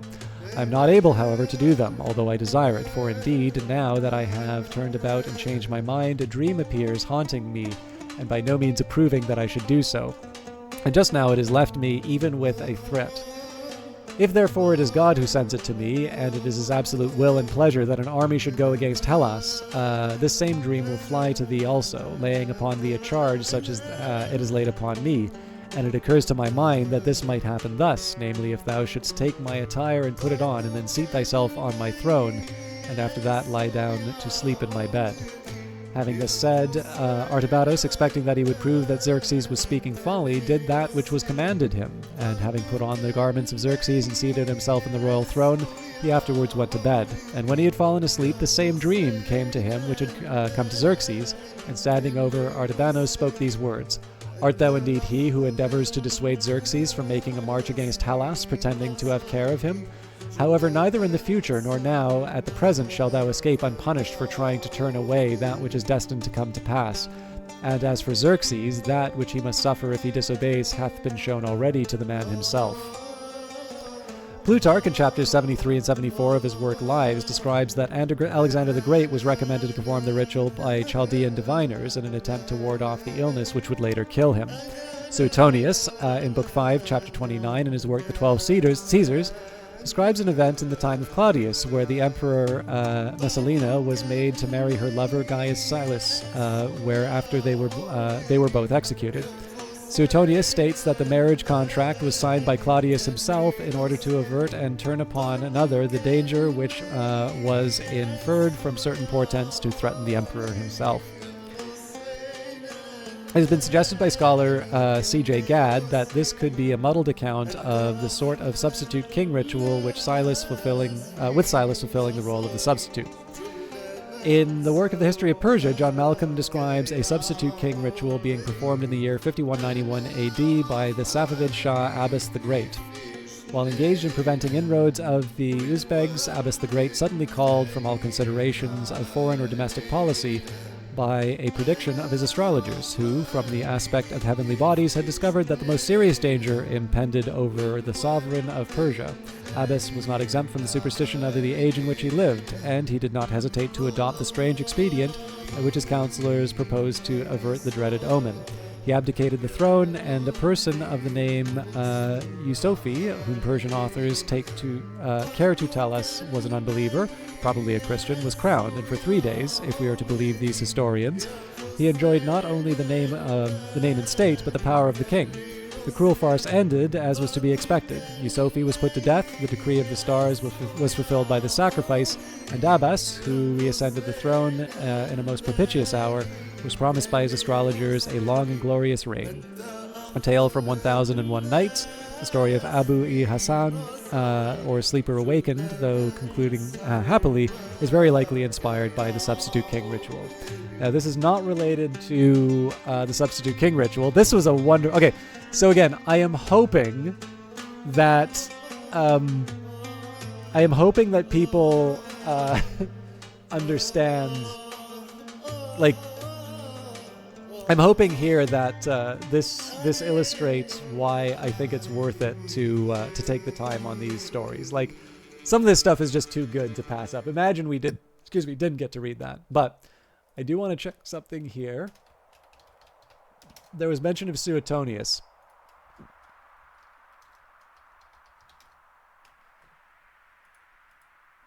And I remember reading something fairly amazing.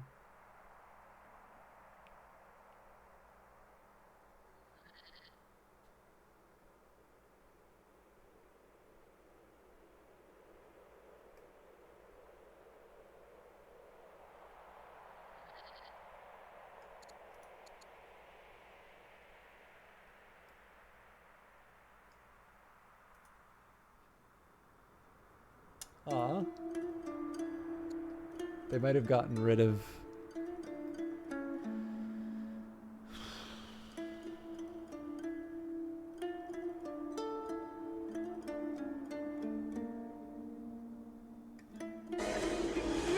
Algrins, thank you very much for the subscription.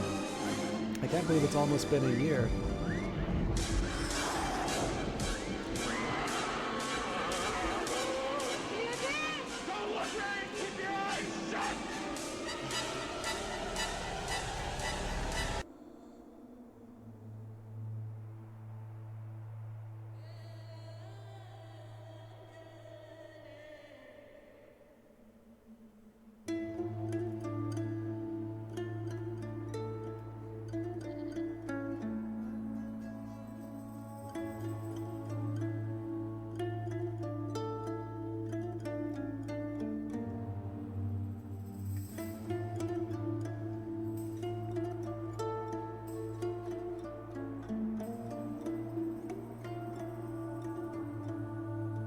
Okay, I'm gonna try one more here.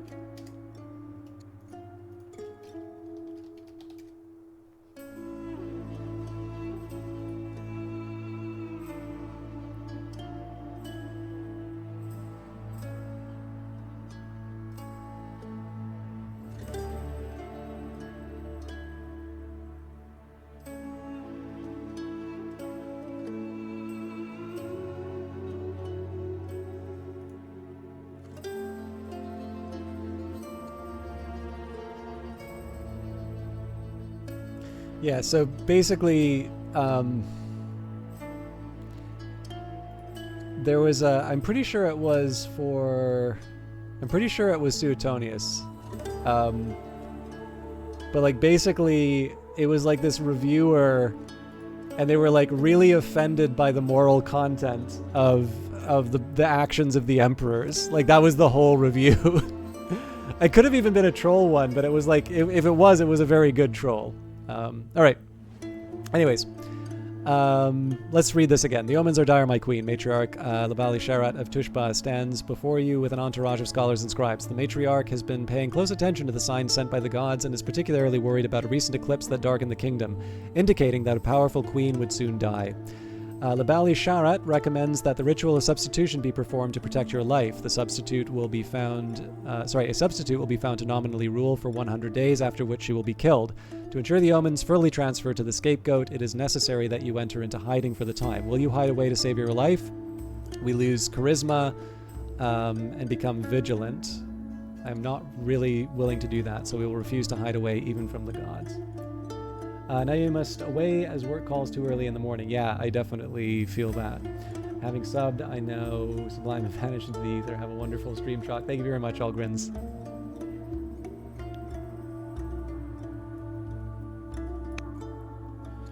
One of your families is angry with you. Family opinion is influenced by discontent in their cities and by player event choices. Cities gain discontent over time. You can reduce discontent by connecting your cities with roads, adopting a state religion, building certain improvements like baths, and enacting certain laws such as divine rule and tolerance. If a family is angry with you, then rebel units may begin spawning in their cities. So what are they so mad about? They're not even that mad.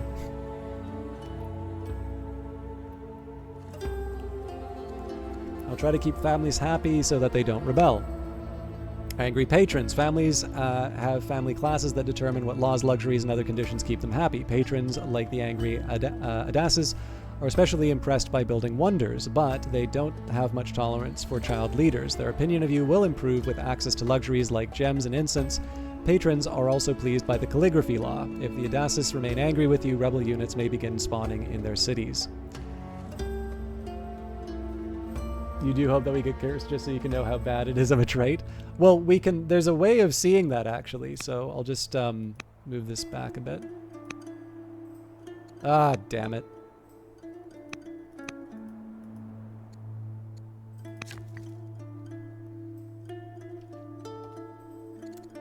So I'll just have to look it up. Oh, that's right. This is one. So nobody knows whether curses are real, but the misfortune some people attract definitely is. Whatever comes next will likely not be present. I forgot. That is one that actually doesn't tell you what happens. So never mind.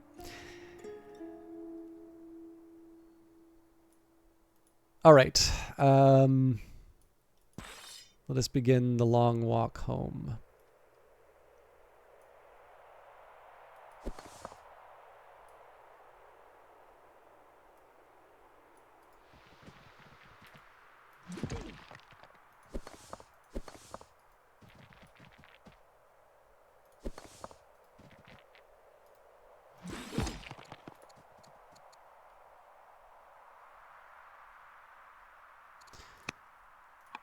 I do want to find a unit that I can attach my ruler to, but I gotta be selective.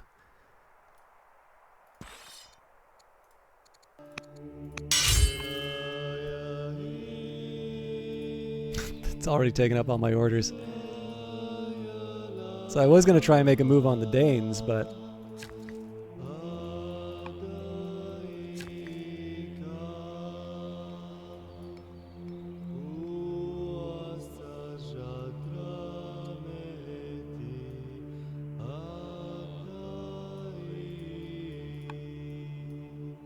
wait a minute, weren't they...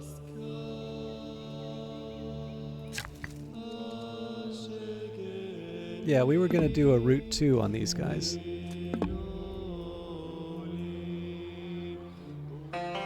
Foreign delegation. Your coronation brings delegations from all across Assyria. These subjects have brought a selection of fine gifts from their home villages. However, the visitors stipulate that they will only give you your gifts if they will be used in great royal works. So we can accept granite to build stelae carved with laws, accept steel to equip an elite guard, accept ebony to study its strange properties, or kill them and take everything. As clever as that sounds, the question would be, do I go for the guard or do I go for the research? The research would be good, but let's accept the steel to equip an elite guard. I need to seem like a less attractive... I can't be an attractive subject to attack. Right, you are the first to discover this landmark. What will you name it? The Harbor's Mountains. After refusing the ritual of substitution, the thought of the bad omens will not leave you. Every sign of bad luck strengthens the idea that you are cursed and that the gods are punishing you for your hubris. So you're about to find out, Bredist. You've completed the legacy of King Ashurbanipal the Pioneer. Controls 6 barracks or ranges. Okay, so we need 7 more urban buildings.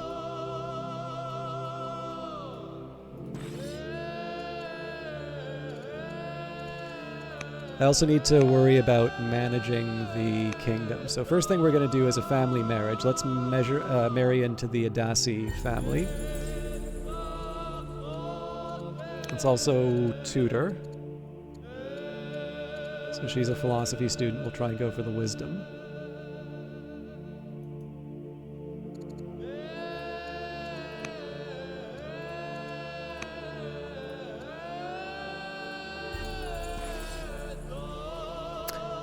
Okay.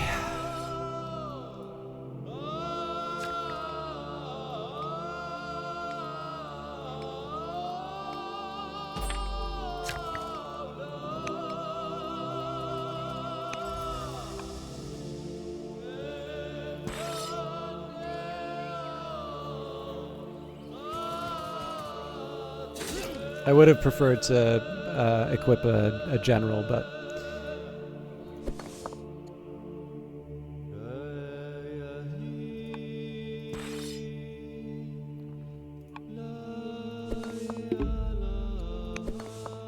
holy crap, we're already out of orders. Okay.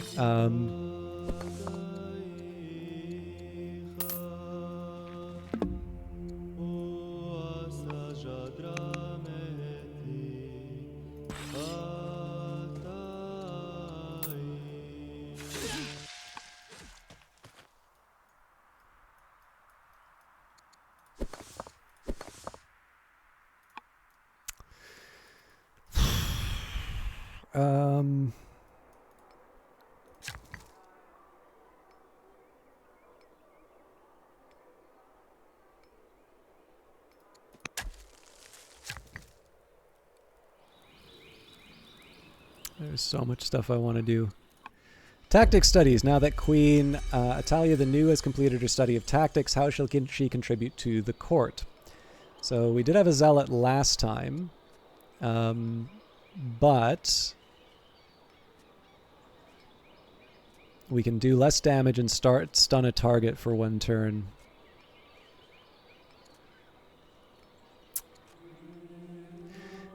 Okay, I'm going to go for a tactician, but I will probably want to attach her to someone else. A series of training mishaps have revealed that our weapons of many of our soldiers are made from poor quality iron and are prone to breaking if they hit an opponent's armor. How will you resolve this? The soldiers need to train harder to compensate, commission new weapons, or I cannot help.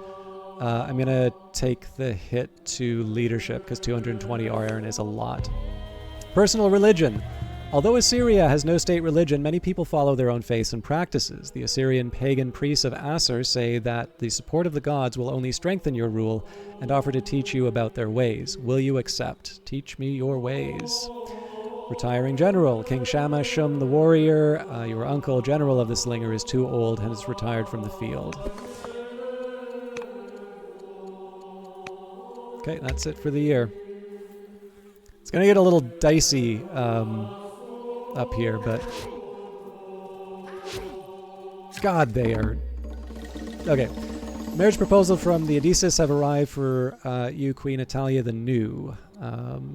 Let's go for the younger of the 2 candidates. All right.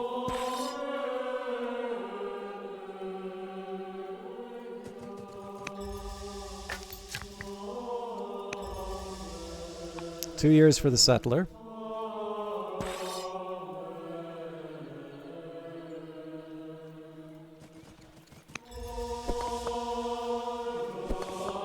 Good God.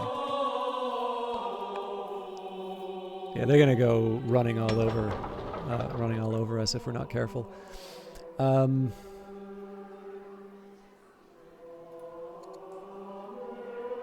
I do want to build an officer.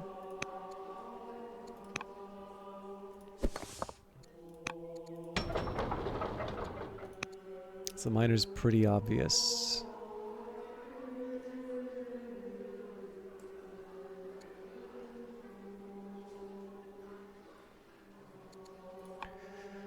Your leader, Queen Atalia the New, is a tactician archetype. The tactician leader increases the vision range of your units by 2, allows ranged units to be hidden in neutral as well as friendly trees.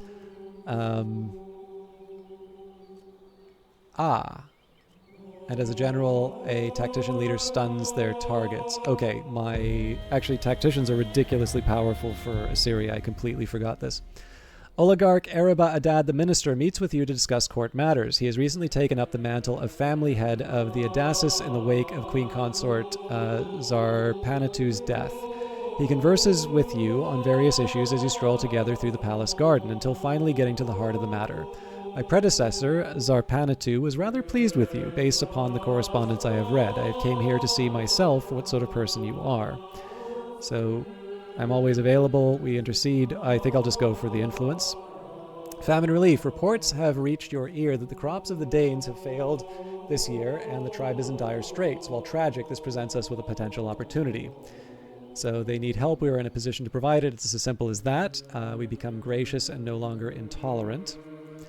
We should provide aid, absolutely, but it needs to be reciprocal. We become a diplomat, or we say this is not our problem. Not our problem. Assembled generals. You enter the tent where your generals have gathered to await you. Each has ridden from their own commandment to attend this military council, but if they are tired, then it is well hidden beneath a layer of steely discipline. General Kidaniti, the Steadfast, is reading a treatise on enemy tactics while Matriarch Libali Sharat of Tushpa barks orders at the Royal Guard. General Markita the Younger sits to one side, eyeing up the others with an unconcerned grin. They stand to attention as you enter. It doesn't take long for the arguments to flare once the meeting begins. Each general has a differing opinion of the best course of action. It falls to you to navigate the battlefield. So, Kidaniti argues that military strongholds are vital for defense. Libali Sharat counters that taking enemy cities will greatly weaken them. And Markita interjects the importance of elite troops.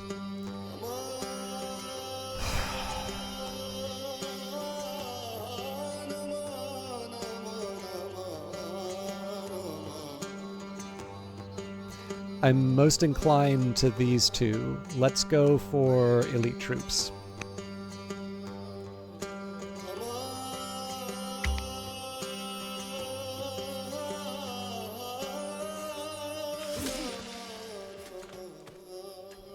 God bless the Greeks. Queen Dowager Essenkibus, your aunt has died. In search of truth. Not interested in courtly pursuits, Princess Saria leaves her training and takes up residence in the nearby city of Assur. She uses her knowledge to help with domestic troubles, estranged siblings, marriages, and the occasional political dispute. Within a matter of months, she becomes beloved by the people. You have invested much in Saria, but philosophy encourages each person to follow the truth where it leads. This is no time for games. Bring her back to court immediately, or wish her well in the pursuit of knowledge and understanding. She becomes an ascetic and will... nope, we are going to bring her back to court immediately. Okay, so I do want to heal up the units before we commit to anything else.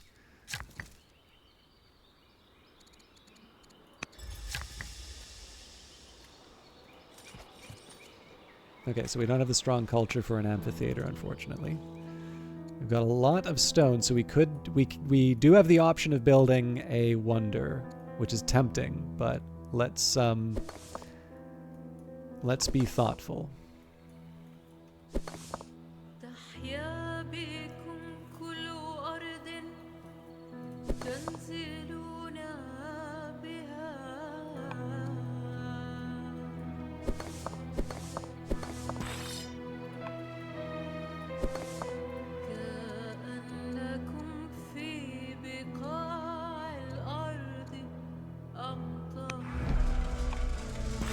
Okay, so let's get some healing in before we go any further.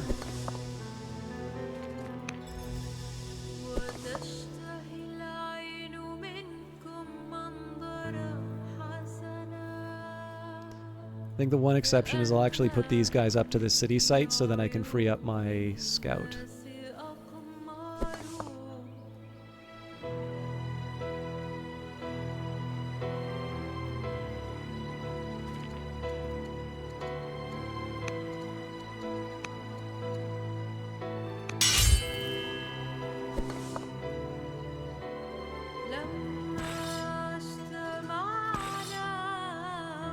Okay, so now the next priority is to get the garrisons down for the orders.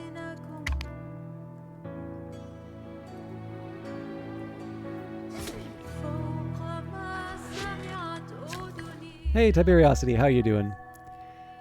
Oligarch Araba Adad the Minister has died. King Consort. Oh,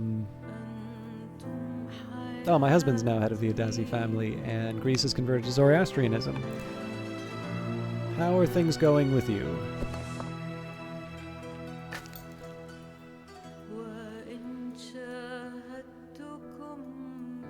So I'm just trying to see if there's any more Thracians I need to worry about.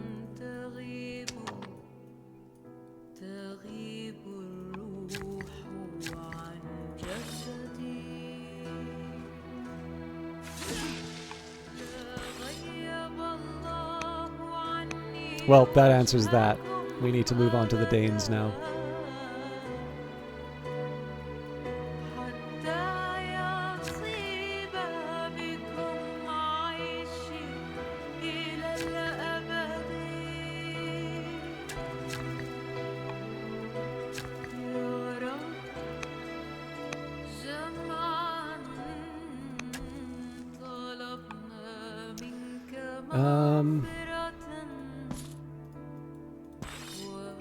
Again, I got to think about the order in which I'm doing some of these things.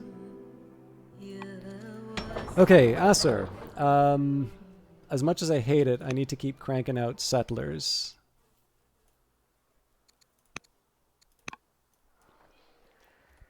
The court mourns. Today we grieve the death of Araba Adad the Minister, a member of the Assyrian court. His spirit will be venerated and his deeds will be remembered. The nation mourns.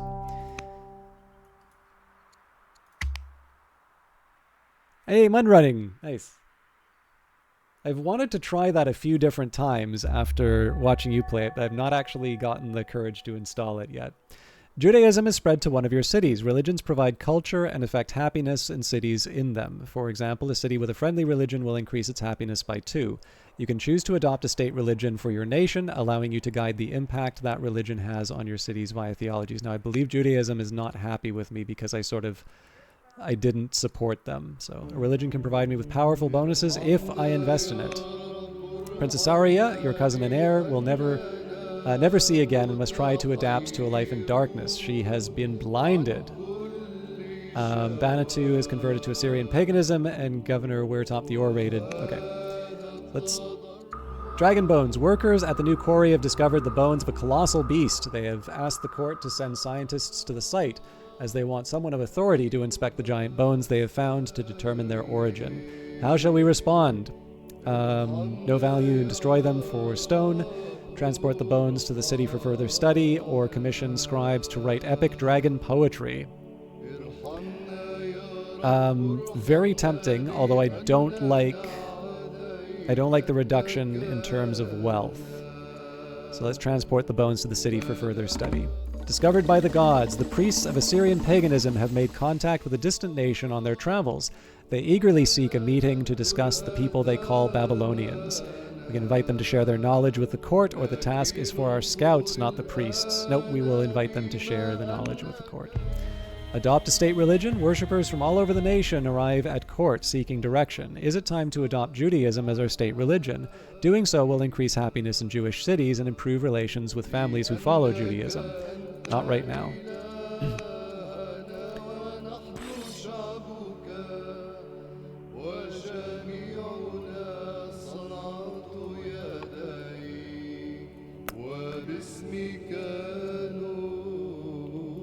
Okay. So the game's recommending pasture still. Let's view the tech tree on this. So I suppose one thing I could take a look at would be to put a marker for architecture, although we're very far away from that, so I don't think it's that practical for us to consider. Okay, yeah, so it's recommending husbandry. Also, husbandry is sort of the earliest in the series, so yeah, we'll go for it. We probably should be investing in our military more, but okay.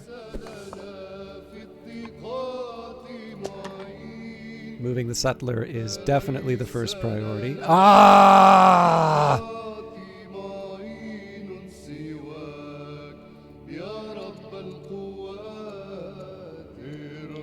I should move up here, so this will be... I want the gold, but I need to make sure that I have... Like, I need to fill in... Ugh, yeah, this is going to be tough.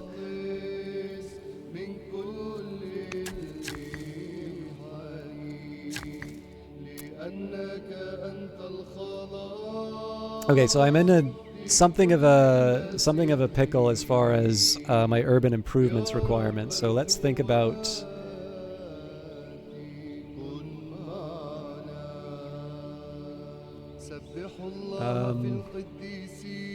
I can make this work.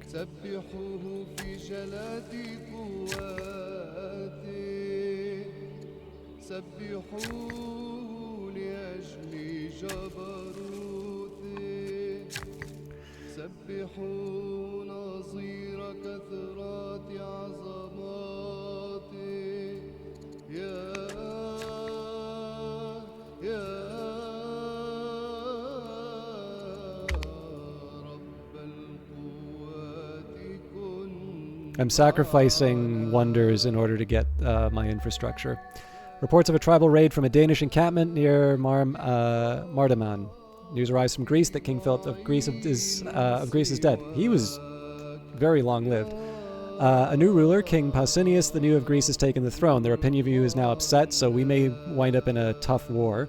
Prince Saria now has the orator trait, and Baziah the Younger and Yaba the Younger have both died. The honor of Greece. With the death of King Philip the Great of Greece, rule of Greece is passed to King Pausanias the New of Greece. The new ruler has asked that a statue of the deceased King Philip the Great of Greece be erected in Asser, claiming that Philip was particularly fond of the city. The Tudia family are outraged, pointing out that it is highly unusual for a Greek ruler to have a statue in Assyria. Will you push through the request to endear yourself to King Pausanias the New of Greece, or is he asking too much? Oh, congratulations. I trust it went well. So this is the one group we could actually afford to make mad, but we'll say Pausanias has no say about what gets built in Asser. I will probably come to regret that. Jesus, look at the... Man, the Egyptians are really screwing me here.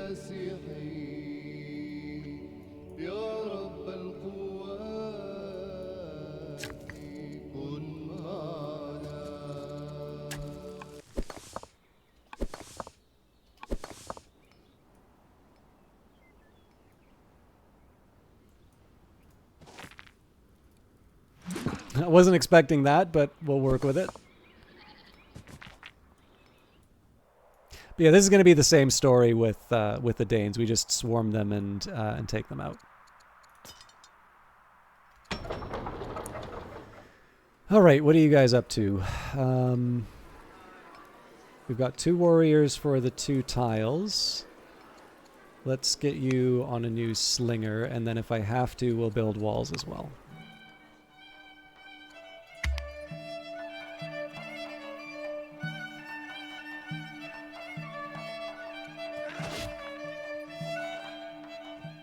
Zoroastrian legalism has been established by Greece. Boastful heir, the royal family of Egypt visits the court. During a feast, Prince Horopas of Egypt makes a shocking boast about how much better a ruler he will be one day. Queen Nefertari, the architect of Egypt, chides him for his brashness and turns to us for support. She's 58, he is 35.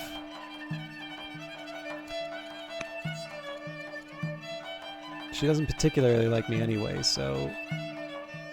Yeah, without a doubt, Nefertari is a laughingstock. A sharp reprimand.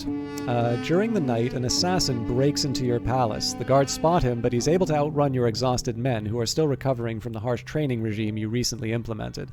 Luckily, the assassin must have stolen a locally made weapon, as the blade, which has just been thrust into your chest, shatters against a rib instead of piercing your heart. Passing out from pain and shock, you can hear winded royal guards piling onto the would-be assassin. Ah!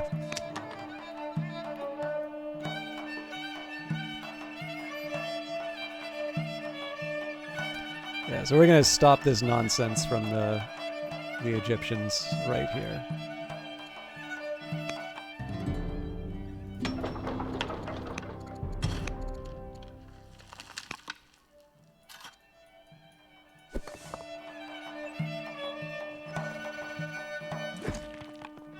Nice crit.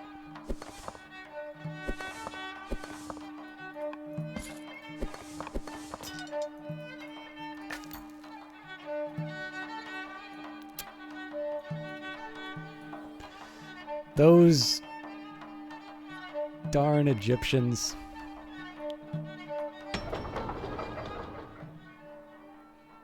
Okay.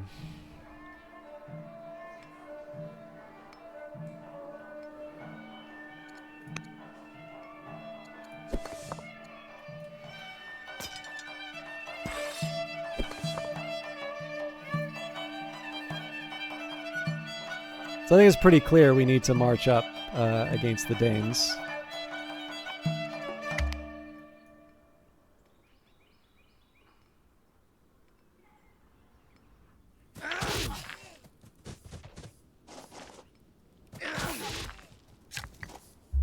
Always ready to fight, Princess Saria, your cousin and heir, is warlike. Your doctors and diviners have warned you that the end is near. Time to get your affairs in order. That's going to make the 2 max level units goal quite challenging. So let's take a quick look at our workers. I do still want there to be progress. Hell, I don't even know what I'm doing here anymore.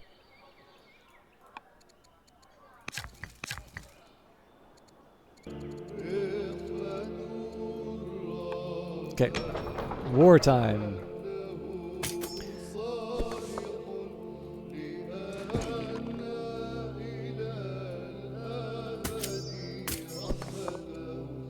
Got 9 HP, but I definitely need to bring in some reinforcements.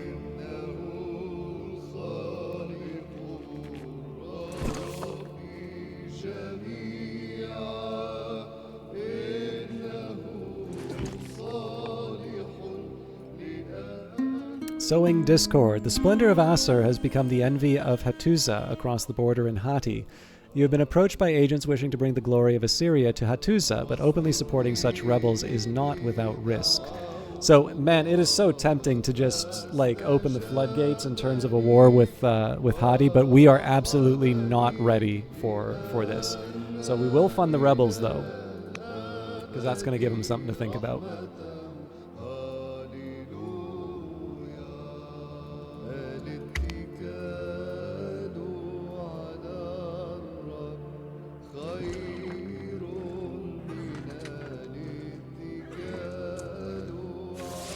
So this gives us information.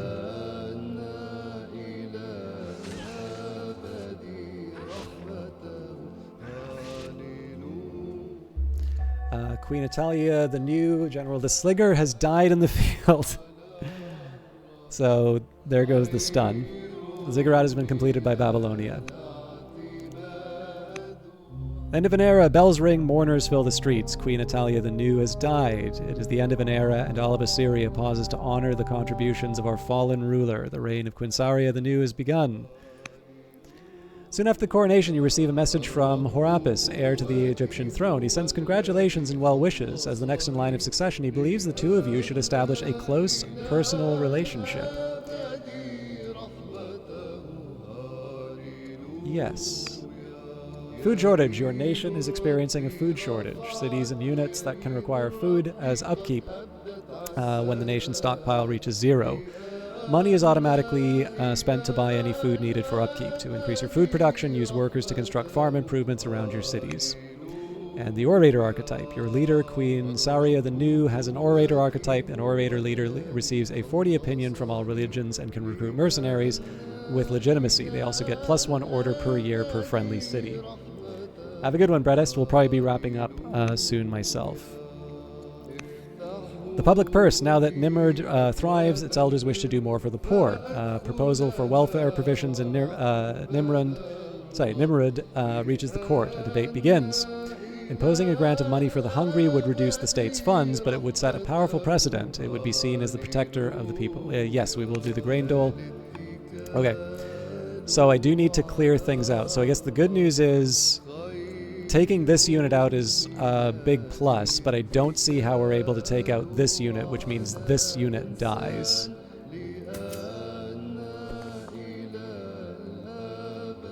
So we gotta move back. That's a pleasant surprise.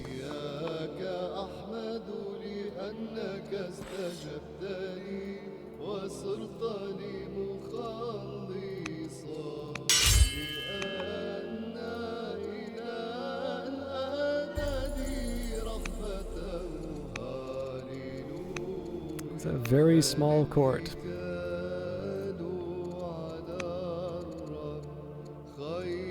Is it because all these people are upset with me?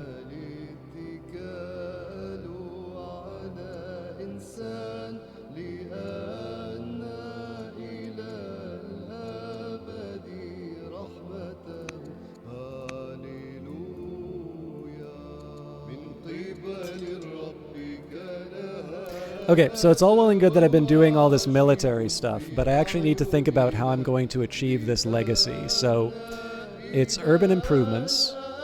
We built a garrison here. We're going to build another barracks in just a minute.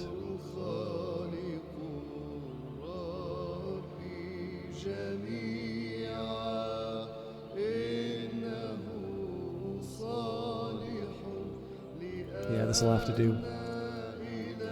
Okay, so 1, 2, because we'll have a garrison there in a minute. So 2 for the garrison.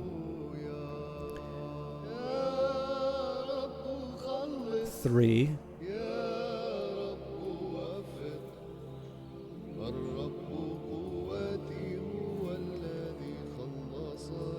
Okay, and then I need 1 theater or some equivalent. Okay, so it's within striking distance, but we do actually need to do the work. So we've got 2 soldiers. We've got okay. So now we're going to invest in walls.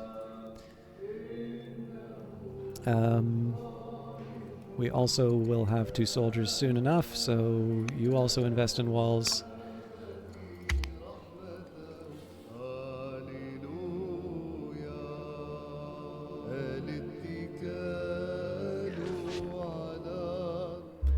King Shamash-shum the warrior, your father has died. Everybody's dying. A new marriage proposal from the Adasis has arrived for Queen Saria the New. Marry the King Dowager or... yeah, well. Okay, the game's recommending Phalanx. Spoked Wheel is the recommendation for... I do like epics. What else does Rhetoric get me?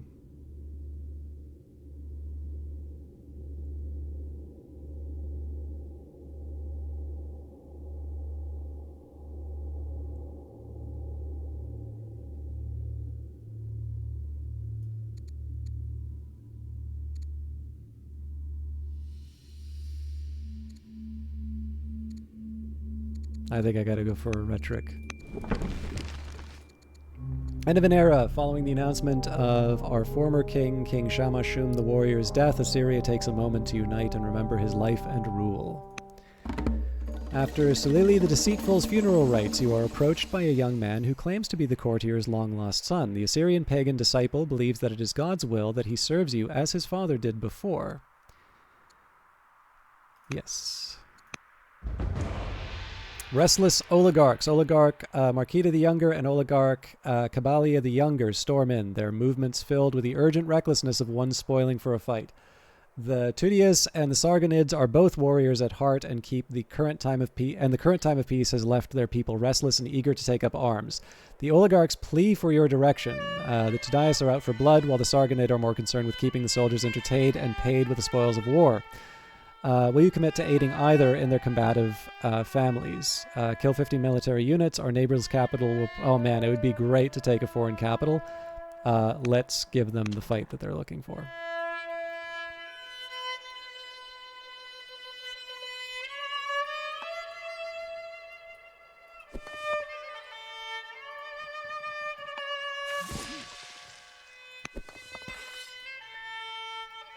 It was obviously a huge risk that I took by moving that unit up like that, but it paid off.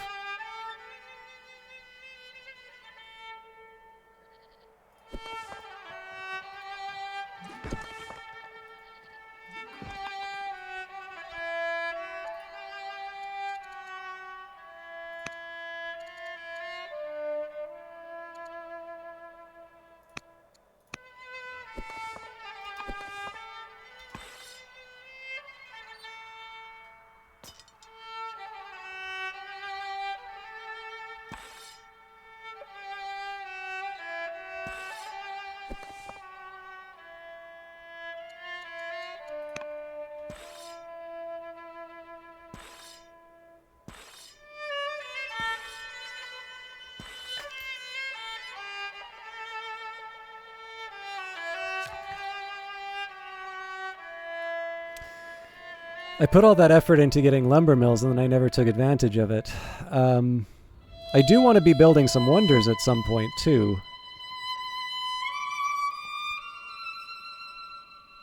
Okay, so... Necropolis, Ishtar Gate, the Lighthouse, and the... Apanda. So the Necropolis gives us happiness. The Ishtar Gate gives us culture. The Lighthouse improves our... Okay.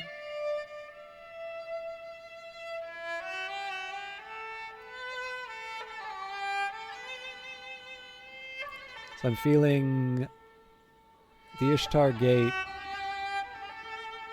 or the Apanda.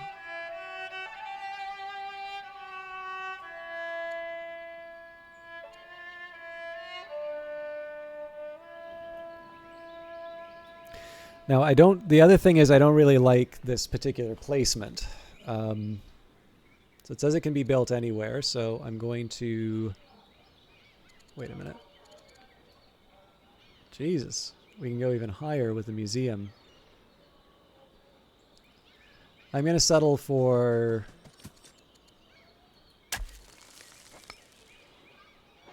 Sorry, Apadana, sorry. I guess that counts as an urban improvement too. Okay,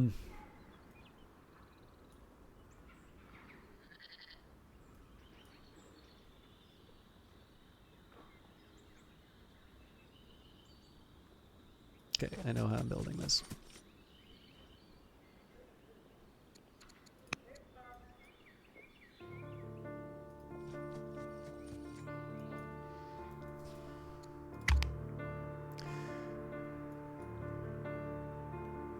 I'm very focused on military matters right now, but I need to cool... Oop. I didn't see what those messages were. Sorry.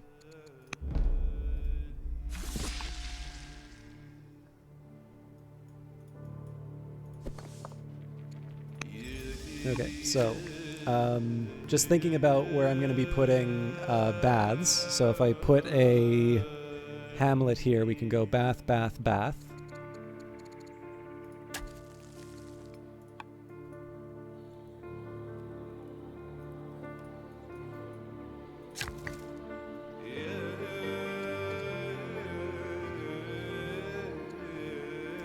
Down a garrison here, and then we'll do a barracks there.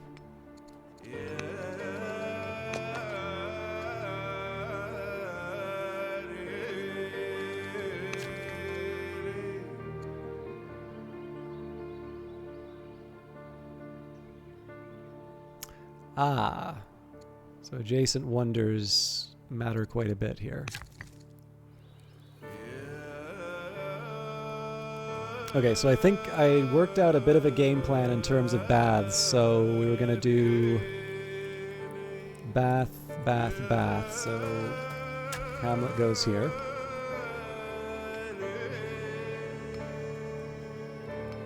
And then I guess a Hamlet can go here as well. In fact, arguably this Hamlet is more useful.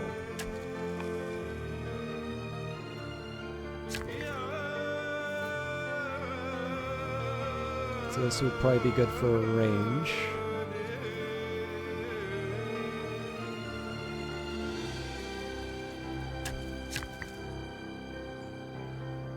Okay, and I think I do need to... Oh yeah, we've already wrapped up military matters. So I do need to heal up some people before we go to war with the Danes. I think that's fairly clear. A humble request. Humble emissaries from Hati kneel before the throne, unable to meet your searching eye. They have come to request aid. Future generations of our people will remember your generosity. Please, we have no place else to turn. We're not in no position to give aid. So I'm already feeling pretty boxed in as far as my city sites are concerned, but let's get the Sutler down, and then we can think about we can sort of think about our war with the Danes.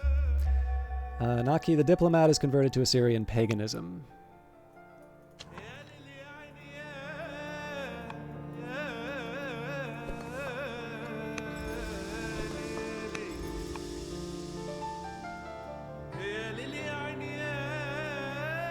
Okay, as always, we'll take a look at our workers, see what options are available.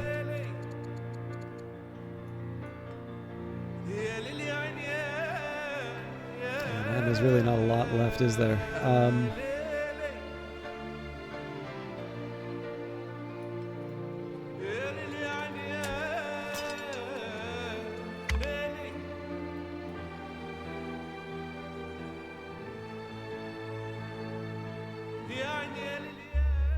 News arrives from Egypt that Queen Neferure the Enlightened of Egypt is dead. The new king, King Horapus the New of Egypt, has taken the throne. Their opinion of you is now cautious.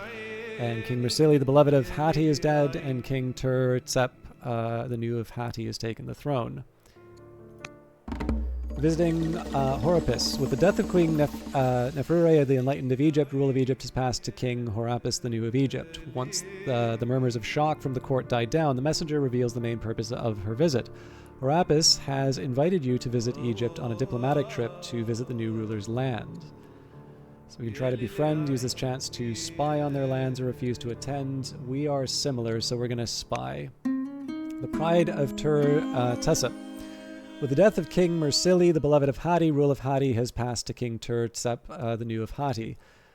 At the feast, after taking up leadership, King Tur-Tsep, the New of Hatti, is heard loudly boasting about how Hatti stands above all others, especially Assyria. Your people are upset at the slight to your nation, and the court pushes for action. War! No. It's not great to have potentially two fights.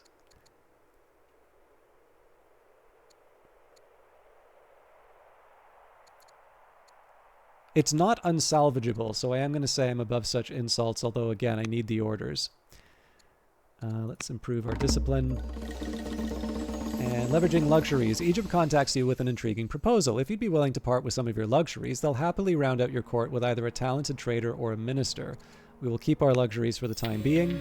Local brigands. The commander of one of our warrior formations has received numerous reports of raiders prowling the nation's roadways. He seeks the court's support to root out these villains and restore security. So I normally would not want to give up the orders, but track and kill these outlaws. That's kind of a non-negotiable, because if I don't deal with that, it's a problem. God, I need the composite bow, but I want the court scholar, otherwise I'm not going to be able to get this stuff. Okay.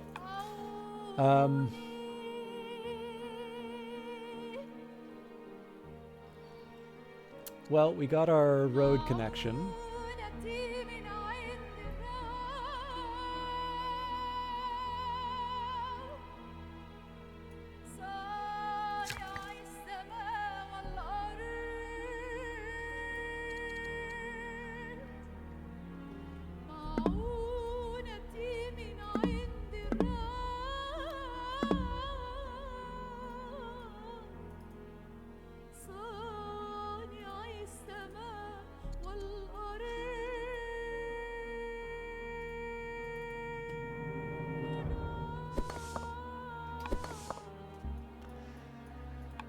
Ah, Jesus. All right.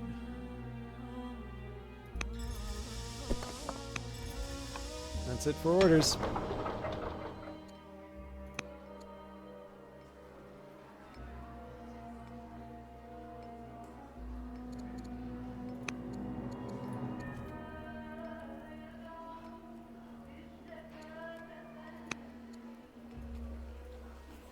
I'm definitely going to want to push out the borders in terms of like just being able to secure this honey. Egypt's already trying to get away with some nonsense.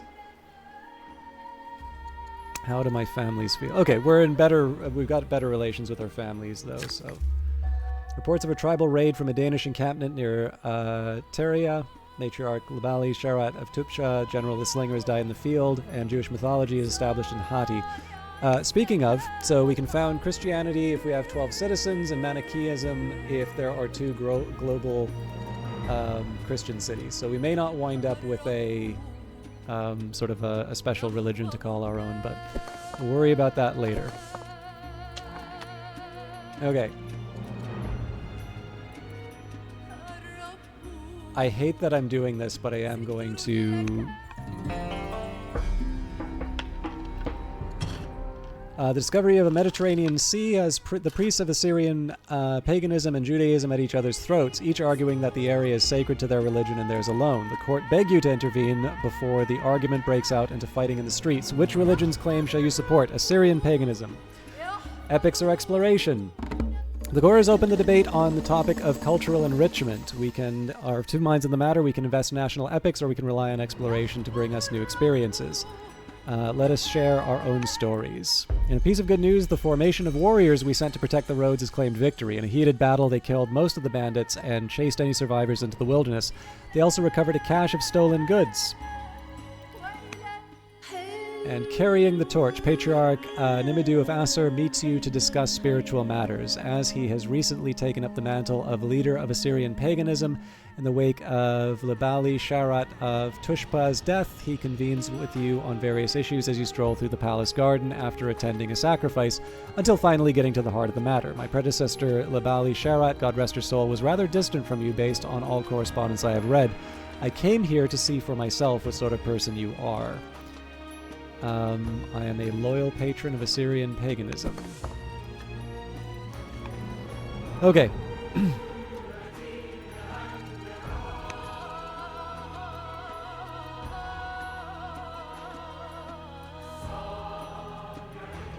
The question is, do I feel confident enough to be able to take this city from the Danes? There are a couple things I can do to angle this in my favor, but we're definitely...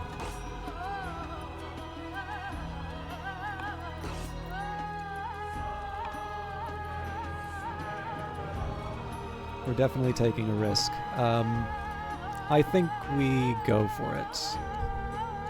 Well, with 5 orders, though? Maybe we give that a turn. Okay, now it's kind of embarrassing that my scout hasn't been doing anything. Let's just cycle through... Okay,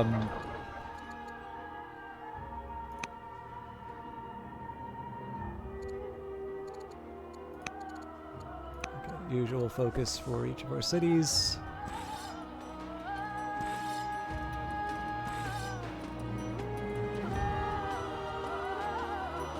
You know what? I think I'm actually going to start putting people back to where they should be before I go on any new adventures.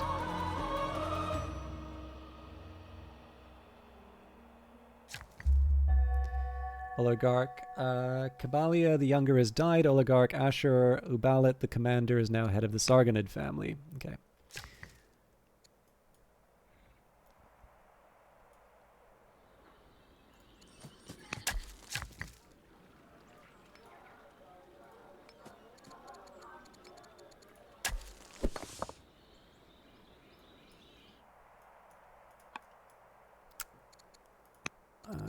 Probably, yeah.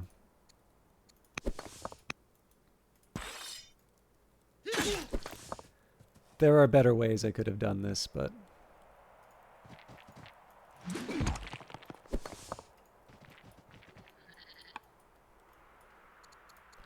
Or demand a sudden arrival of envoys from Egypt causes disorder in the court. The ruler Horapus demands that we take up arms against Greece. This is not a decision to be considered likely. What shall we do? They can go to hell. Greece is still very strong. Oh, Hadi counts as weaker now. So, okay. So what we do is we clear out the Danes. Jesus Christ. All right. News arrives from Babylonia that Queen Kashaya, the wise of Babylonia, is dead. A new ruler, King Sin Mubalat of the new of Babylonia, has taken throne. Their opinion of you is now upset. New court scholar Ahat Abisha has joined the court. Her curiosity and insight will aid Assyria in unraveling the mysteries of the world. I also need to get food. Okay, I'd rather not, but I think we need the food boost. Sin Mubalat's agent. With the death of Queen Kashaya, the wise of Babylonia's rule of Babylonia has passed to King Sin Mubalat, the new of Babylonia. The week after Sin Mubalat is named leader, your guards catch a Babylonian agent who has joined the palace service, claiming to have been invited. There is limited amount of time before the scheming Sin Mubalat realizes his agent has gone missing.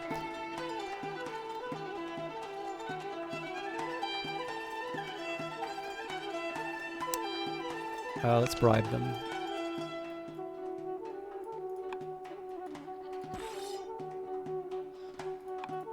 Okay, I really need to put everything into trying to recover this. Actually, I'm pretty sure they're dead no matter what.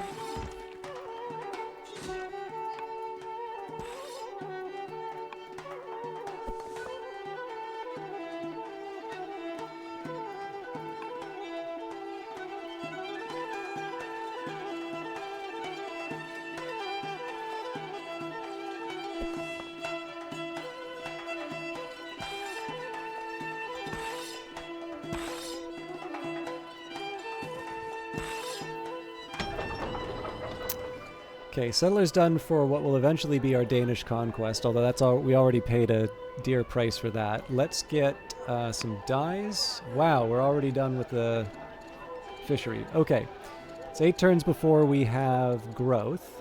We've already got warriors for each of our slots, so then we'll build walls for our capital city. Nimrud. We completed the minor. We've got 2 warriors already. We should probably be supplementing ourselves with more... Yeah, I can definitely see the wisdom of more investment, but in this case, let's go for some extra civics. Actually, we need more money right now, so... And I really do need to get on my... really do need to get the food situation under control, because that is gonna become a big problem soon. Ahitali the Bitter has died, and Christianity is founded in Eretria. They're now known as Saria the Ambitious. Okay.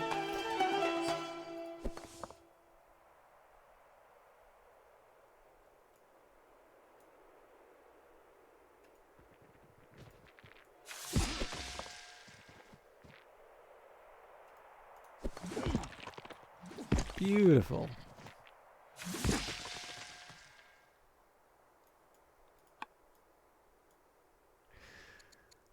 Let's...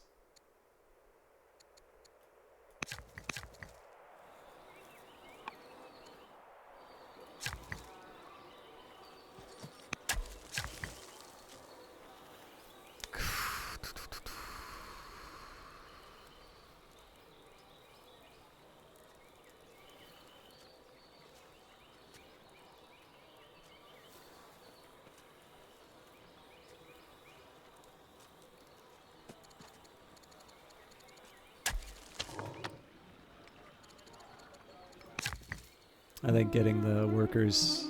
I think I need to make sure the workers are fully occupied before I consider moving the settler.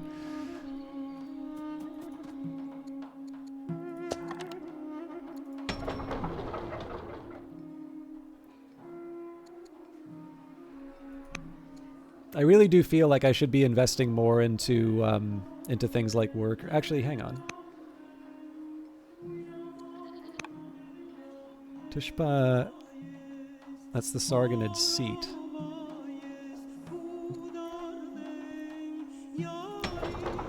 They usually go 2 workers. A single traveler from the Greek city of Eretria, he calls himself an apostle, a messenger of Christianity. This new religion is separated from the Judaic faith and is quickly gathering followers. The apostle promises paradise to those that follow the words of Christ. At least a few of the court look tempted by his words. Arrest the apostle. The last piece. Babylonia is on the brink of a breakthrough. However, they claim that they need Ahat Abisha, the scientist's special knowledge of the growing of wine grapes to complete their work. They claim that if we permit Ahat Abisa to join them to complete the work, then they will share the knowledge once it is completed. Very well, she is yours. Refuse to part with her. Oh man, like, I'd love to keep her as a court scholar, but getting composite bow is huge for us. Tax surplus. Marbadan's treasury overflows with gold. The city's leaders call for an immediate funding of key projects. We're not saving it. Spend it on swift couriers. Nope, give it to our most talented scholars. We will not put in a new general quite yet, but we will choose research. Okay. So there's another thing that I want to focus on now, which is if we are going to have control of a religion, it's only Manichaeism that's left. And that means that we need monasticism. So I'm going to add... Oops.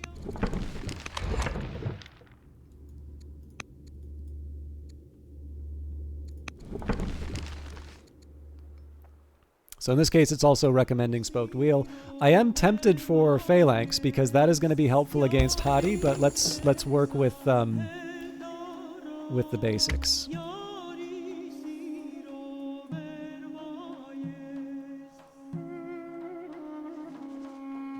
Ah, how much you want to bet there's more Danes over there?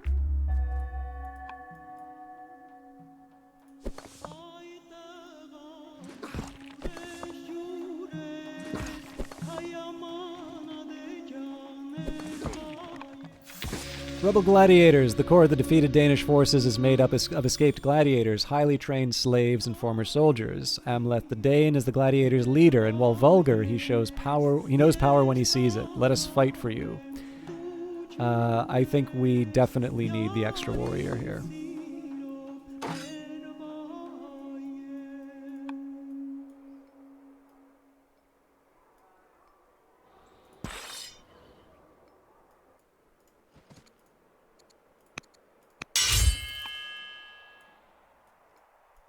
Okay. As usual, we'll take a quick second here and see if there's anything we can do with workers. I then need to move the settler. Okay, that works. Let's get you moving to this site. So again, the fact that there's gold here, like, it would have been nice to use this for the luxuries, but like we've run out of steam. We can't afford to keep pushing this the way that we have. I am going to move my scout up, and unfortunately that's it. Okay, time to kill. During a discussion about how to deal with Babylonia, you make it clear that you wish someone would rid you of this turbulent Sin Mubalat. Unexpectedly, someone is in agreement, and soon practical matters are being hammered out. The only question is, which remains is, should we focus on stealth or speed? Try to remain undetected.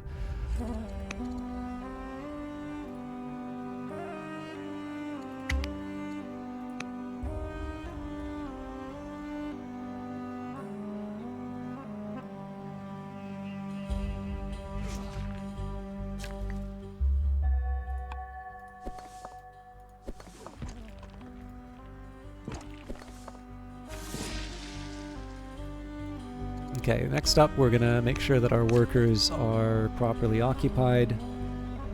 I think the time has come. Yeah, so I gotta pay back some of that early investment.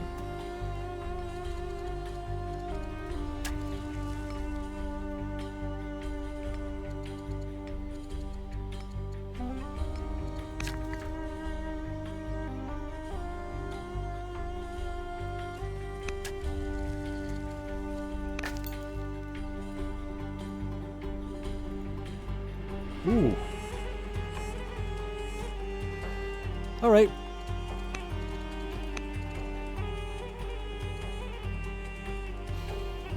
This is going to be a little hard to deal with because of the warrior here, but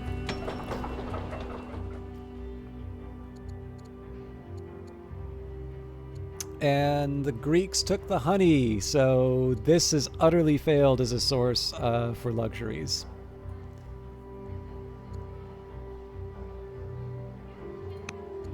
Suspected spy. One of our agents in Tudeo household reports that a prisoner is being held secretly in the family dungeons. The captive is an ambassador from Hatti who encountered overzealous Tudea guards on the road to the capital. They subdued him and are now holding him as a spy. We would expect to receive an angry message from Hatti any day now.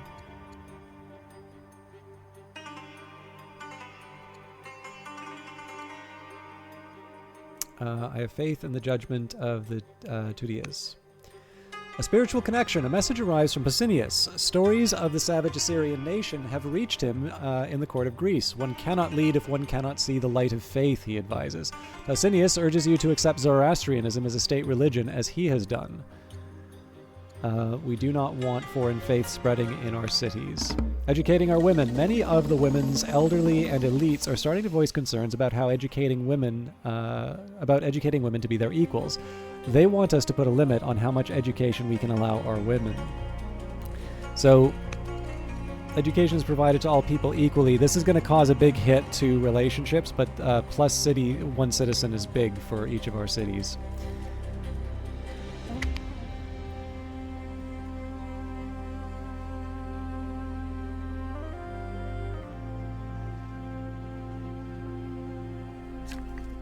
King consort Aminu the Younger has converted to Assyrian paganism. Okay, first priority, community. Your scouts send word of their shock upon finding the ruins inhabited by a Christian community. Although small, the commune has people from different nations living together under God's laws. The charismatic leader offered your people food and a place to stay as they explore the surrounding area. What direction do you send back? Invite the Christians to share their ways? Use the community as a base to explore the area before moving on, or it's tempting to actually take the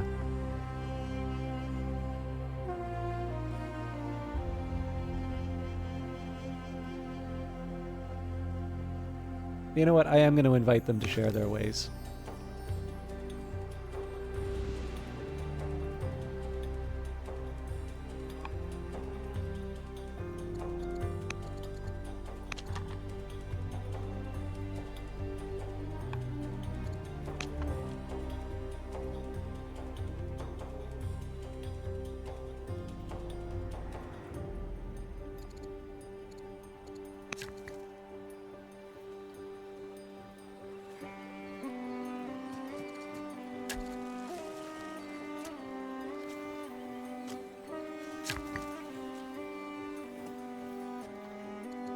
I should actually get these ranges down so that I can start building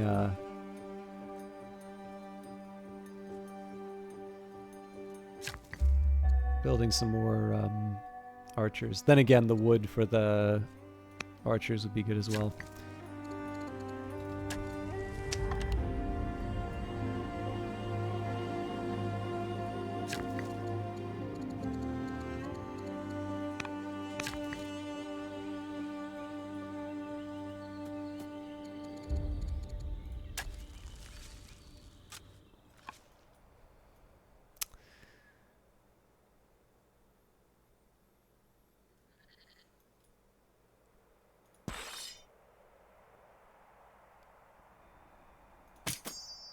Seven HP is a lot to take. I think we need to. I think we need everything before we can make this happen.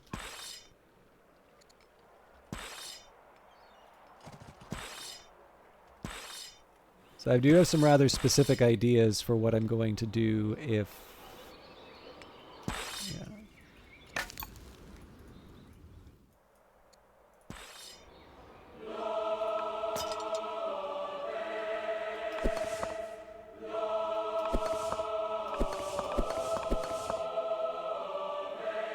So this is part of my... These are some of the forces that I'm going to be able to bring to bear.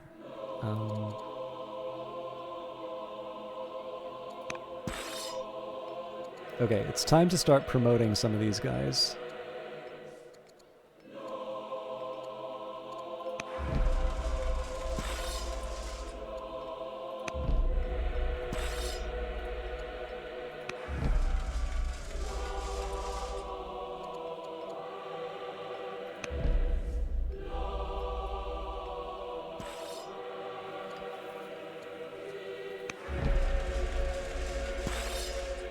So at some point we're going to have to spend these orders. I think it's kind of ridiculous to think that we're actually going to hit what we need for the max units, but I wanted to at least take a shot. Okay, so we've got 2 warriors for this place. Eventually we should be working on archers, but I kind of want to stockpile stuff before I do that. Okay, we can start you off with a stonecutter. Simon the Egyptian. Simon the Timid, a member of the Egyptian court, arrives with a special request. He wishes to remain in Asser as a foreign ambassador, living among our people while supporting the cause of his fellow Egyptians abroad. Granting such a position to a foreigner, including a palatial home and court access, may anger some of the citizens of Asser, but it would certainly bolster relations with Egypt. Let's take a look at the time. Good lord. We're already 2 hours over.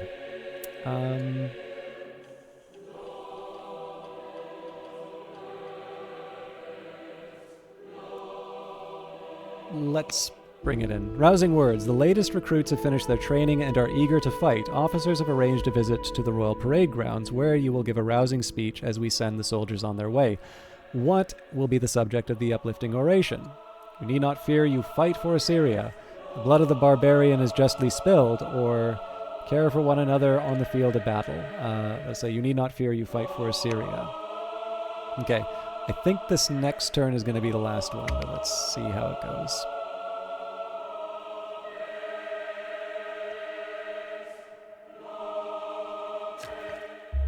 News arrives from Greece that King Pausanias the Able of Greece is dead. The new ruler, King Attalus the New of Greece, has taken the throne. Their opinion of you is now upset. Egypt is now at peace with Greece. Queen Sararia the Ambitious has successfully infiltrated your rival's country. Ashur-dan Nimrod has died. Oligarch Ashur-uballit, the commander, has died. Jewish dualism has been established in Hadi, and Oligarch Adamu the Younger is now head of the Sargonid family.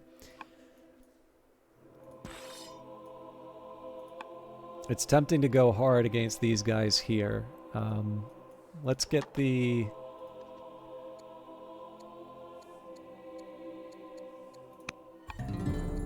You're the first to discover this landmark. What will you name it? The Drilo River.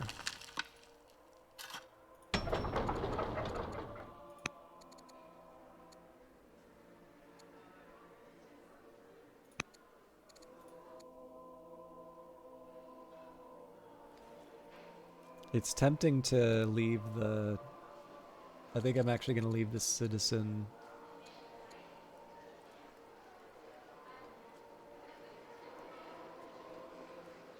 Yeah, I'm going to wait on the citizen and we'll just build a treasury. Snubbed by Attalus. With the death of King Pausanias the Able of Greece, rule of Greece has passed to King Attalus the New of Greece. Greece is still stronger. It is soon that you learn that you have been snubbed. King Attalus the New of Greece has sent diplomatic gifts to all the other neighboring nations, yet nothing to you. Is this deliberate antagonism or a mistake that should be overlooked? Let us ignore it and send the traditional gifts. I am still in a precarious position.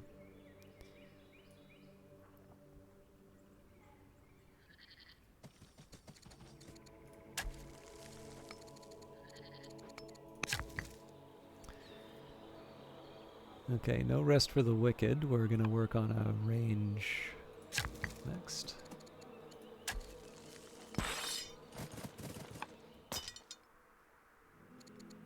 I still do not have an heir. I'm not getting any younger.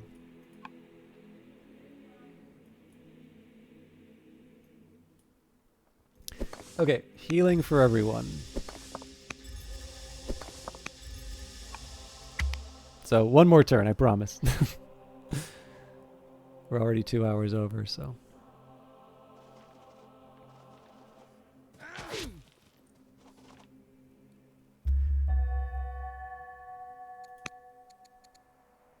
Oh man, the free chariot's really tempting, but I'm going to go for the phalanx. The Apadana.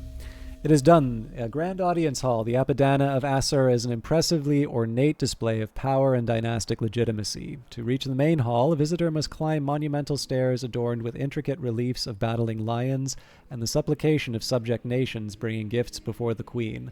The hall itself is estimated to house 10,000 people, with 72 columns carved with bulls holding a wooden ceiling high above the Assyrian throne.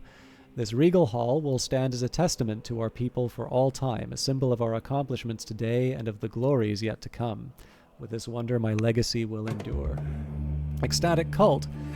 The people of Dur-Sharrukin have had little exposure to the rites of Assyrian paganism until now. This makes it all the more shocking when the cult of a recently adapted foreign god takes hold in the city.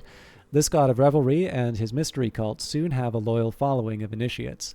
Reports say that the initiates leave the city at night and roam the lands around the city, casting off their clothes and losing themselves in wild dancing and celebration. The other citizens of Dur-Sharrukin are worried about the immorality this cult might bring to the city. So if I allow it to take root, we get a cult shrine. The ecstatic cult provides us wine.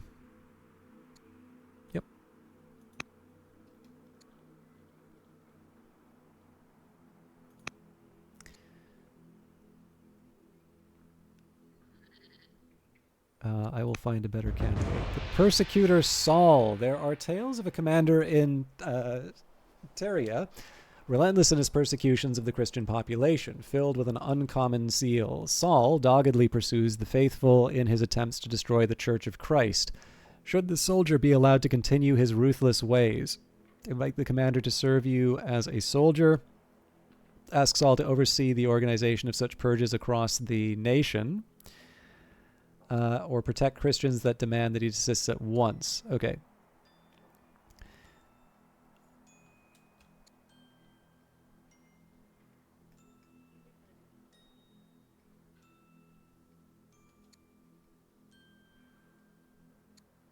I will invite him as a soldier. I'm not quite sure I want orthodoxy yet.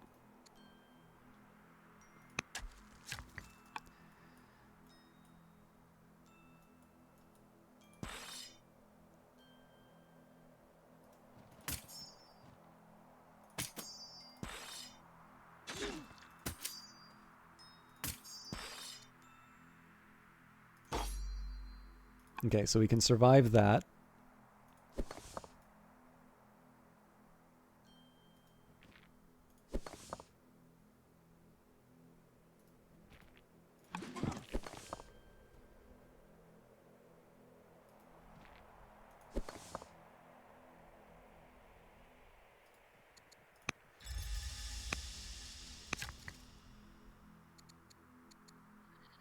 Was really not a whole lot for us to do. It's my highest level.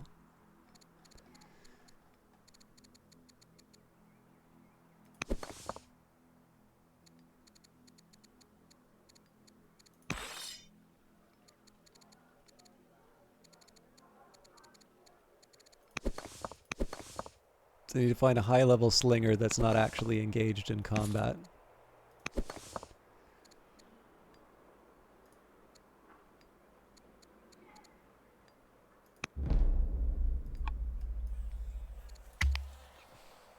I know I said it was the last time. I want to see if I can wrap up this max level item, so I'll at least start the turn this time, but I may not finish it.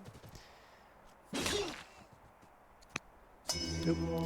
The Man of Reeds. The people of Tyria have invited you to attend a celebration of their local cult. The Reed Man is said to have saved the city many years ago, and the streets fill with people asking for protection in the years to come. The actual worship takes place at night, as a young buck is slaughtered over a low altar where the blood flows across the sacred ground, said to be the tomb of this ancient hero. So end the festivities with a speech praising the city's hospitality, or end the festivities with a speech praising the revered hero. We'll definitely use the revered hero in this case. Now I do have... Okay, so these guys will do 5 damage to me each. I just need to get up to 10 health. Yep, that's enough.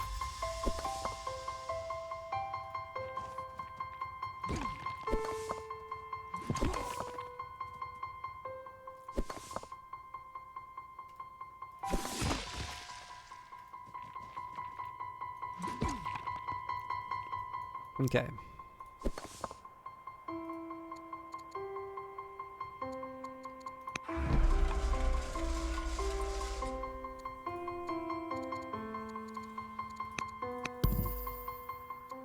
Give me a child already.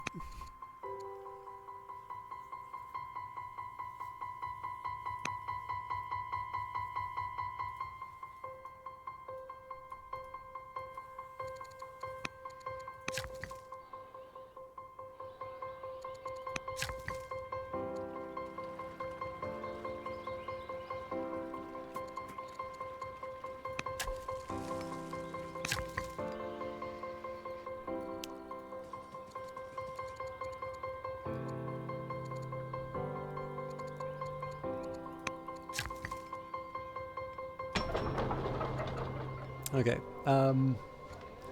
We've got our dyes. Ideally, things to extend my reach.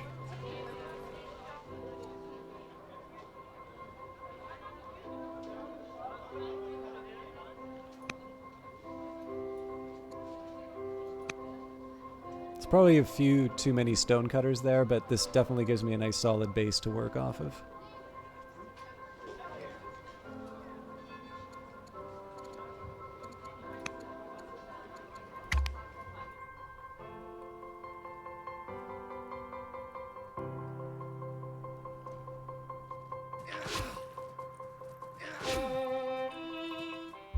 Egypt is converted to Zoroastrianism.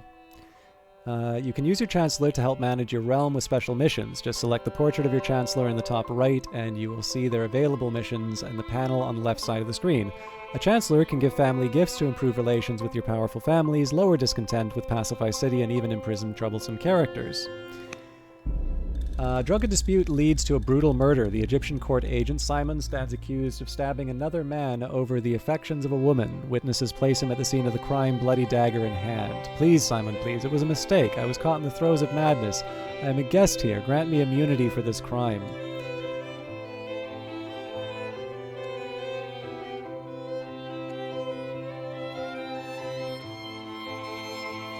How are we with Egypt? They are at war with...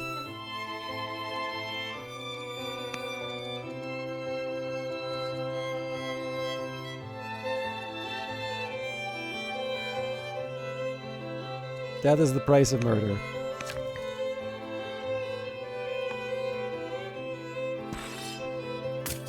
So yeah, we've got 1 health right now. We can get 5 back, so we know we're going to take out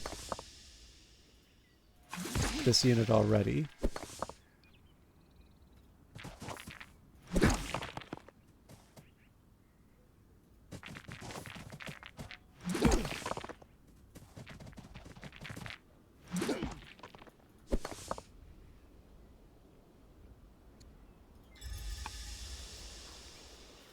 We are also going to need to worry about a settler to take that northernmost city, but that's a separate issue.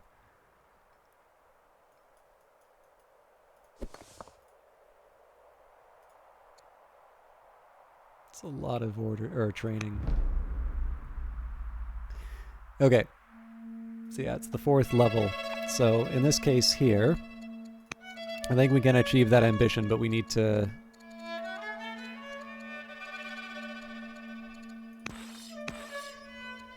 Yeah.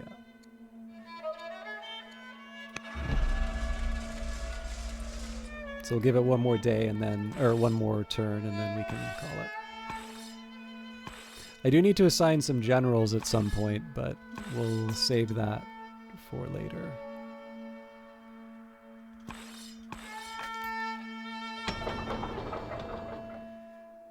Okay, let's get a rancher. Ranchers makes a lot of sense here.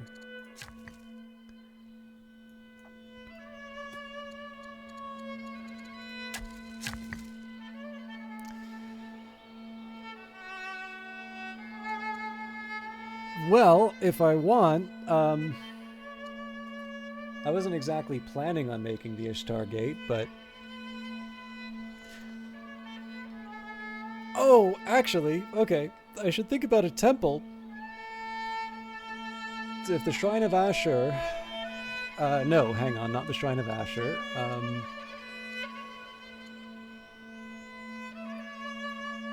There's a shrine that gets like bonuses for being beside wonders.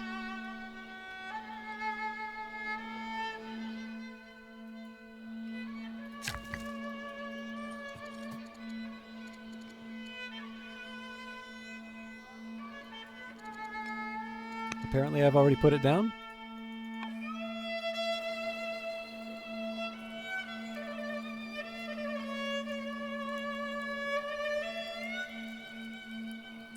So adjacent mines.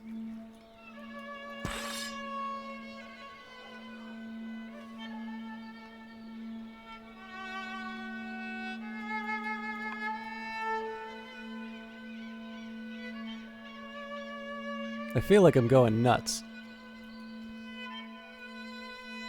Okay, anyways, it doesn't matter. We built 1 shrine, 2 shrines, 3 shrines. The 4th shrine is an urban improvement. And if we build it, it is the Shrine of Asher. Oh, potential bonuses, +1 orders per year per adjacent wonder. That is the important, yeah. That is a rather important detail. Okay, so I'm definitely not opposed to the Ishtar Gate here. I was hoping to try and get clever about the baths, but I don't think there's a way. Yeah, you know what? Let's just put it down here. Yeah, no, we'll do it.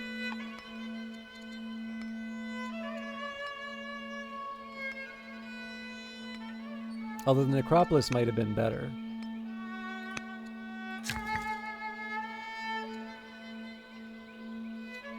So the necropolis requires... Basically, it can be built anywhere. Except in an urban tile, apparently. Oh my god, what am I saying too? I'm busy talking about clever ways to get the baths, and I've got a river running right through the middle here. Jesus, I don't pay attention.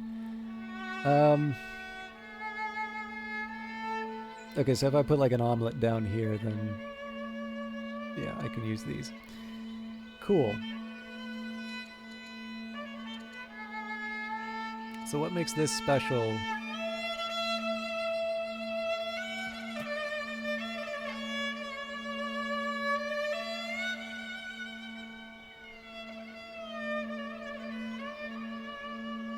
Yeah, we'll put it down here.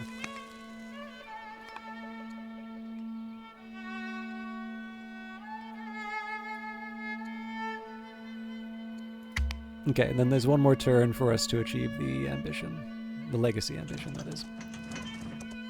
Oh, they're gonna kill this guy, aren't... Oh, good, okay. I'm a little worried about those axe units that the Greeks just declared war.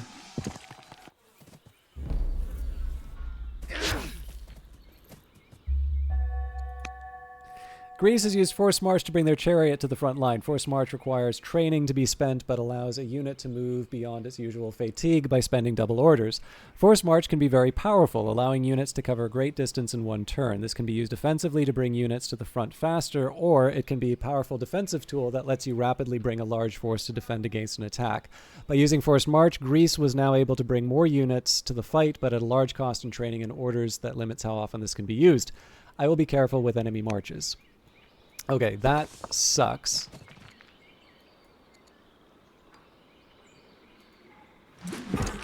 Because the plan was going to be to try and go after Hati, and that's not going to happen now.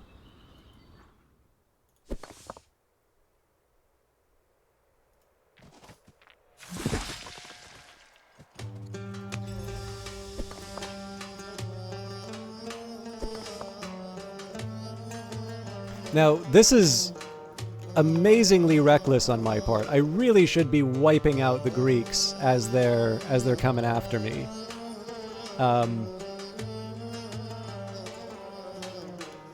But I do want to wrap up this Dane fight.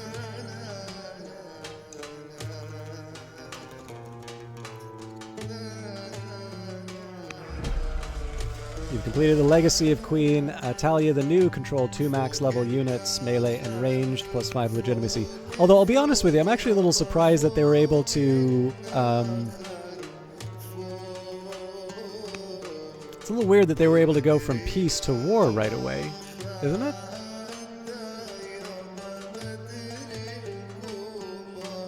Anyways, we gotta prepare for the fight of our lives. So I think our goal should be... I gotta pick one of these two to try and make my... like, to hold...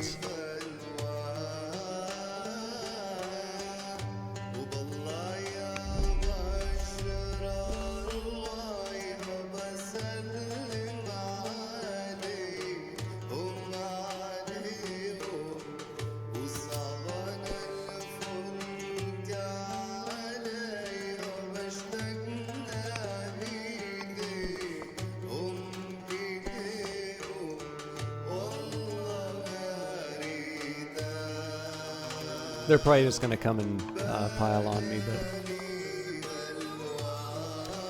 but... Okay, well, that's a start. We could actually be seeing the end of this playthrough just because we don't have any heir yet. We've been queen for a while. But let's work with what we've got. I think at this point we need to start investing... Yeah, so I think we're going to invest in archers for a start. The Church of Mani. You have heard of a prophet in Parsuhanda preaching a new religion known as the Religion of Light. Manichaeism. The prophet Mani is said to have heard the voice of his heavenly twin as a child, leaving his father's parish to travel the world. He has now returned, bringing a new knowledge of the divine order and structure of the world. The leader of this new religion has sent a message to your court asking if you would be interested in listening to the teachings. How will you respond? Send scribes to inquire about these new teachings. The Sword of Damocles. Reports start to filter from merchants and farmers at the edge of your nation that Greek soldiers have been raiding the lands and killing your people. A dignitary arrives in the midst of the confusion without warning, announcing that Greece has declared war on you. Levy an emergency tax. Nope. Recruit new soldiers. It has come to our attention that oligarch Adamu the Younger, governor of Tushpa, has had a revelation about his experience as a leader. How should he find more insights? Listen closely to political advisors or listen knowledge from books and scholars. I'm feeling invigorated already. Let's go on a mission to rally the troops. And that is it for the turn. So this is definitely a very tough position to go in. So there's no chance of us getting Manichaeism at this point. So we will... in fact, the fact that we couldn't get monasticism kind of already tells me something there.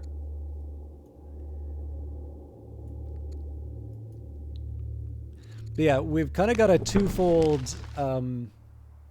we've got kind of a twofold challenge. We've got Greeks with spears and chariots, and then we've got Hadi with a bunch of chariots. It may be worth it for me to just turn everything into spear units already, but again, given the Greek tendency to field spearmen, the axes would help. But yeah, honestly, there's a few things that need to happen. So number one, I want to wrap up things with the Danes.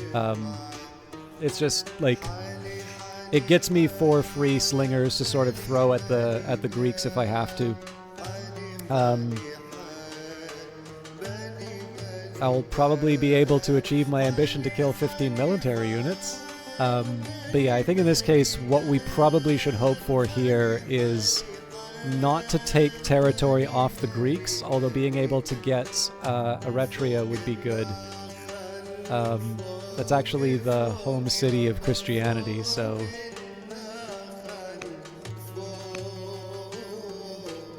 the holy city, rather.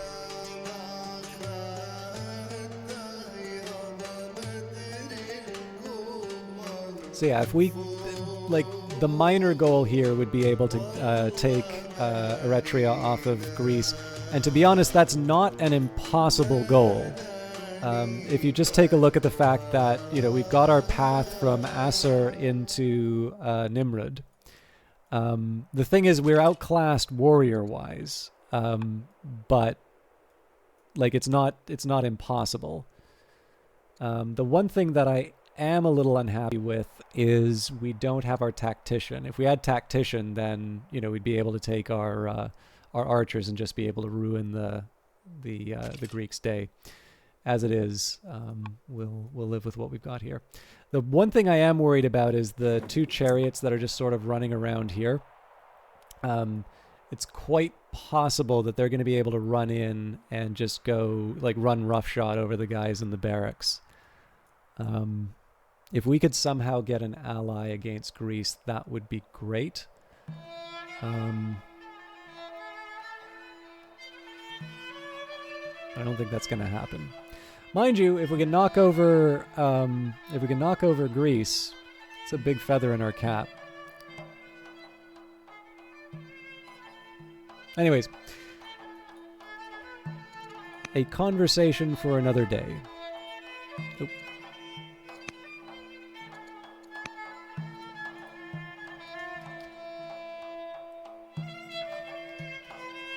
Thank you everybody for watching. I was talking at the beginning of this in terms of just the difference between, being able to play, there's a number of different Hooded Horse games, right? There's Old World, there's Against the Storm, there's Terra Invicta, there's Clan Folk. There's a lot of really good games to play. I think probably what I'll do is I'll at least see this, I'll see this map through to the end. And I mean, if it winds up being an ending, it's an ending, right? Like a loss ending, it's a loss ending. It's been a while since I've played on the Noble, so this is certainly one of the, as it says, the hard difficulties start here. So just as a reminder, so we've gone from the able up to the strong through the tutorial levels. I moved up to the noble here. So then there is the glorious. AI is more aggressive than on lower difficulties and can attack earlier. Tribal units get an additional fatigue point, making raiders considerably more dangerous than before. The magnificent, very challenging difficulty where your economy is weaker and the AI nations begin with strong development, avoiding early wars. Critical, AI nations start with enough to easily crush you. And finally, the great, the highest difficulty, the AI gets a moderate economy bonus in addition to its starting development, and will not wait long before it demands tribute or attacks outright. It will face many tribal raids and domestic rebels. So, on the great, raiders invade from distant lands. You start with 100 civics and training. Additional 5% rebel chance for Furious, Angry, and Upset. So I think that stacks. Or is it 15? Anyways, higher chance for rebels. 5 science, 5 orders a turn, and every city gets 2 gold and 10 discontentment. 50% bonus to war probability, and only 10 turns before they declare war. It costs, there's less unit consumption. And then they get just a free 25 civics, 25 training, and 2.5 orders a turn. And oh yeah, so 4 cities and 4 technologies. So, needless to say, it is a challenge. There was actually one other thing I wanted to take a quick look at for Assyria. I can do this on my own time. Let's see if there's anybody that I can host tonight, because I definitely went a lot later than I was planning. Although it was certainly not unpleasant to play Old World. I don't see anybody else on, but we've got Dendrian playing Potionomics, so I'm going to raid him. Dendrian is definitely a broadcaster who counts himself as a like a second monitor streamer. So he's somebody who, you can put on the other monitor, just enjoy some sounds in the background. So obviously a similar alignment with the sort of thing I do. But I know probably most of you have probably gone to bed at this point. It is 2.5 hours past what I normally do, and there have been more nights like that, so I should probably get my sleep back in control. But anyways, have a good night, everybody. Thank you very much for watching, and we will see you, if you're here for Old World, probably a week for that. We'll most likely do Phantom Brigade on Wednesday. And on Friday, we've normally been doing Cyberpunk, but I will just mention on Saturday, it is my birthday, so I normally do a special stream for that, and we'll probably pick whatever we want to do there. But I'll figure that all out as time goes by. Have a wonderful evening, and we'll see you in the next one. Bye.